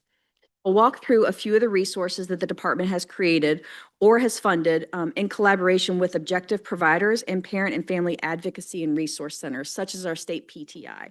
You'll see here on this slide, we have some ready-to-go on-demand resources that are available to parents in bite-sized chunks that can easily be accessed on a cell phone. Things like our critical decision points training that can help parents think through their child's educational career, either start to finish or where they currently are now. What decision points need to be made? What kind of assessment questions should I be asking? Do I know what diploma option might be the most appropriate for our family? We also have a family guide to special education that has been updated and translated into multiple language that's designed to walk families through the special education process, which can be really overwhelming. But how can we break it down? And we also have one-pagers associated with each of the key decision points that can help support teams as they walk and support families. And most importantly, the critical decision point in identifying students, we've created a video guide to the special education evaluation process for families that walks them through how to articulate their concerns and also know what's coming up if their student is currently being assessed or if they have concerns for them being assessed for special education services. We have such an amazing array of parental and family support providers in the Commonwealth, and the department is pleased to partner with them in a way to offer objective and support for families from other families and parents, which is incredibly helpful. So our partnership with the Parent Education Advocacy Training Center, or PETSI, our state PTI, has staff that are boots on the ground in regions available to meet with parents either over the phone, in community centers, in their schools, next to their grocery stores, whatever it takes. PTSI does an amazing job of providing folks that can walk parents through and just hear their concerns and talk to them from a perspective of been there, done that. We have a lot of great opportunities to support any kind of disagreements or dispute resolution, both from the state level and also amping up our work on things like facilitated IEPs. How can we help teams come together and make decisions that help provide parental and family input? And as always, our family ombudsman for special education is available 24 hours a day with less than 24-hour turnaround for any parent calls or emails that come into the department, which is incredibly important for us, especially in this critical time. Now let's shift to educators. Before jumping into the resources, I think it's really helpful to frame how we think about this work, and most importantly, how we collaborate with school divisions who receive the majority of their financial resources to support students with disabilities. At the state level, we've set guiding principles that we want to see implemented in all 131 of Virginia's school divisions. We know that each division is unique, so these are guiding principles, not specific rules. They help to articulate the vision, which starts with high-quality grade level instruction for every student, including our students with disabilities. We know that it's important to be tight on the things that matter, and that is our outcomes, right? What do we want to see? What are our expectations? But we also know it's important to be flexible to the needs of a community and how we can wrap around supports to school divisions. I think you'll see in some of those professional development opportunities I talked about, we've tried to articulate that balance. We've made them available to schools and divisions across the states, but we have prioritized working with our divisions that have identified the subgroup of students with disabilities as an area that they need help and support with. Those divisions and schools are first in line for those opportunities, and we make sure they can take advantage of them. Virginia is also serving as a national example in this work. The National Center for Systemic Improvement has aligned closely to the work that we're doing here to show how states can lever expectations into meaningful work, boots on the ground for our teachers and administrators. We know that that research is important, and most importantly, to share with state exemplars that are doing the same work and how we can learn from them and benefit from their experience. Finally, I just want to note that I mentioned before our training and technical assistance centers. We have a TTAC in each superintendent's region of the state based at an Institute of Higher Education, which is one, incredibly important for staying close to what we know is effective for students, but two, it means that there is a hub for that connection for our educators and administrators. TTAC has done an amazing job in partnering with us on each of these professional development opportunities, past, current, and we hope future as well. We know that instructional resources are key for those guiding principles. School leadership and staff have to have high expectations for our students, and we have seen firsthand the embrace that they have of inclusion across the Commonwealth. IEPs must be meaningful, reflect collaboration, and also ensure to address all student needs. Students with disabilities must be taught in settings using curriculum that is aligned with our state learning standards. Special general education teachers and administrators must collaborate on planning and delivering research-based, effective, and differentiated instruction. We have to continue to build our expertise on providing appropriate assistive technology to accommodate our students. Positive behavioral supports are incorporated in school-wide approaches to discipline, and we know most importantly that school divisions, parents, and children benefit and build relationships when divisions and parents work together to resolve problems. State education agencies are responsible for monitoring local level implementation of IDEA and supporting improvement when needed. It has been my pleasure to walk you through today with what VDOE sees as the opportunity states now have with more flexibility to determine what to focus on in our efforts in supporting students with disabilities. I'm happy to answer any questions or take any feedback. Dr. Ackerman? You mentioned flexibility in the assessment. Can you give some maybe examples or descriptions of what you meant by that? Absolutely, great question. So with flexibility with assessment types, we also talk about accommodating students and modifying assessments when appropriate. So for example, an accommodation might be a read aloud assessment for a student, or things that are successful for that student in an instructional setting that can be modified and used in an assessment protocol. We also know that it could be a modification. Some of our students are not able to be successful with the SOL test, so we could use an alternative assessment program in order to verify their skills and report on their performance. And the key to that is using the IEP, what we know is successful for students instructionally, having that carried over to assessments and continuing to work hand in hand with other offices at the department so that we're all on the same page with what that assistive technology and augmentative communication can do to support student needs. Thank you. And so when I look at slide, what is this with the graph? I love this graph and the improvement over the years and graduation. When I look at that slide and it says 85 standard, is that including the VAP? And also when you say alternative, are you referring to the VAP? Yes, when I was talking about modification of assessment types, I'm absolutely referring to programs like the Virginia Alternate Assessment Program. However, this graph only represents students with disabilities who are being tested within the SOLs and achieving a standard diploma. With the accommodations on the. Absolutely. Okay. And then do we know when the parents get the reports on these new assessments about accommodations, and that might not be for you, I don't know if we've kind of field tested the reports with accommodations and students with disabilities, and if there's any change to what that report might look like for parents? Yeah, thank you. We are currently doing focus groups with families. So we will make sure that at least one of those focus groups are largely from parents of students with disabilities, if not more. Okay. And obviously, with the new cut scores, this is an area that is very important and dear to my heart. And I don't know, I would love at some point if we can see what the data, what this type of chart's going to look like with new cut scores. I know that might be hard with the accommodations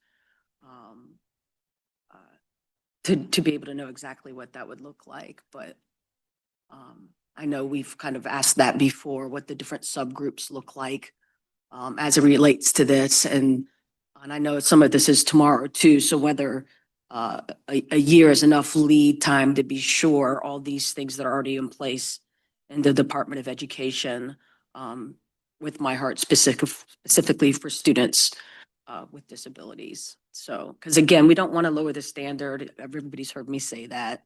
We want them taking the same assessment everybody else is taking, but we want to see them graduate and employable. So just kind of laying that out there for my colleagues.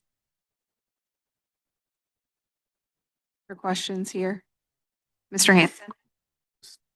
What's the working relationship or disposition with the U.S. Department at this time? I know we've had a lot of activity the prior years, but just any guidance or partnership or other priorities coming from the department? Yeah, great question. I'll let Superintendent Gullickson weigh in as well. I will say that we are on track with our program awards and grant functions that are the most important for us, making sure that school divisions have access to funding. We continue to have questions answered and get responses from the department. I will say this is a time of year where we're really busy in gathering data that we'll report not too late after the beginning of the year. So I think that will be a critical time period to make sure that we're still on track with what the expectation is. But as I stated, I think the most important thing that the current climate is giving us is flexibility. And for Virginia, we know that we're coming off of a targeted monitoring visit from the U.S. Department of Education in 2024 that was 100% endorsing our general supervision and monitoring framework and dispute resolution, which I think puts a vote of confidence in our work, but most importantly allows us now to turn our attention to something that we all are very passionate about, and that's student outcomes. And so that's what state education agencies do best. Any flexibility that's afforded to us to do that work in a way that's meaningful for Virginia is a win in my book. Just one other question. On slide 2, where you had some of the student data, are you just seeing any trends of younger students coming in with different types, or are there different populations of disabilities or types of things that we need to be looking for down the road of some of the challenges or just the shifts that might be happening? Yeah, great question. So timely with the December 1 child count right upon us. I will say that we have been pretty steady, as have some other big state players. So one that gives us an assurance for the rates of identification that we're saying. I will say that if you talk to local school divisions, they will tell you, one, we're getting better at identifying students earlier, particularly for critical intervention, but that behavioral concerns continue to be the priority for them, and how to intervene as early as possible and as critical as possible with students who have behavioral challenges. And that's rampant in everything from fiscal data to programmatic data. And so you will see a lot of the support that we've been putting out has been in working to support behavior modifications and planning. And we have some great new resources. If anybody's a fan of Choose Your Own Adventure, you guys remember that? Am I dating myself? We have a great functional behavior assessment protocol now that is a Choose Your Own Adventure. So it helps a practitioner walk through a real life concern they may be having with a student and try out different interventions and really get the feel for how to instruct students behaviorally the same way we do academically, which is critically important. I think that's the challenge that we need to continue to keep our eyes on in order to support our teachers that are dealing with those challenges day in and day out. Other questions or comments here? Dr. Northern? So if I could recommend one thing to read for our teachers and educators, I'm a big fan of Nate Levinson. And I believe we had worked with him for a little while here. But he was a school superintendent in Massachusetts and had a real heart for special education and did some pretty phenomenal things in Arlington, Massachusetts. And the article's called Something Has Got to Change, Rethinking Special Education. It's a little dated, 2011. But it's very user-friendly. He's also written a book for school leaders called 6 Shifts to Improve Special Education, a Common Sense Approach for School Leaders. Some of the things that he said over the years that really resonated with me is reading. And it's really that's one of the primary ways that we raise the achievement of kids with special needs. Because reading is obviously the gateway to all of their learning. You've got to read to know, social studies and science and math and word problems in math. And the other point he's made quite a bit is that sometimes kids with special needs just need more time to learn. And so I think in his district, he would often give them, take the same course like twice a day. And maybe the second time you take the course, it's maybe like 12 or 15, like a smaller class size. But it's sometimes, I guess what I'm saying is it's not like this huge thing, right? It's like you need more time, give them another class. And with the behavior, that's the other thing that points he makes. He's like, a lot of these kids need a behavioral specialist. They don't necessarily have a learning disability. They need a behavioral specialist that can often get them out of that diagnosis if they get that behavioral specialist. And I think, I don't know. I just would advise us to look at some of the work that he did in that state, because I really think it resonated with a lot of folks. And we actually did a study and looked at some of the things he did and found that the interventions that he was implementing in other states, because now he owns his own consulting firm, goes around talking to us about across the country, was that he was actually doing interventions that were less expensive, and that the kids saw higher gains to the kids with special needs. It's kind of like a win-win here. Yeah, absolutely, Dr. Northern. One, I really appreciate that feedback too. We are big fans. Obviously, Dr. Levinson worked with us directly on the 2024 Special Education Roadmap, but we also have copies of his book, 6 Shifts, that we bought for our whole staff and for the TTACs. And so you're right. And I hope you see it in this presentation as well, like these first 2 slides. Nothing here is earth-shattering or different. If you're in special ed, you know there's no mystery to the work that we do. It's hard work, but we know what works for the students we're talking about. So I agree 100%. And a lot of the work we're doing boots on the ground in those sessions for our professional development, you'll see things like school and class level scheduling to make sure the intervention is timed so kids aren't missing out on direct instruction, God forbid, right? How can we support behavioral modifications? Working closely with folks like ABA therapists within our school settings. So absolutely, I think that's great advice. And I was really excited actually a couple of weeks ago to be with other state leaders in special education, including Jamie Camacho, who runs Massachusetts. And we all talk frequently and are benefiting from that online discussion and continuing collaboration to not recreate the wheel, to just get better at this work. May I? Dr. Ackerman? Along the behavior, though, I mean, I think our colleagues would be interested to know there's been a lot of changes and funding issues that makes some of that a little bit of a challenge. I mean, they used to have day treatment in a lot of the schools, and then that ran into some challenges with funding. And then, they actually have separate funding in Virginia that you've heard people talk about as guests on Community Services Act. It might be worth the board understanding some of those things, but there are things in place that make some of the abilities of third-party behavioral specialist, interventionalists harder to work with the public schools.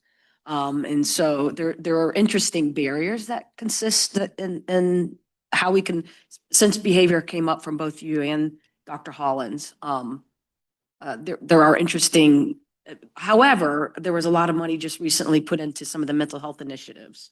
And I think that's kind of a new avenue.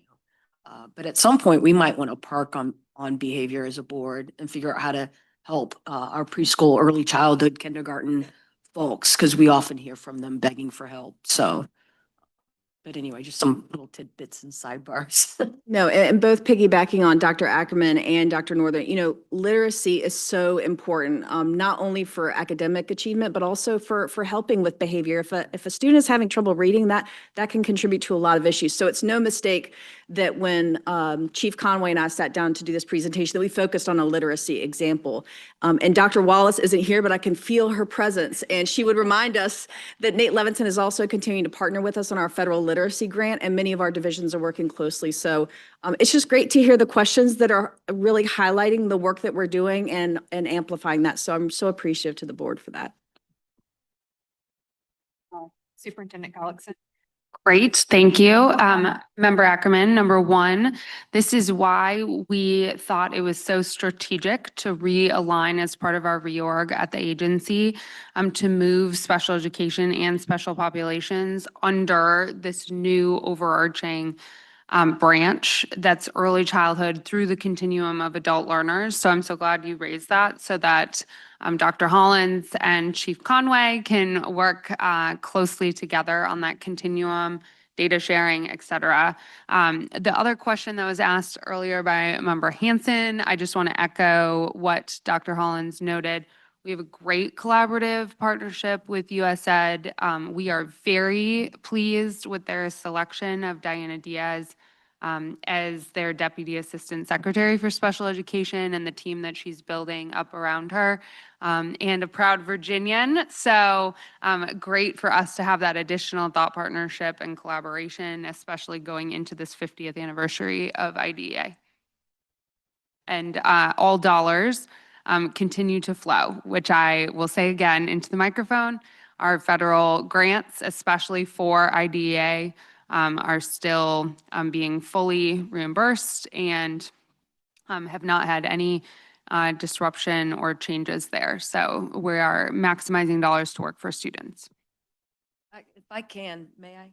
I just want to echo what you shared about Diana Diaz and the Deputy Superintendent. I've gotten to know her a little bit as well, and she's a son with autism and just really has a heart for special education. And I really do believe we're in a good place with the USDO.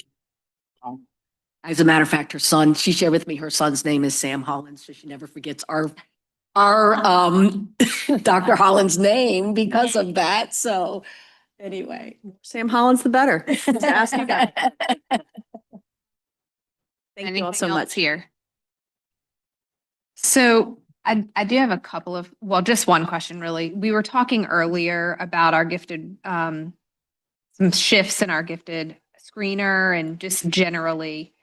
Can you talk to me a little bit about the historical conversations, if there ever have been, around students in Virginia? So us having more of a student services type approach to special education that's broader than students with disabilities, but it's also including gifted students, particularly in the area of like an IEP for gifted students. Yeah, that's a great question, President Creasy. And I will say there have been fluctuations over time within the agency. However, as Superintendent Gullickson mentioned, one of the more recent changes we've made have been to realign the support of student services, which for us includes everything from behavioral wellness to student safety under the same umbrella. I will say that's been really helpful for school divisions. One, it streamlines our approach to school-based mental health, which is such a key factor for many of our most vulnerable students.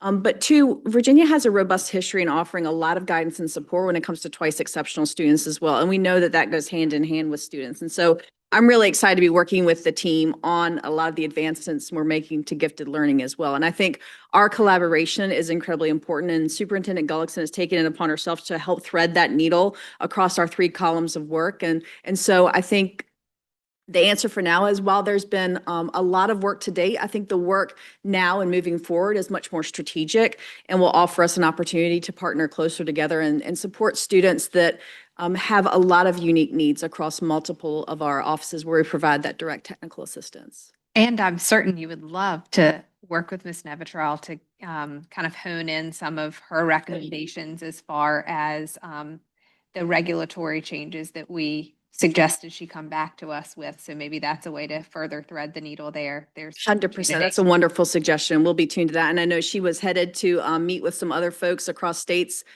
this week. So we're anxious to hear back, and we'll definitely keep our ear to the ground. Thank you. My pleasure. Any other questions or comments here? Okay. Thank you all so much for your time. Okay, so now we are moving to, unless you all need a break. Do we need a break really quickly? Who needs a break? Are we okay? Keep going? Okay, we'll keep going. We'll keep going.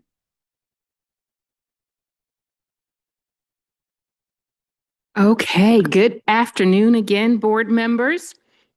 And I am here. Oh, wait. I need to pull up the memorandum of understanding slide. So while they are doing that, I am here with 2 of my team members in the Office of School Improvement, Dr. Ballard and Dr. Holloman, who will support this presentation today. And we're going to go over the history of the Memorandum of Understanding School Divisions. And the whole purpose of this connection with these divisions is really to help improve student outcomes, to strengthen support to those school divisions, so that we can help to support improvement of those students. The MOU, it is this formal agreement between the Virginia Board of Education and that local school board. The MOUs, they look different for every school division. So when you look at your attachments, attachment 1 is the tool that has historically been used to initiate a division level review. And then you have each MOU for the current divisions that are in MOU status. And the way that this has historically worked is that when a division is identified for an MOU, they first must undergo a division level review, and then the outcomes of that division level review informs the MOU. And so Dr. Ballard is going to walk us through the history of MOUs starting in 2004.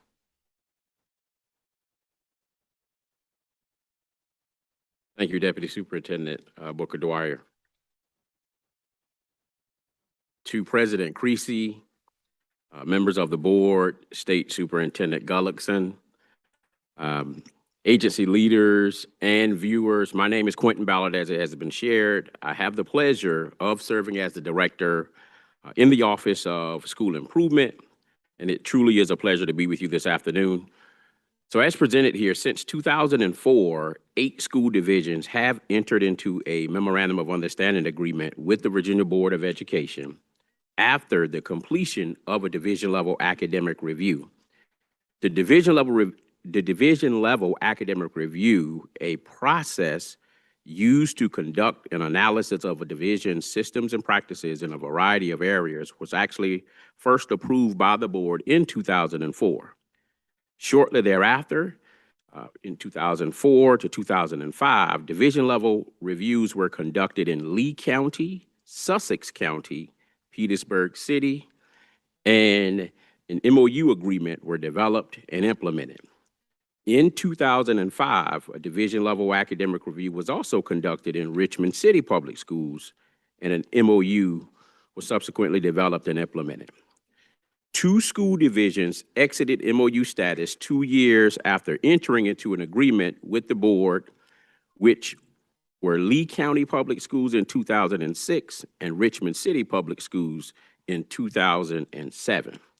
And so in 2009, 2 years later, the board revised the MOUs for Sussex County and Petersburg City, and later revised the division-level academic review criteria in 2012. 2 years later, Franklin City Public Schools had a division-level academic review conducted and actually entered into an MOU with the board, while Sussex County Public Schools MOU was revised. And it was in 2015 and 16 that Petersburg City Public Schools MOU was revised again. 1 year later, in 2017, Sussex County Public Schools exited and Richmond City Public Schools requested a division-level review. The review was conducted and resulted in a new MOU for Richmond. In 2018, Franklin City Public Schools exited MOU status, and Greensville County Public School was identified for a division-level review and subsequently had an MOU developed and implemented as well. Finally, it was in 2019, 2020 that Danville City Public Schools and Prince Edward County Public School Board requested division-level reviews that led to the existing MOU agreements both divisions are operating within today.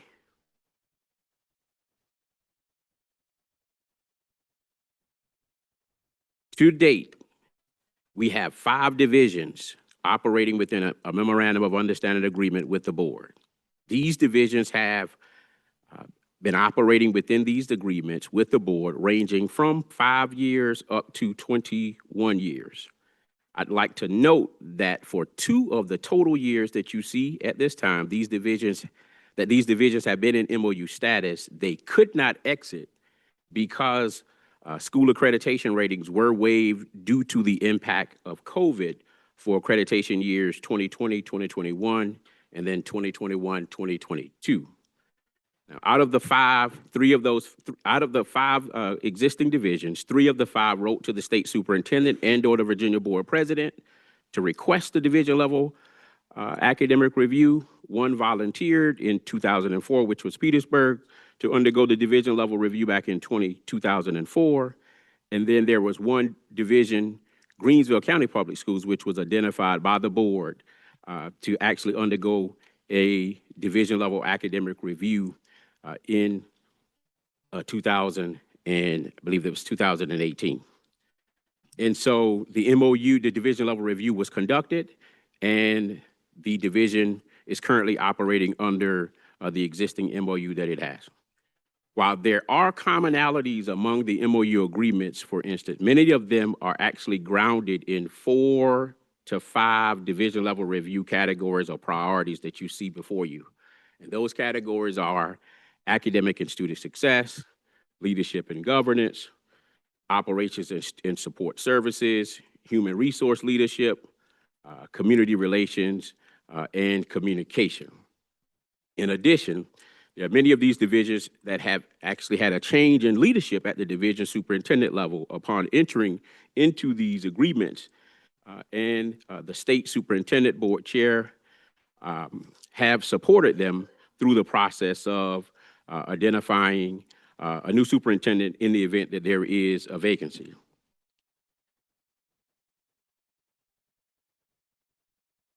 And so while there are commonalities, there are differences in these MOUs as well, which one of the major differences you'll find would be the exit criteria here that is presented before you.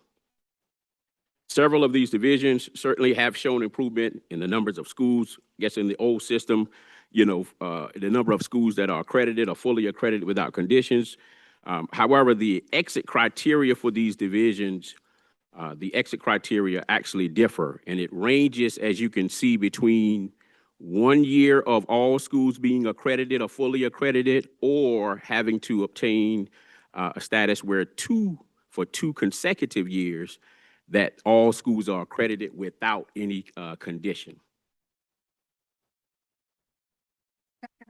Yes, ma'am. Hold for just a second. Sure. We have a couple of questions here. Absolutely.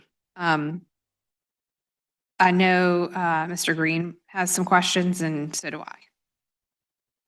Go right ahead, Yeah, Mr. Green. I guess so my question, if the slide before, where it talks about the total number of years that each of these specific school divisions has been under MOU. And I'm sure I'm looking at the same list my colleagues here are looking at, and I see where, for example, Petersburg City Public Schools has been under MOU for 21 years. 21 years, if my math is right, it's about 2 decades plus 1 year. And over the course of 21 years, I'm sure the state has worked very closely with the city of Petersburg and their school board and their leadership to address certain academic deficiencies to get them on a path where they can exit from their MOU. I'm sure a lot of money's been invested. A lot of supports have been identified to help them work with their student body to get them onto a path of academic success. Based on what you know and based on what your team has been able, I guess, to learn, do you see in the foreseeable future where there's a path to exit for Petersburg City from this MOU that they've been under for over 2 decades? The answer to that question would certainly be that there certainly is a path forward. And I think the revised standards of accreditation kind of outline a different exit criteria, if you will, for these divisions to be subject to have to undergo a division level academic review and or subsequently enter into an MOU. What I will say to you is, and President Creasy has been an active participant in more recently. My tenure here at the agency has been for about, I'll be approaching about 4 years. And so I can certainly speak to that. One of the challenges that I would say that we've certainly have been working more recently over the last 4 years that I have experienced would be that the division has had turnover, what I would say at the division superintendent level. As I approach about my 4th year here at the agency, they've had, if you count the number of interim superintendents and current superintendents, they've had about 5. And so we have been leaning in and are really excited about the new superintendent that is there, who appears to certainly have a commitment, has worked to put student academic performance and outcomes, I think, at the forefront, has worked to hire and recruit, if you will, division and school leaders nationally to bring them in to be of service to Petersburg and get some stability, not only at the division leadership level, but also into their schools. Because when she came about 15 months ago, there was one assistant superintendent that was on the division team, and she had to also hire about four principals. So what I would say to you, sir, is, as an agency, we continue to leverage working with our department offices to prioritize professional development to our MOU divisions, and that includes Petersburg. We prioritize seats for professional learning and technical assistance, and have been intentional in trying to walk alongside them shoulder to shoulder. I can speak to this current administration and say that, I can say from what I'm seeing, things are going in the right direction, but this type of system change, to be candid with you, certainly does take time. You need people, and it takes time. People that are committed, and it takes time. Got you right. So with so much turnover in a relatively short period of time with respect to division leadership, specifically superintendent, because they are on the MOU, do we, meaning DOE, participate or I guess participate, for lack of a better word for right now, in the selection of superintendent or division leader? Great question. Yes, sir. What we can say with the recent hire, President Creasy certainly was a part of that process and works alongside the state superintendent. in a division having to submit applicant criteria to the state superintendent and to the board president for the information to actually be reviewed, and again, working alongside a division school board chair and leadership to select leaders in that division. And that applies to all 5 of them. We have certainly work alongside Prince Edward County Public Schools as well. They're in year 1 of their new superintendent. Dr. Jones is in year 1 there, who has transitioned from Cumberland to Prince Edward. And right now, Greensville County Public Schools, we're supporting them. They have an acting superintendent that is in place right now, and supporting them. I would also like to just simply highlight in leveraging external partnerships that we've also been working with VSBA, who has been a great partner in not only providing board governance training for these boards, but also helping them with their superintendent search process. And so I do want to take an opportunity to say that it's not all on the agency. We leverage these external partnerships in working with them. And I would say also VAST has been instrumental and helpful as well when we may have an unexpected transition. And if it is such that we need to recruit or help the division with identifying an interim qualified candidate to assist them and support them, they have been also helpful in that regard. And so I would want to take an opportunity to lift that up. And can I just jump in Sure. as well, Dr. Ballard? So, and this just speaks to, we have to do some things differently. And that's what Dr. Ballard is talking about. And I'm just very excited, for instance, with Petersburg, on Monday, we're taking a whole team of people from the State Department. We're all going to go down and sit and meet with the superintendent, her titles team. We have you just heard Chief Berter present. We're taking members of her team, and we're all coming around the table to strategize how can we move this and make sure that, you know, the finances, the school improvement, everything's in alignment. So when we're talking about working cross-divisionally, Dr. Ballard set that whole meeting up for us so that we can all come to the table and start working, because 21 years is too long.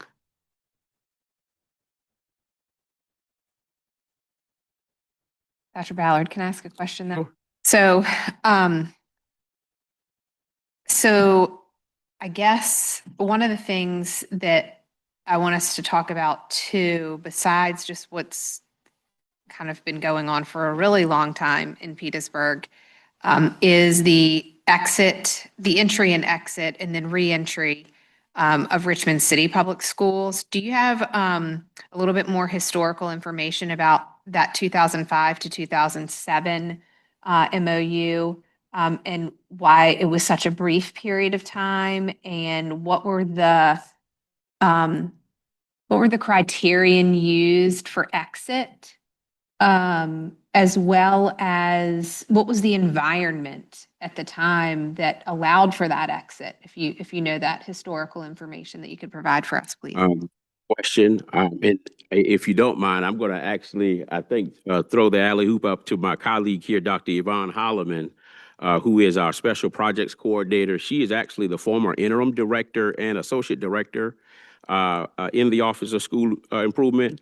And so she would be able to certainly share with the board not only this more details about the division level academic review process, and subsequently the processes associated with the development and implementations of these MOUs, but she also is our subject matter expert, Ms. Creasy, in this arena, and she led our office efforts in the last division level review and MOU developments for Danville and Prince Edward. She was also here in the agency at the time that you just asked a question about. And so I think if it's okay with you, I'm going to turn it over to her to maybe be able to answer that. That predates me.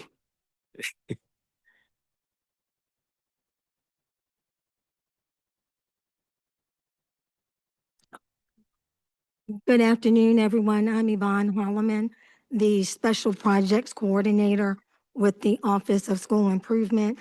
I've actually been with the agency since 2007. And so, President Creasy, I actually joined the agency the month that Richmond exited. What I can share from my experience in the agency at the time with Richmond City, they they had a different superintendent, of course, at the time, but they leaned into the work. And so you will notice that they exited in 2007, and then a decade later, they came back. So it's not just exiting, you have to sustain those practices. And when they exited, a few years later, they had a new superintendent, and then an interim superintendent, and then another superintendent. And so we see the same thing with Greensville and also with Petersburg, as Dr. Ballard stated a moment ago, that the transitions from superintendent to superintendent, it's not just the superintendent that changes. There are central office leadership changes. So many of the people, for example, in Richmond that were there in 2007 when they exited, a few years later, they were no longer there. And so that's one of the issues that we see that continues across school divisions, that people have to lean into the work, and you have to have a superintendent, a school board, and everyone along that vertical spine. The school board, the superintendent, principals, teachers, community, students, everyone has to believe that this is all of our work. And if we don't see that, or if we see that it is not consistent, because often with MOUs, people will be very active in the first year. The superintendent will be active, the school board members will be active, and then throughout the process, we don't see a lot of consistency. And then in our agency, we have change also. So every 4 years, we get a new governor and a new state superintendent, and people's philosophies change. And so it's change abounds. And so we have to figure out a system where it can actually work regardless of who's sitting in the superintendent seat. And that's why culture is so important, that and there's this saying that if one person can make something happen or not happen, then you really don't have a system. That's actually a risk for an agency. It's a risk for a school division if one person or two people can upset the whole apple cart. And so that's why I talked about that vertical spine. Everyone needs to be involved in the process, including our agency, so that if the superintendent leaves, he or she still has a great deputy superintendent, chief academic officers that can fill in. So I hope that answered your question. Yeah, I think it's just frustrating for those of us native Richmonders, because all we want is to see our city be successful. And so I know so many of us are willing to put forth whatever we have to put forth from our perspective to help make that happen. And like you said, it's change that makes things, and it is fragile. The whole system is very, absolutely, and so many components to that fragility. So, thank you for that answer. Oh, you're welcome. And so my time today, I'm going to spend giving you some background, the history of the division level review process. It actually originated in 2004 with the passing of House Bill 1294 by the General Assembly. And then it was subsequently signed into law on April 15th, 2004. And this legislation amended the Code of Virginia to give the Virginia Board of Education the authority to require division level academic reviews. Prior to that time, there was no such thing as a division level review. And this was based on the findings of school level academic reviews, because at that time, schools had ratings of either accredited, accredited with warning, or accreditation denied. And so the findings of the review were used to determine whether, well, one of the criteria used to determine whether or not a division would be required to enter into a MOU as a result of a division level review. This action was critical at the time because the division, and we talked about this a moment ago, the division is the point of entry for school improvement, since it is the entity which influences key resources that are essential to a school's success, such as school leadership, instructional quality, personnel policies, budget, assessment practices, and curriculum. And so when you think about Richmond City, Petersburg, they've been with us for a while. When you look at some of, and even Greensville, some of the divisions that have been under an MOU for a while, you have to have all those pieces working together.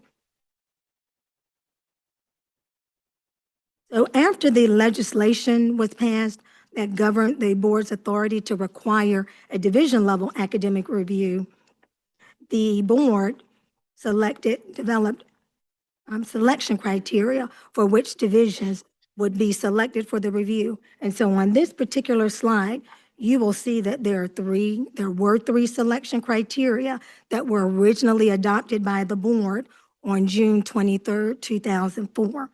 And it's important to note that during this time, Virginia operated under two accountability systems. We had our state system, which focused on the standards of learning results, and then we had our federal system, and at that time, it was the No Child Left Behind Act. The state system focused on how the whole school performed, but the federal legislation introduced the practice of disaggregating data. Prior to that time, in Virginia, we did not disaggregate data. We looked at the school as a whole.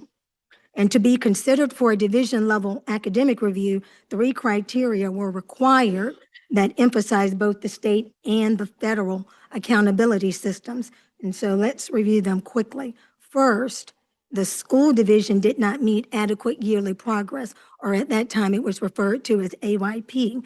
And with AYP, you looked at how student groups performed, such as your white students, Black, economically disadvantaged, students with disabilities, English learners. And so if a school division did not meet adequate yearly progress on the interim benchmarks in the same content area, being either reading or math, for 2 consecutive years, that's the first criteria. And if that same division had the percent of students attending schools that are not fully accredited that exceeded the statewide average, and in that same division, the school level academic review findings showed that the reason that schools are not accredited in the division is due to the division's non-compliance with the standards of quality. And so just a moment about the school level academic review process, because that was a huge part of this.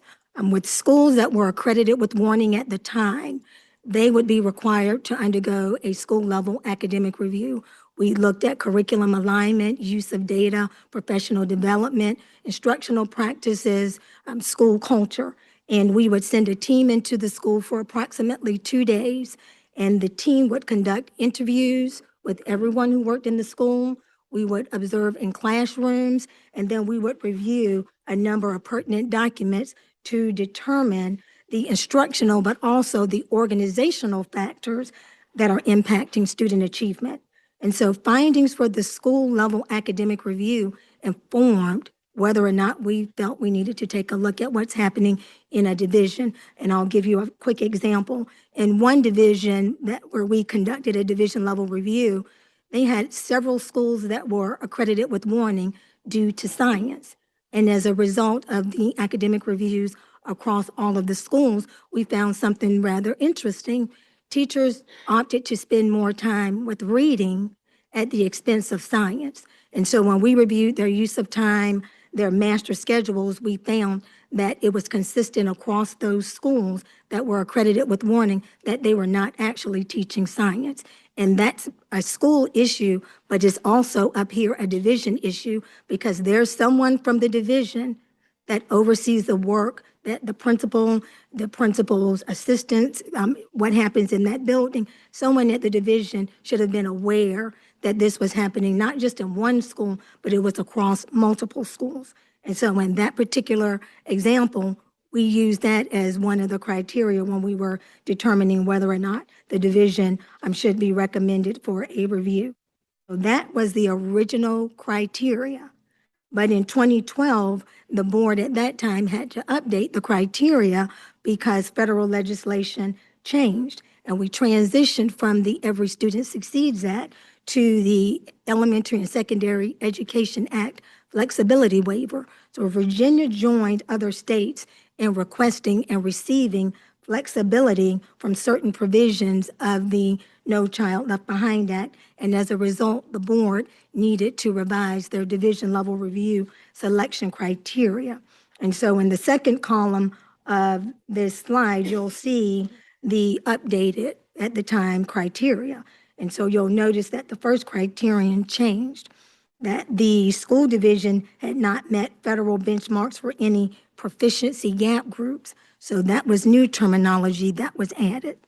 And meaning that there were groups of students, there were 3 different gap groups.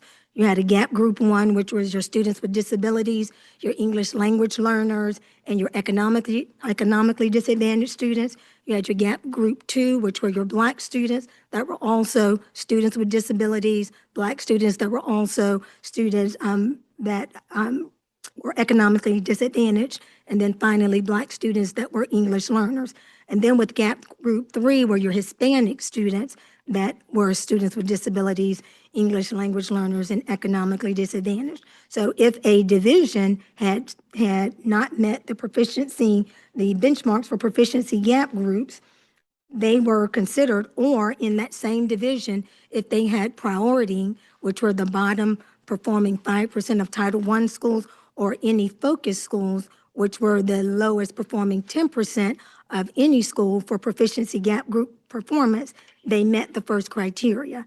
The second criteria remained the same, that the percent of students attending schools that were warned on the state side exceeded the statewide average, and the school level academic review findings showed that the reason that the schools were struggling was because the division was not in compliance with the standards of quality.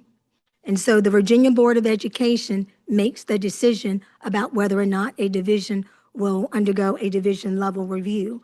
But we have had some instances since 2004 where the LEA actually requested the review. And so, for example, in October of 2016, the Richmond City School Board voted to request that the Virginia Department of Education conduct a division level review. And so that was brought to the board on November 17th, 2016. And the board approved that, and we conducted the review of Richmond.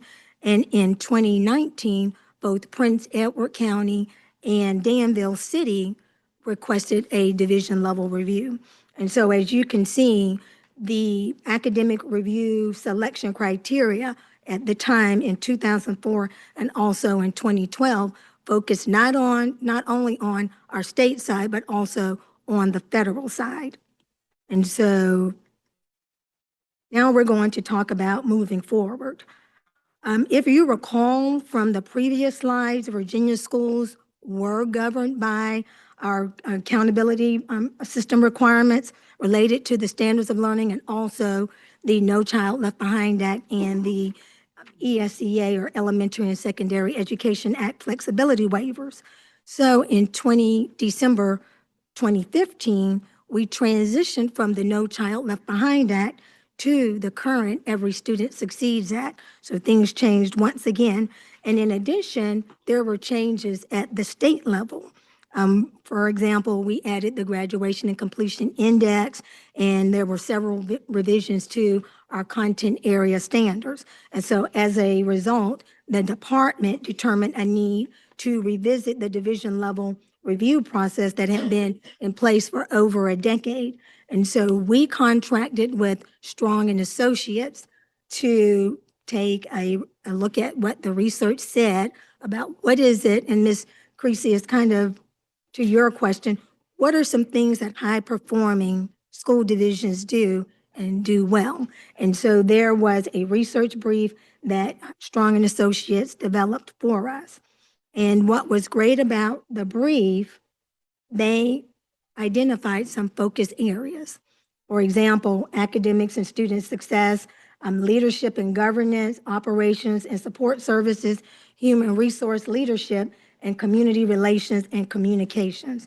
And what we asked the team from Strong and Associates to do, we wanted them to look at the research, but we also wanted them to tie this to the standards of quality, what our laws say at a minimum that a school division is expected to provide. And so on this slide, you will see a crosswalk of the 5 areas of division level review. And so the first category is academics and student success. This category is aligned with our SOQ components related to SOL aligned instruction or standards of learning aligned instruction, our targeted programs for gifted students, remediation programs, effective classroom instructional practices, and professional development. Because in order for a school division, any school division to make progress, you have to make sure that people are teaching from our aligned curriculum. And of course, now using our high quality instructional materials, but also what's the process for professional development in a school division? Is it you go in, you receive the professional development, and then no one talks about it again? Or is there a cycle where you go, you participate in the professional development, you know why you're attending the professional development, there are some actions for you as the participant when the professional development concludes. Is my principal going to come into my classroom and observe me implementing the new strategies and providing me with feedback? And then at the end of the day, what's the nexus between my participating in this professional development, practicing it, and improvement at the student level in my classroom? So that was the first area. The second area is leadership and governance. And this category emphasizes the SOQ components that are related to all of the people that are involved in supporting students, including the teachers, the administrators, the guidance counselors, and paraprofessionals. Because before you can ensure that students have high quality instruction, you have to make sure you have the right people at the table. It also examines the role and the relationship between the superintendent and the local school board. You would be surprised in some of our divisions that have been under a division level review and are currently under a division level review. Some of the contributing factors is the relationship between the superintendent and the board. But we also look at how decisions are made in the school division. Is it a top-down approach? Is it bottom-up? How do you involve all of the stakeholders in that process, including parents and community members?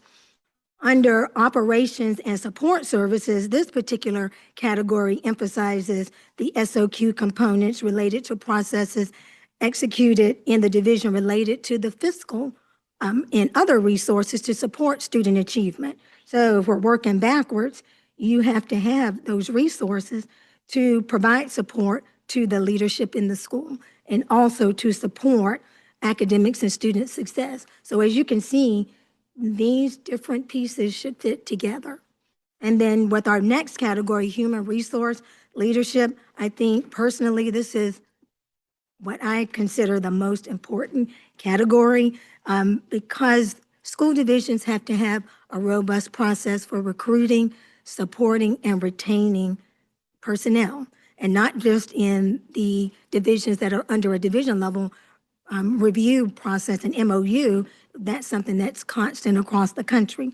And additionally, in this particular category, again, we focus on how job-embedded professional development and the evaluation processes are correlated with student performance outcomes. And so we look at how is a teacher's evaluation connected to student outcomes. So if you have all teachers that are excellent, exceed standards, but the school has been consistently underperforming, there is misalignment there. And so something that I hope you all notice across these categories, that there is a common thread that is woven between all of these, among all these categories, and that's the SOQ component, Standard 7, regarding school board policies. That's really where the rubber meets the road. The school board has to have policies regarding human resources, regarding operations and support services, regarding leadership, regarding academics and student success, because effective and current policies ensure coherence across the system, and it clarifies lines of responsibilities, because sometimes when we conduct division level reviews, it's not always clear who's responsible for what. And so through this process, we look at it like systems thinking, that all of these categories are like pieces of a puzzle and they should be interconnected. And once you do that, you should have students that are college, career, and life ready. And so we want to look at the relationship among all of these different categories. And so we ask Strong and Associates to help us marry the research, which are the categories, to our standards of quality. And what they did, they produced a tool for us, and you all have that as your attachment 1 in your board packet. And what they have done, and this is a snapshot of one of the tools. There is a tool for each of the categories that I just reviewed with everyone, but we're just going to talk about this first one as an example. So under academics and student success, there are subcategories. You have student achievement components, professional development and support, research and innovation. Some of our divisions that have that undergo a division level review have a special education corrective action plan. And so we follow up with them about that. And then finally, the targeted programs component. And so with the division level review tools for all of the different areas, we don't use all of them. I'm sure you all flipped through the document, and we don't have any divisions where we would use all of these. What we do, we look at the data over a 3-year period of time, and we look at what are some trends. And then if you recall, I talked about the academic review earlier. We use the academic review findings to help us determine over a number of years what were some of the recurring themes, and those are the areas that we're going to focus on. And so if you look at the parts of the tool, and all of the tools are designed the same. It starts out with the tool name, and then it shows that it's evidence for a particular area, for example, academics and student success. Then you'll see some sample artifacts. These are samples that a division may submit to us. It's not an all-exhaustive list, and in some instances, we tell the division what it is that we want to see during the division level review. Then it is organized as a rubric. So we look at gradations of performance across the area, starting with the functional implementation. We always start there. And so in this particular example, there are 2 components here under student achievement expectations. For example, communicates clear division, vision, mission, and goals for student achievement to all stakeholders. So say, for example, we looked at the strategic plan. We're looking for evidence in that particular artifact that shows that there's clear division, vision, mission, and goals and achievement for all stakeholders. So we take a look at that. You get points, you get 2 points. If it's functional, if we see everything is functional, then we move up to full. If it's not functional, we move down to limited or no implementation. And then in the bottom where it says evidence, that's where the team enters their notes, because that's going to help us develop what are called essential actions. And so I'm going to quickly, before I finish, I'm going to quickly discuss what happens before, during, and after a division level review before I turn it back over to Dr. Ballard. Before the review, the Office of School Improvement Director selects and trains the team members. And so people in our office from the Office of School Improvement, we would serve as the team leads, and we would have representatives from other offices in the agency, such as special education, instruction, federal program support services, business and risk management, CTE technology. They serve on the team based on the tools that are selected for the division. Then we look at the academic review findings and our analysis of the 3-year data trends to determine exactly which tools we want to use. And then we assign teams for each tool. So there is a team for academics and student success. If that's a tool, there's a team for leadership and governance. There's a team for operations and support services. And then we meet with the superintendent. So back in 2019, when I led the last two reviews, I met separately with the superintendents of Prince Edward and also with Danville to share the tool. And Danville actually invited me to come to their board meeting to present the entire tool during their board meeting because there was lots of interest in this process that was about to occur in their division. During the review, the team members conduct the activities. So we start out with a desk audit. So we ask the division to send us artifacts that are aligned with the areas that we're going to focus on. So we review those documents because they help us to focus on our activities once we're on site. When we're on site, we conduct interviews with the school board chair, the superintendent, division staff, parents, community members, and students. We've already talked with teachers because remember, we've already conducted division level reviews. School level academic reviews. We also, on some occasions, go into classrooms if we want to observe instruction in the schools that are accredited with warning, but also in the schools that are not. Because sometimes we will see the same practices and just by happenstance, a school that's fully accredited made it, but they are using some of the same practices that led to us determining that a division level review was necessary. And then we review documents. Then finally, after the review, all of our teams get together with their groups and they debrief based on their notes using the tool and they identify essential actions. In the last two reviews we did, both divisions had over 40 essential actions. But we won't have 40 essential actions in the end. So all of the team leads got together, they met with me in a conference room. We put up chart paper around the room and each team listed all of their essential actions. And we looked for themes across the different areas. So for example, if I was on the team that focused on academics and student success, did I see something that you saw in human resources? Did you see something that someone saw with operations and support services? And then some themes emerged across all of the groups. And then we developed the report of findings, and that was written and presented to the superintendent of public instruction for review and feedback.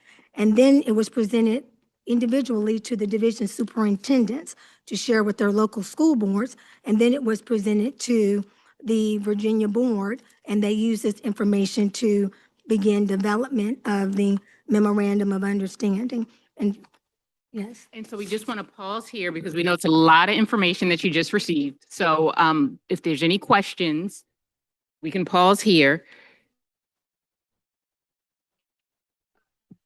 Quickly, I just kind of want to go over what's on, I guess, slide 13, where you're deep diving on the actual process of the review. Let me step back. So what we've talked about is essentially self-selecting the need for a division level review in many cases, right? Mm-hmm. So it's not done based on continued, or is it not done on continued lack of accreditation or any of this? So let's add that component. Okay, I'll give you some more context.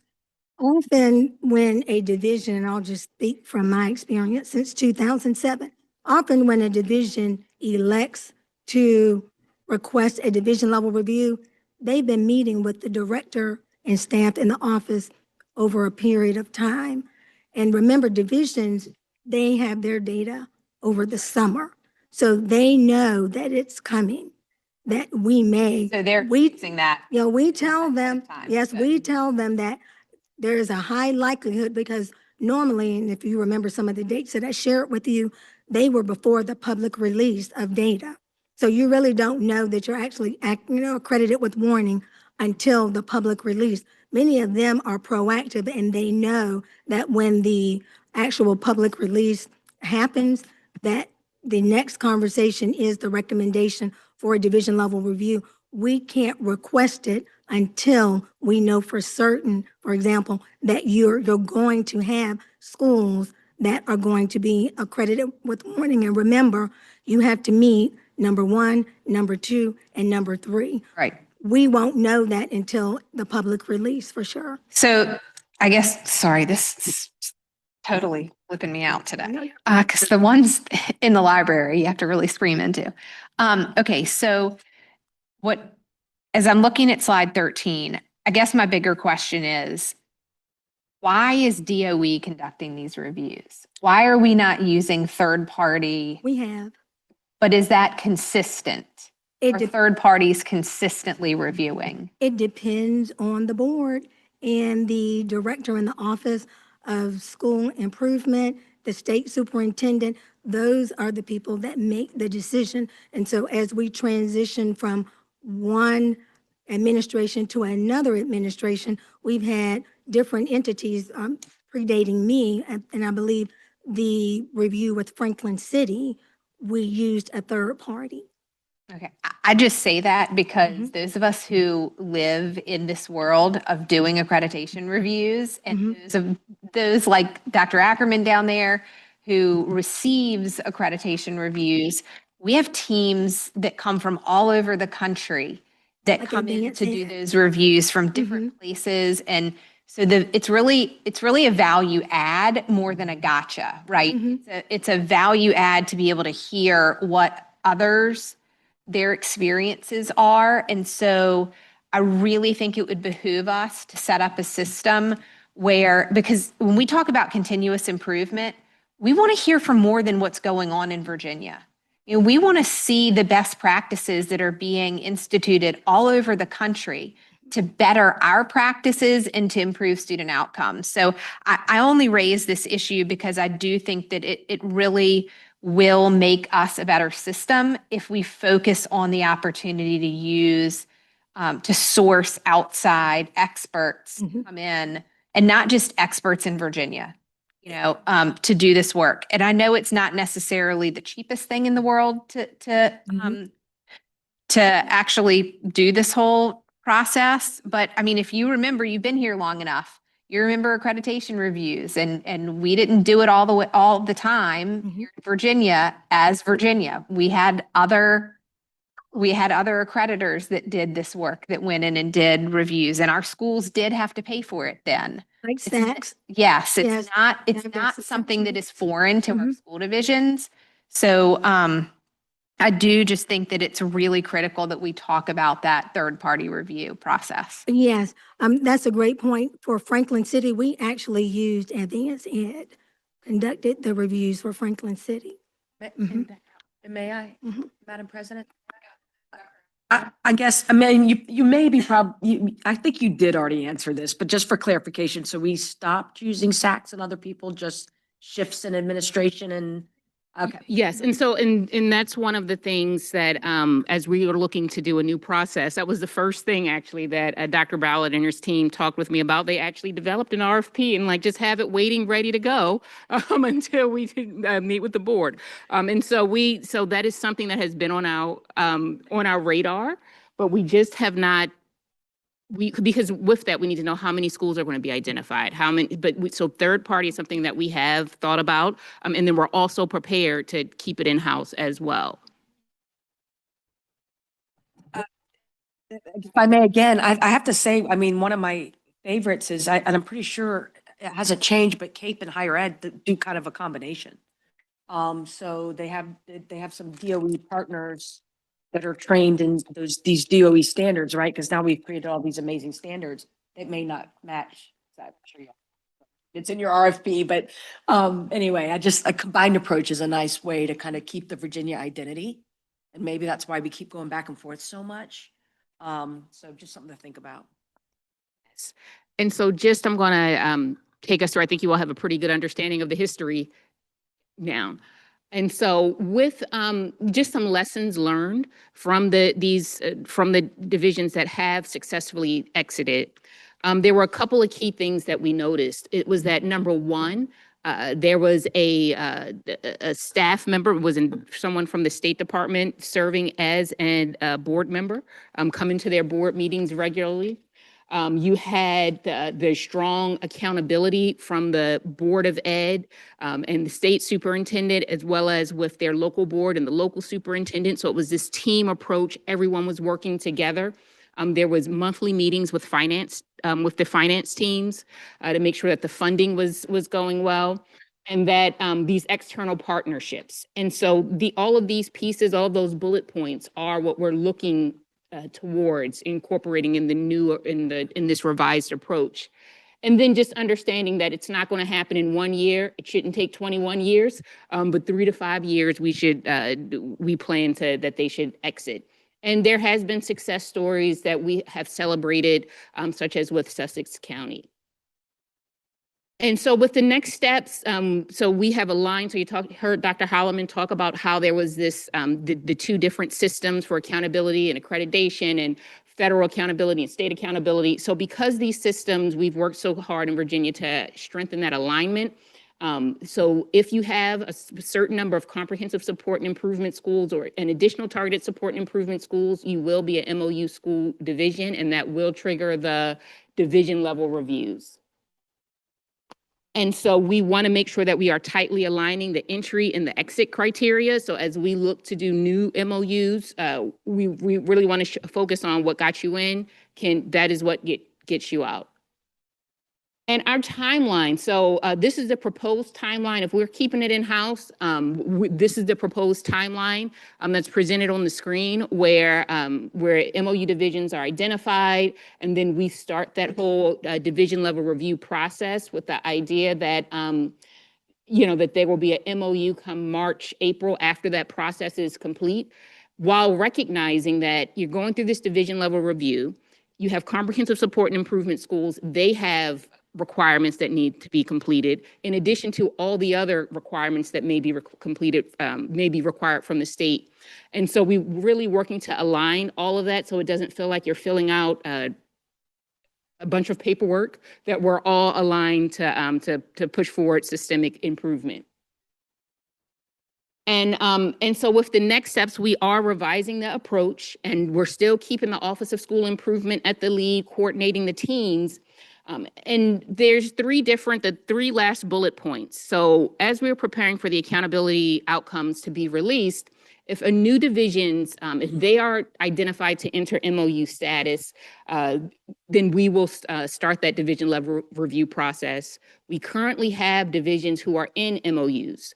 If we see that from these accountability outcomes that they will still be in an MOU, what we're going to do is undergo a division level review process to revise the MOU. And then if the outcomes of the accountability will exit those MOU divisions, then we'll work with the board to look at how we can exit them from MOU status. I got a couple of things real quick. Thank you. So I don't know, I'd like to hear everybody else's comments here, but I'm really stuck on the fact that I feel strongly about a third-party review situation here. I feel strongly that the Department of Education can benefit from the recommendations from a third party in how it supports the schools. And I feel strongly that schools and school divisions themselves are going to get so much more out of a third party than they are out of simply the department coming in and evaluating. So I guess my recommendation may be that we direct Emily Ann to Superintendent Gullickson to talk to Ms. Velasquez about an additional SOQ that would say, if we are committed to school improvement and we want to get every school division out of an MOU status, it is our goal to ensure that no school in the Commonwealth reaches the criteria for an MOU, right? That we move towards this third-party review process and get schools to where they need to be. I'd love to hear some feedback on that. Madam President, Ms. McPherson. the concern I have is that the schools that are already under an existing MOU, I have a feeling that maybe they should be reviewed according to internally because they already have a set of expectations and they were operating under that. And then once, if they get re-identified under the new category and they get thrown to a third party, I'm thinking that the crisscross for them could be difficult. So it could very well be that maybe with the existing ones that we might want to do those in-house. I don't know how anybody else feels about it, but I guess I feel like they need the most evaluation from a third party view. Ms. Ashton? I've been going through this accreditation process myself right now. The benefit is it's the most rigorous self-reflection process where the team is fully engaged in it and can look at the data, set priorities. And so it is a lot of work, but it is, I think, actionable for the people who are doing it. And so I do recommend having a third-party evaluator. I think, you know, having schools or school divisions have options in terms of who they can work with is important. But if you're really talking about improvement and it coming from the people who are doing the work, then I don't know any other way to actually do it. We can have a top-down approach, which I think will have, you know, maybe immediate impact, but for the long term, the way I experience accreditation is that the people who are front and center on the ground go through it and they're able to inform their practices and they come up with real action steps. So I am fully supportive of third-party accreditation partners to help our schools get better. Madam President. Dr. Ackerman? I guess something that, I mean, just obviously everybody knows I love that idea, but the timeline would be interesting.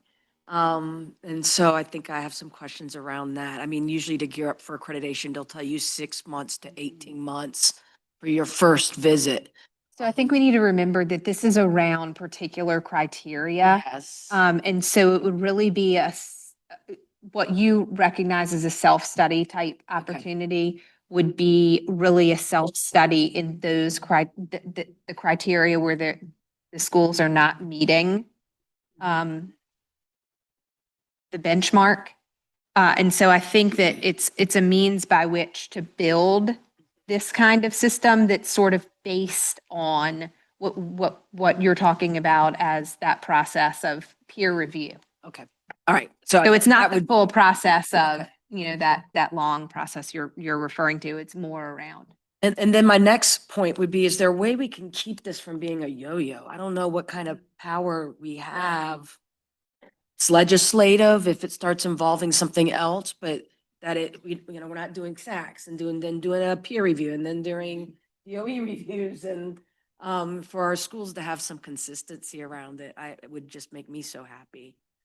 But those are my two kind of concerns. President Creasy, Member Ackerman, that, as I will remind you to one of our prior presentations from our Deputy Superintendent, is why we're really leaning in on a multi-year infusion of school improvement dollars. This team has been very gracious in these 9-month hustle grants and then three months review and onboarding the new grant cycle. And as I said previously, but want to reiterate now that it's timely, that was one of the top recommendations when we first met on what needed to be improved so that as schools do improve, they have some of that continuity, even as they level up, so that it's not as jolting also on some of the dollars, tools, and we can really embed the systems change that the board is seeking. Mr. Green. So I don't know if this is a question directly for you, Dr. Booker Dwyer, or Dr. Holloman, given her institutional knowledge, and I certainly appreciate it and giving us some historical context with respect to MOUs and some of those very specific school divisions that was referenced earlier. But my question is specifically pertaining to the city of Richmond, to the Richmond Public school board, one of those bullet points, one of those slides that you had, Dr. Booker Dwyer, was how some of these school divisions have successfully exited from the MOU. Do we know as of today if the city of Richmond have fulfilled any of those actions where other school divisions have been successful in their exit?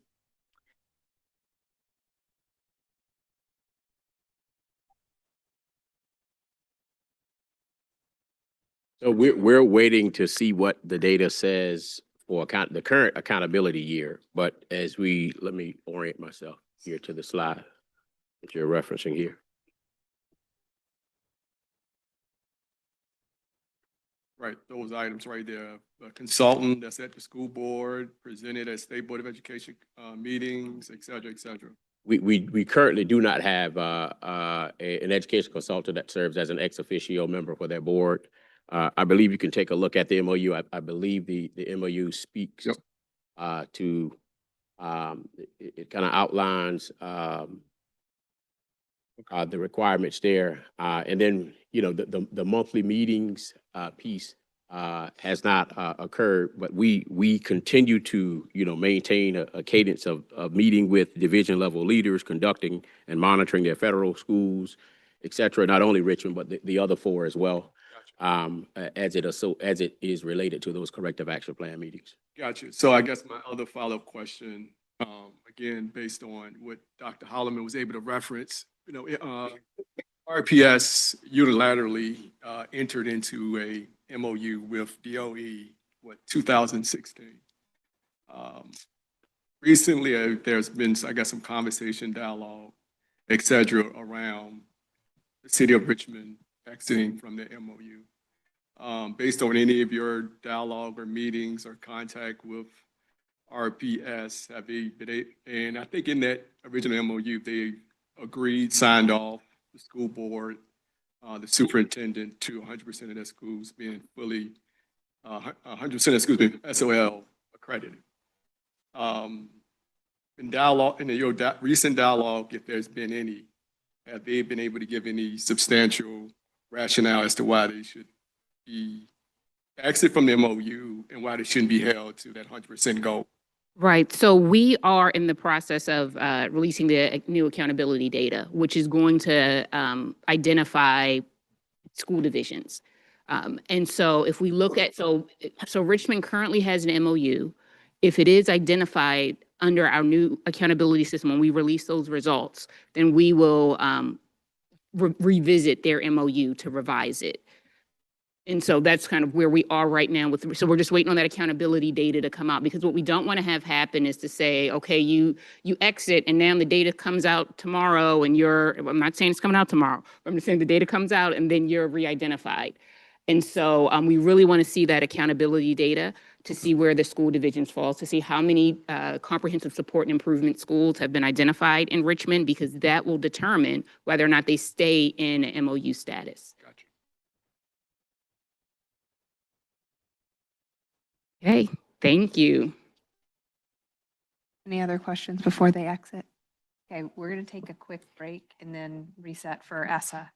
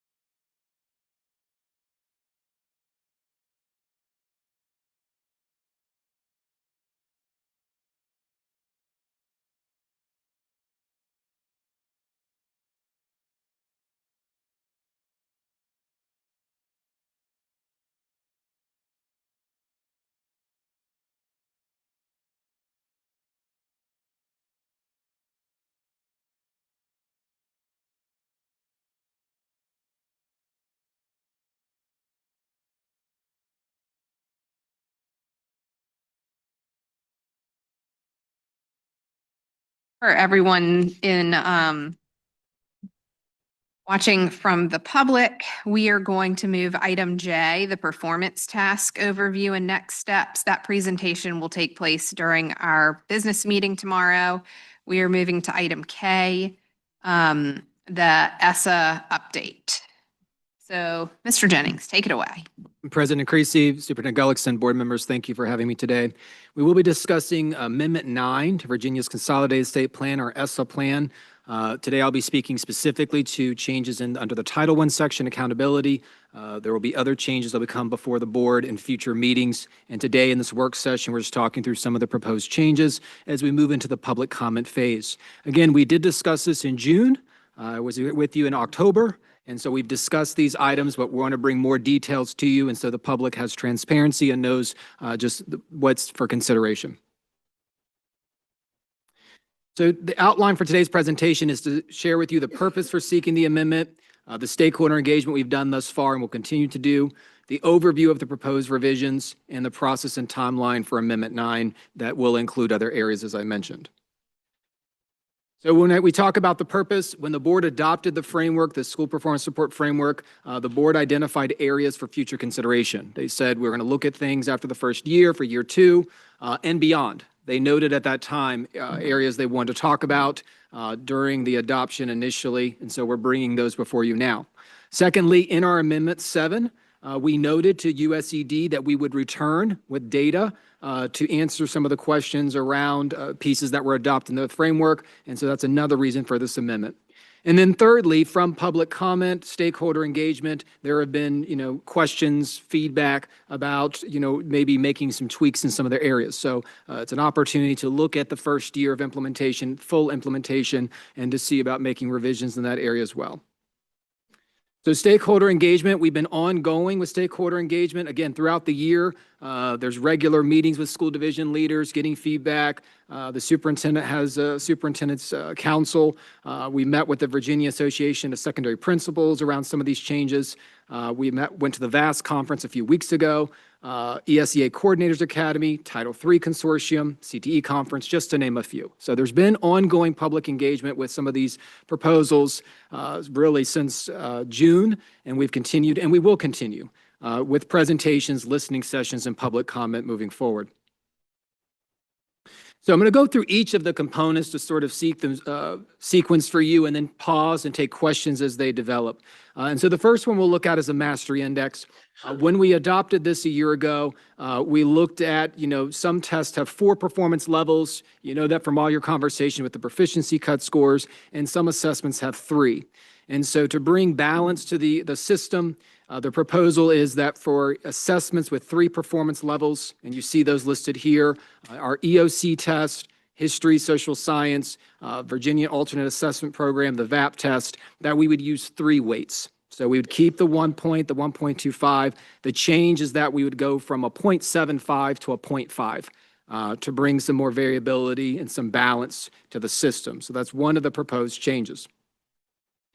Next, we want to talk about science. So with the changes to the performance levels, grade 5 and grade 8 science only had 3 performance levels. And we got feedback on, reading and math have 4 performance levels. Why doesn't science in the elementary and middle schools?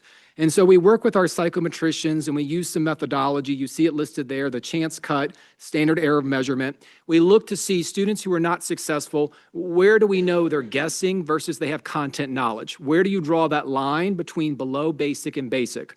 And so our psychometricians met and they analyzed the data, and you see their proposals there that with their methodology, 95% probability of knowing about grade level science than would be expected by chance. And that was using this methodology. And so you see the tables below. Grade 5 science would be below basic, 0 to 355, basic 351 to 399. Grade 8 science, below basic, 0 to 370, and basic 371, 399. What this will allow is that for students who are not successful on the science test, they can earn the 0.75. Because as I shared with you the slide before, 3 performance levels is a 0.5. So now we're increasing opportunities for these students, but also the 4 performance levels really helps you differentiate data to really see where students are. And so this is a proposal, a revision that the field has given us positive feedback on to sort of really see where students are in science and bring alignment between our reading, math, science grades, really 3 through 8. Now, this slide looks a little overwhelming. You've got quite a bit of language from USED, ESSA, the Every Student Succeeds Act, and what this is stating that under federal law, schools are required in student groups to have 95% participation. That was in ESSA, that was signed in 2015, implemented in 2017. And so you have non-participants and participants. Either a student takes the test or doesn't take the test. And if they do not take the test, they're a non-participant and they're a score of 0. Now we have Virginia statute you see listed there around parent refusals. These are parents who select we don't call it opt-out, they're refusing for their child to take the assessment. And you have the language there that the board shall not include in its calculation and the passage rate, student calculations of parents who refuse. But you see, unless it would result in the school not meeting any required state or federal participation rate. So we can remove zeros from parent refusals if the school is over 95%. And when our meetings, our consultations with USED, they've been very consistent across the nation about this 95%. There is no waiver. There's many dear colleague letters, very much they say there's a 5% allowance. That is what you get. There's no exceptions. Whether it's parent refusals, absences, medical emergencies, you have 5%. The incentive is to test the students and see where they are. And so they're very firm on that. So we have to obviously abide by that. And so we want to be clear about students who are scoring 0 why, where that's coming from. So we are honoring state law as we're allowed under the federal. And so we're meeting both. But we want to be clear about the 95% participation. And I want to also share with you that Virginia is committed to developing Ready for Life graduates. We have a profile of Virginia graduate that was developed long ago. In partnership with the Board of Education, General Assembly, working with the department and stakeholders. And so you see here, the Board of Education determined that a life-ready Virginia graduate achieves and applies appropriate academic and technical knowledge, demonstrates productive workplace skills, qualities, and behaviors, builds connections and values interactions with others as a responsible and responsive citizen. We think of community engagement and civic responsibility, and aligns knowledge, skills, and personal interests with career opportunities, career exploration. We do this in multiple ways throughout the department, throughout the child's school. Even before we talk about, Jenna Conway talks about, pre-K, the work that they do in early childhood. We think about all the experiences, our academic career plan, the way through our 3E framework to encourage community engagement and civic responsibility.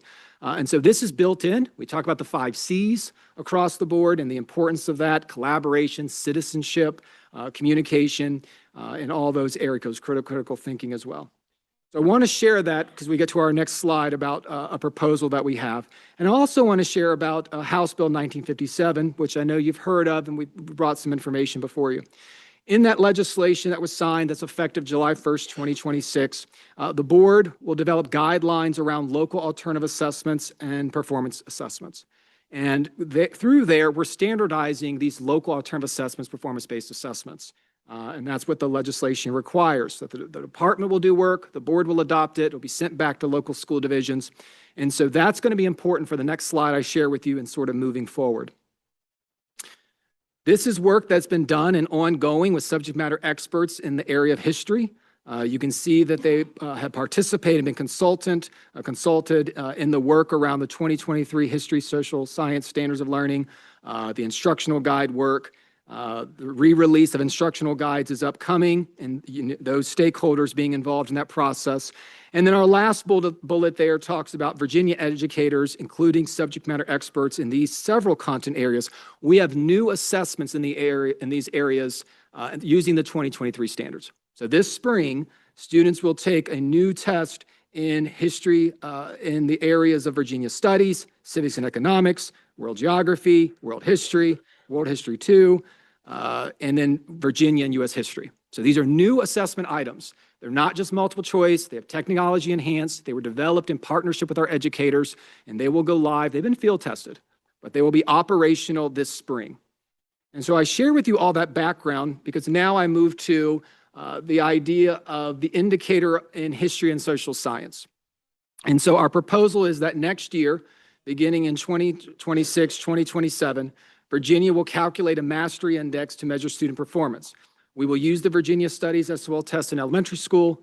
Middle school would use the Civics and Economics SOL test. High school would use the Virginia U.S. History SOL test. Now, these tests do use the 3 performance levels, as I mentioned before.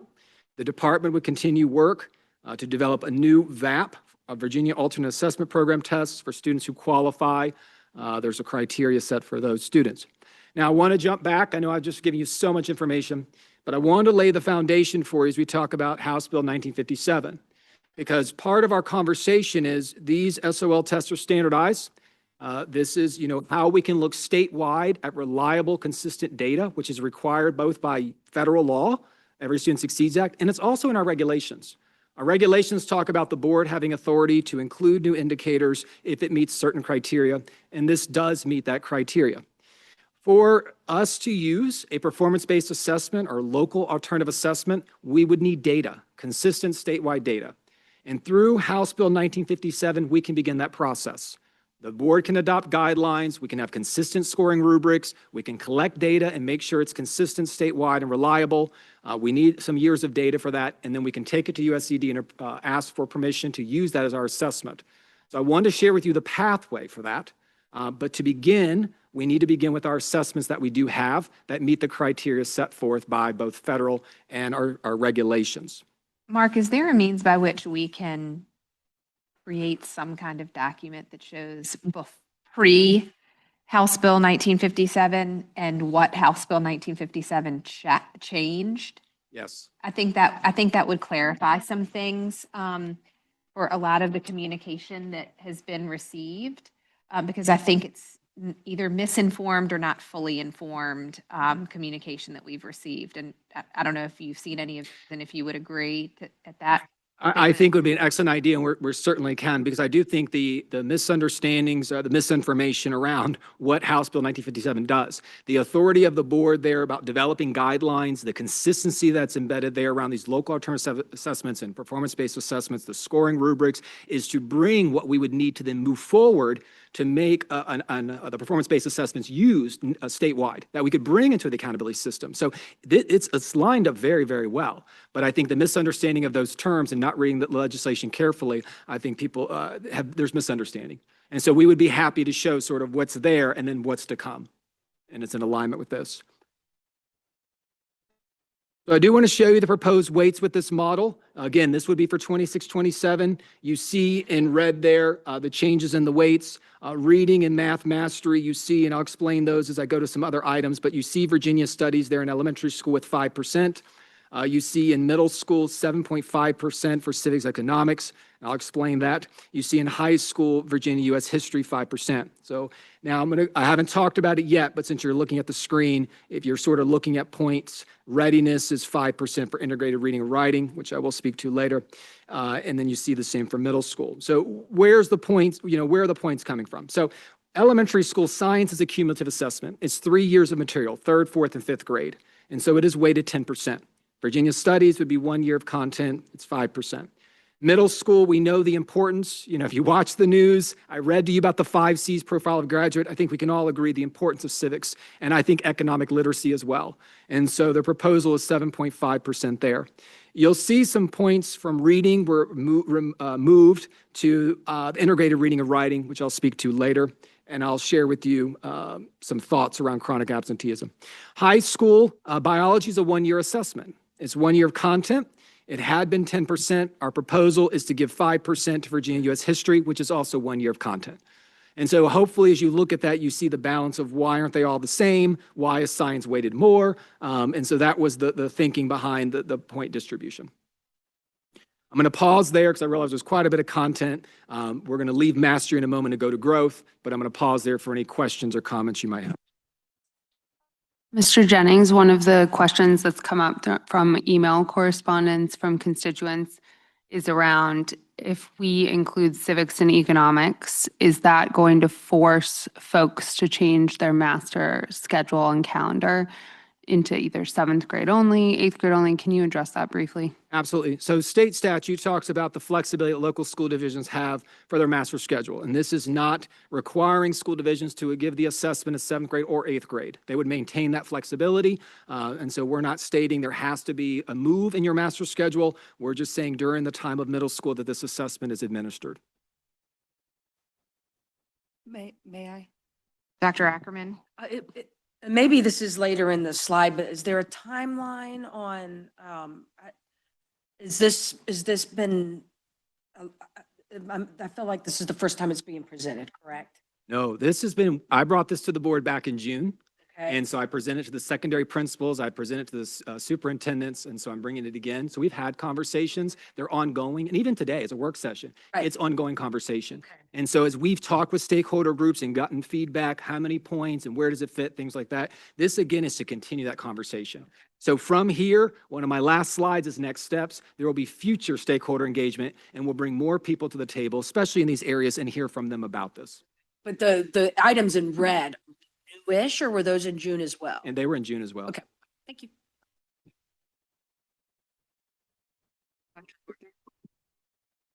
How many other states include history in their state accountability? Excellent question. We've been researching that and sort of which state scan you look at and when they last looked at state plans, you get different numbers. So I don't want to give you a precise number, but there are definitely, we saw definitely over 10, sometimes we saw up to 24. And it varied when they did it. Some did it during high school. They used it in the high school as far as readiness, especially even with the civics or the U.S. history or government. And so we saw it in different places, but that is something we're continuing to provide for the board to say how many states do this and when do they do it. But like I said, we looked at different state scans and the numbers based on when they did it, the numbers varied.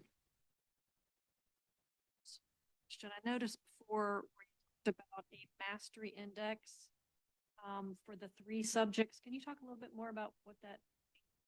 So yes, so we have our reading and math test have 4 performance levels. So as you know, you just did the cut scores. You have below basic, basic, proficient, and advanced. Our end of course test, currently our science test, the history test, VAP only had 3 performance levels. So it was students who fail, students who pass advanced. And so the proposal here is that to help with the weight distribution, currently it was if students failed, they got a 0.75. And so there was no differentiation of how you failed. Did you get a 399 or did you get a 200? And so they're all getting 0.75. So to balance the calculations, the proposal is to do a 0.50, half a point.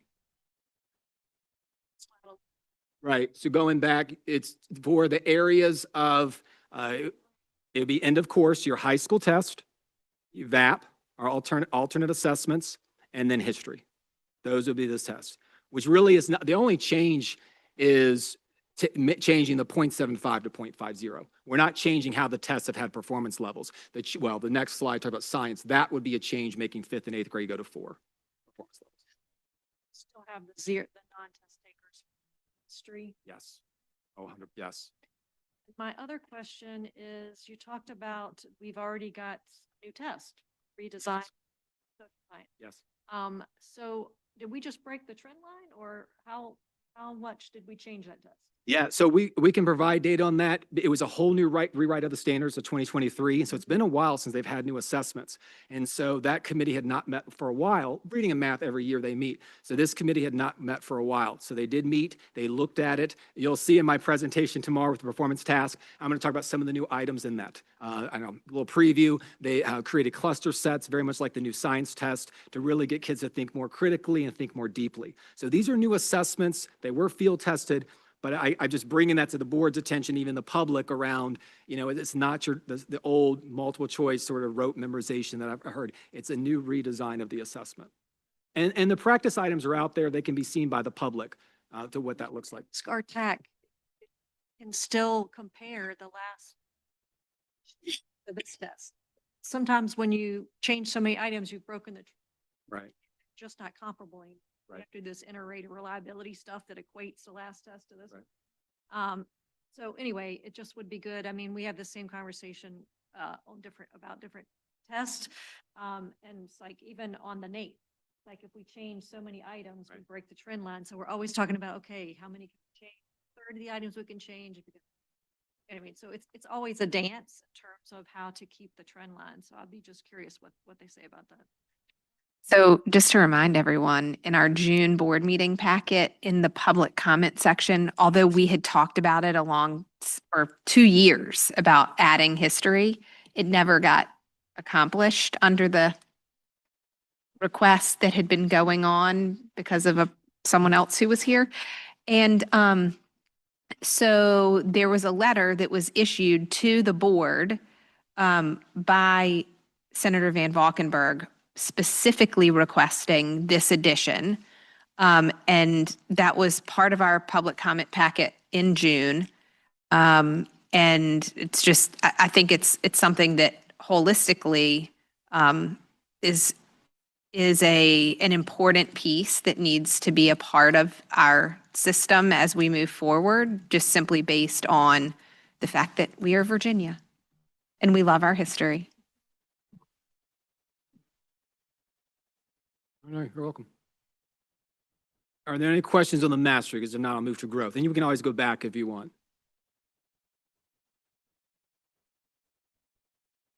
I'm going to move to growth as we talk about growth in reading and mathematics. And so again, you see the headline there, transparently measuring growth. Our proposal is to use the word return to the progress value tables. These measures where students are on the performance levels based on their test scores, and you can denote when they move from one level or one range year over year. This again, as you see in the second bullet, we shared this at our last meeting with you in October, but the value tables were recommended by our TAC, our Technical Advisory Council, and as they looked at the data, they had our conversations with us, the transparency, consistency, the familiarity of Virginia, the statistical reliability, they evaluated those measures. Again, this would allow us to use value tables both for SOL test and VAP. Our current vendor or previous vendor using the value added was unable with their formula to come up with a formula to use VAP. And so we use progress tables for VAP and we use value added for the SOL test. So this would allow us to use one consistent metric across. When we have talked with educators, again, the stakeholder engagement has been ongoing. Their thoughts are around the better communication with families and the public. They can plan ahead and know where the targets are. They can calculate their data more quickly. Again, that word transparency. And I should share with you too, the department had, actually the General Assembly had requested a study back in 2016 for the department to investigate growth models. And so they funded a study and looked at value added. They looked at student growth percentile, they looked at progress tables. And at that time, the conclusion was very similar to where we are today, that progress tables or value tables were the best fit for Virginia. And so the appendix, the very end of the presentation, does show you the current progress or value tables. And I'm using those terms because the literature calls them value tables, but if you go out, to any school or principal, they know them as progress tables. So I want to honor that. And so the reading and mathematics that are on a vertical scale, which you'll see in the demonstration. So these are our proposed calculations. What I'll say to you is when we used these in the past, the way it worked, a number of pieces that are important for you to know, is it was only being calculated for students who had failed. So when this was used in the past in Virginia, it was only students who failed. And the rule, the calculation was if you moved up one range, then you received a point. That was it. I mean, it was simple to know. But as I show you this, you might go, this is very complicated. And we showed this to the superintendents a few weeks ago. But in complexity, we're honoring more where students are. And I think as the superintendent saw it, that we've received very positive feedback about this. And so we open it to the public for additional feedback as well. So when you see this, if we begin, we've got it highlighted here and animated for you, that in our first range, a student who regresses or moves back on this vertical scale from year over year, then they're receiving no points. It's very clear the student did not grow, they regressed. And so I think you would understand why the student would not receive any points, and that's something that we definitely need to draw attention to. In our next example here, a student is not passing. So if you look at the way it's set up, below basic, basic, proficient, advanced, the 8 ranges, each performance level is divided into 2 subsections. And so ranges 1 through 4, these students did not pass. They were not proficient. And so this student in range 4 did not pass year over year. And so we're giving some partial growth. They didn't pass, but they maintained. And so the next assessment is vertically aligned, is a little more challenging. And so there's half a point there. In our next example, this student is proficient. but you notice the proficiency went down. And so maybe they scored 489 in one year, and the next year they score closer to the 400. And so in that example, the student, again, you see regression. And so it's not a 1-point value because yes, the student did pass, but could you really say they grew when we have clear regression? They went down on the vertical scale. And so this student has a 0.75. And in this example, a student is scoring advanced. They're not all the way advanced. There's 2 subsections in advanced. They're in range 7, not in range 8. And so year over year, they're receiving a point. Again, they passed the test, and they're advanced in both years, but there still was room to grow. They did not grow, and so they receive a point. I'll take you to the next slide now. In this example, you'll see a student moves from one range to another range. And when they do that, they're receiving a point. So this student still did not pass, but they moved from one range to another. So we are seeing some growth on the vertical scale, so they receive a point. In the next example, we have a student moving from basic, and this is true of any of the ranges 1 through 4. My example is just, showing you the line. But this student did not pass the test, and in the spring of the next year, they did pass the test, and so you see it's a 1.25. The student moved from failing in one year to the next year passing. And so we've given an additional 1/4 of a point to show that recognition of failure to proficient. Our old system, when we used this, wasn't even used for students who had passed. It was only used for students who failed. So this is a change that we've received positive feedback on. And then you see in this example, similarly, a student who scores proficient in one year and then scores advanced in the next year, again, 1.25.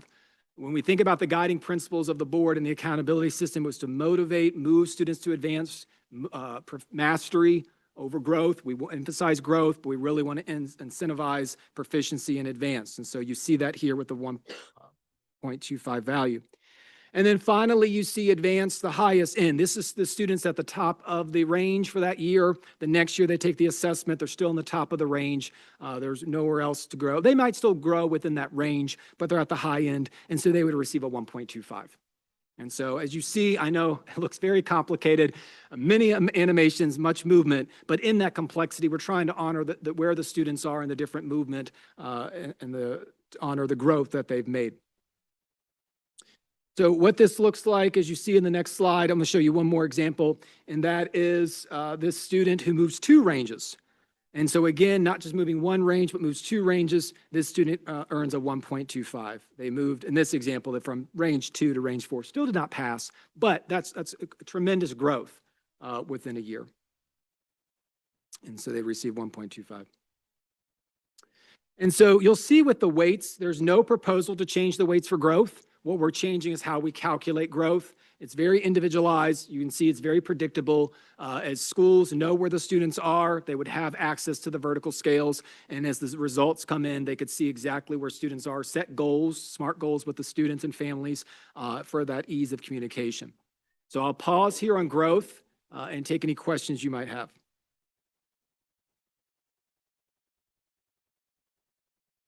Dr. Northern?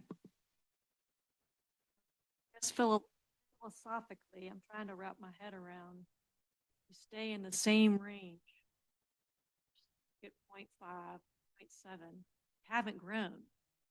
Haven't lost, but you haven't grown. So I guess, I could make the case that that should be 0 too. So I guess talk to me a little bit about thinking there, because in my mind, if we call it growth, it didn't grow, but you still get points. I guess talk through that. Philosophically, I get that we need to be careful with. No, excellent questions here. So the vertical scale is important, and I can put a demonstration for you next time we meet. Very much picture a trend line. And so again, with that vertical scale, you're starting at, in our example, we go from 900 to 2,000. And so with that, the next year, you're expected to grow, as you know, but also you're getting a more challenging assessment. At the end of our SOL test, there are 6 additional items. And those items are either above grade level, below grade level, or on grade level. They do not count in the student's scaled score. So the cut score conversation, all the work, the 0 to 600, they do not factor into that. They are used strictly for this. And so with those, our vertical scale becomes more precise. And so we're able to use that to see with this partial growth, a student staying in that range, again, it's a range, there's some calculations to say there was minimal growth. So not as much as we would want to move into a new range, but there was some minimal growth. With a new assessment and these 6 items, we can see sort of with the off grade level questions, how below grade level, how much on grade level, how much above grade level. And so for those factors, because we're calling it again a progress table or value table. With the vertical scale, it's a little different because of those factors. And so that's our rationale for adding the 0.5, maintaining that range. Saying with these 6 additional items are actually, I mean, that's informing Yes. 0.5, 7. You Yes. actually do have some data that says within that range, they were closer to growing than not growing. Right. And that's a part of that computer adaptive test. So it uses the data from the test you took. And then the last 6 questions, the students know, everyone knows, the last 6 questions do not count. But it's informed by the previous, from the scaled score, the previous items you were assessed on. And then it sees, you know, if we're going to go below grade level, how far below grade level? And if we're going to be on or above, how far can we go? So those 6 items inform this vertical scale. So when you see it in the appendix, I know it'll be confusing, be like, wait, we've been talking about 0 to 600 and now we see 900 to 2000. That's why. It's again, going all the way through. It's a through line, but it's also using those 6 items to see more precisely where should you fit. If the kids should know they don't count. That's probably It depends on the school, the division. We provide that transparently. It's in our test blueprint. It talks about it. But yes, I mean, for better data, yeah, we would like the students to do the best they can throughout.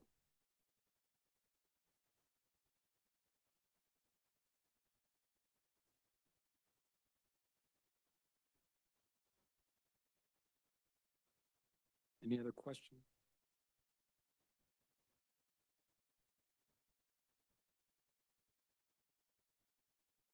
Hey, Mark, I think we're gonna go up to 3E and then halt and finish the presentation tomorrow, if you don't mind.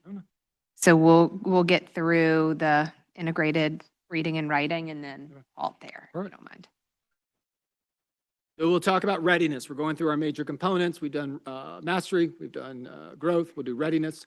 And so we'll talk about advanced coursework. You'll see here in science, and I want to be clear, it's in bold for you there, the proposal that in 26, 27, so this would be 2 years from now, that we be talking about students in grade 8 who are ready to take high school earth science, would take that assessment in grade 8. Need to be clear that both under federal and state law, students would be required to take the grade 8 assessment first. They would be required for the grade 6 science content, life science, and physical science. You're not going to. Wait, in 27, 28, or 26? Oh, my apologies. Thank you. So 2 years from 2 now. years from now, so 27, 28. Thank you. Yes, we're very, yes, I need to be very clear about that. So in 27, 28 school year, 2 years from now, to prepare students, give time for master scheduling, preparation, acceleration. So yes, thank you. And so you see there again, that very important first bullet around the sequencing that could be done to accomplish this, so that earth science could be assessed during middle school with students who have already taken the grade 8 science, because the grade 8 science is accumulative over those 3 areas. And then students would be able to take the earth science. The indicator here is important, it's twofold. First is performance. Well, how did the students do? If they took the earth science assessment, how did they do? The second is access. How many students had access to the course? And so we're looking at that as far as, looking across the board at fairness, looking to see that it meets the requirements under ESSA as far as the indicator being available to all students. So also in 27, 28, school year 27, 28, let me be clear about that. We also have the proposal for world geography. So again, this is not given to a specific grade level. It says students who are ready for world geography, they could do it different times at the middle school level. And so again, also during middle school, they take the civics economics test. You see the similarity there. Performance will be measured by their proficiency on the assessment, and then also students who have access. And so we're looking to see how many students are enrolled. I'll say to you with both of these, we have school divisions doing this. This is not such a surprise. We have school divisions who do this in some of their schools, who do it division-wide, do it in different ways. And so we have data on that. More students are taking world geography than world history. That was a question we'd received before when we talked about this back in June. And we brought this forward, why world geography and not world history. I share with you some of the instructional concerns around world history. But more students at the middle school are taking world geography right now than in world history 1. And so that is the proposal. Again, in 2 years, to provide schools sufficient time to plan accordingly. And then we talk about the integrated reading and writing, which I know we talked about last board meeting. In this proposal, yes.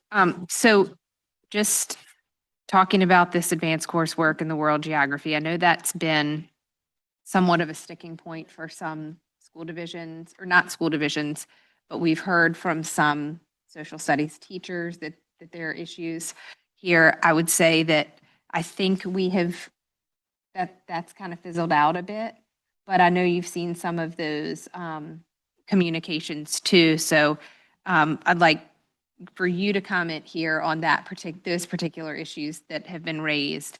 But also, I feel strongly that this course, particularly world geography, and I mean, I also feel strongly about my civics and economics course, but both of them are crucial to the underpinning of a strong foundation in the social sciences.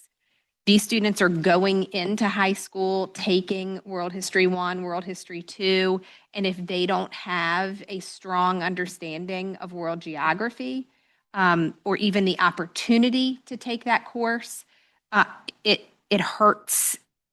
It hurts the future of their success in World History 1 and World History 2. So, and Dr. Northern might have some further comments on that. I don't know, but so I just would like to hear your comments on that too.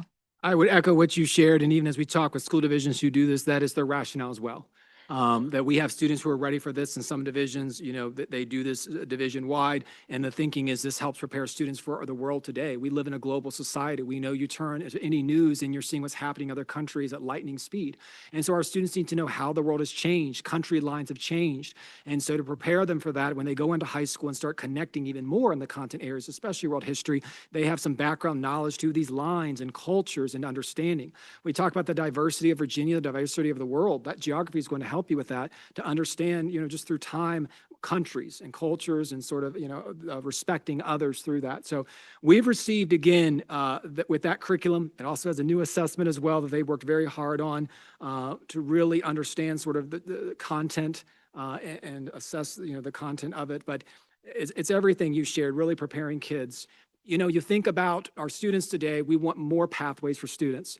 3E has been very, very much embraced. I think soon when you see the data, you'll see very strongly, and we were at the Superintendent's Association, they had a whole session on 3E. They offered ideas, but you to see how that's implemented as pathways for students and where they are exploring, not putting them on track, but exploring. And so what we're offering here through advanced coursework are more pathways. There are students who are ready. And so what we're saying is do not hold them back. This is a pathway for students to offer it for them if they're ready, to help them be successful in high school, to explore other areas. Well, and not only that, let's double down on the fact that this is advanced coursework. This is not standard coursework. And so I think there's a really big difference there. If this was a requirement for standard coursework, that would be a very different conversation. Dr. Northern? Is this AP? No. Okay, that's my biggest concern, is because we have a gold standard for advanced placement at high school. So I'm worried that this is going to water down, because that's what happens, right? Advanced. And I think that's a real danger, especially if we're not using AP. And I don't see a reason why we couldn't be using AP. I'm sure, there's probably reason, but I guess I just feel like, what are we going to start just kind of, putting advanced, things on courses without them actually being vetted by the College Board and being advanced placement? Okay. This course is not taught in high school. This is a course that's being taught in 8th grade. All right. Yes. No. Yes. It's a high school course offered to middle school students. We're calling it advanced coursework in the accountability system because it's advanced, because it's not in the middle school sequencing. It's the high school course coming down to middle school. So that's the advanced piece.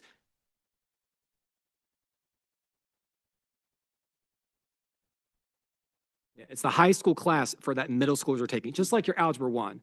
It's your Algebra 1, Algebra 2 geometry that middle school students take. Earth science is a high school class that middle school students take. That world geography is a high school class that middle school students take. Yeah, But to your point, it might keep them from taking sorry, excuse me, Mayor. It wouldn't, okay. Like they would then later choose not to take AP geography because they took it in 8th grade. I don't even know that there are any offers of AP World Geography. I would have to look and see, but with never- students having, if students are able to complete more high school coursework during middle school, it frees up credits in high school to have more time to explore other areas, which could be AP. And they could do dual enrollment. I mean, you realize there's only so much time in a schedule. And so again, as students are being asked, I want to do AP, dual enrollment, even CTE, by doing more in middle school, you free up your schedule. So students could take more AP dual enrollment. Let's just keep an eye on whether we're changing the syllabus, Right. because it should be the same. I guess that's, you know what I mean? Like you can have something be called something and it can look very different. Absolutely.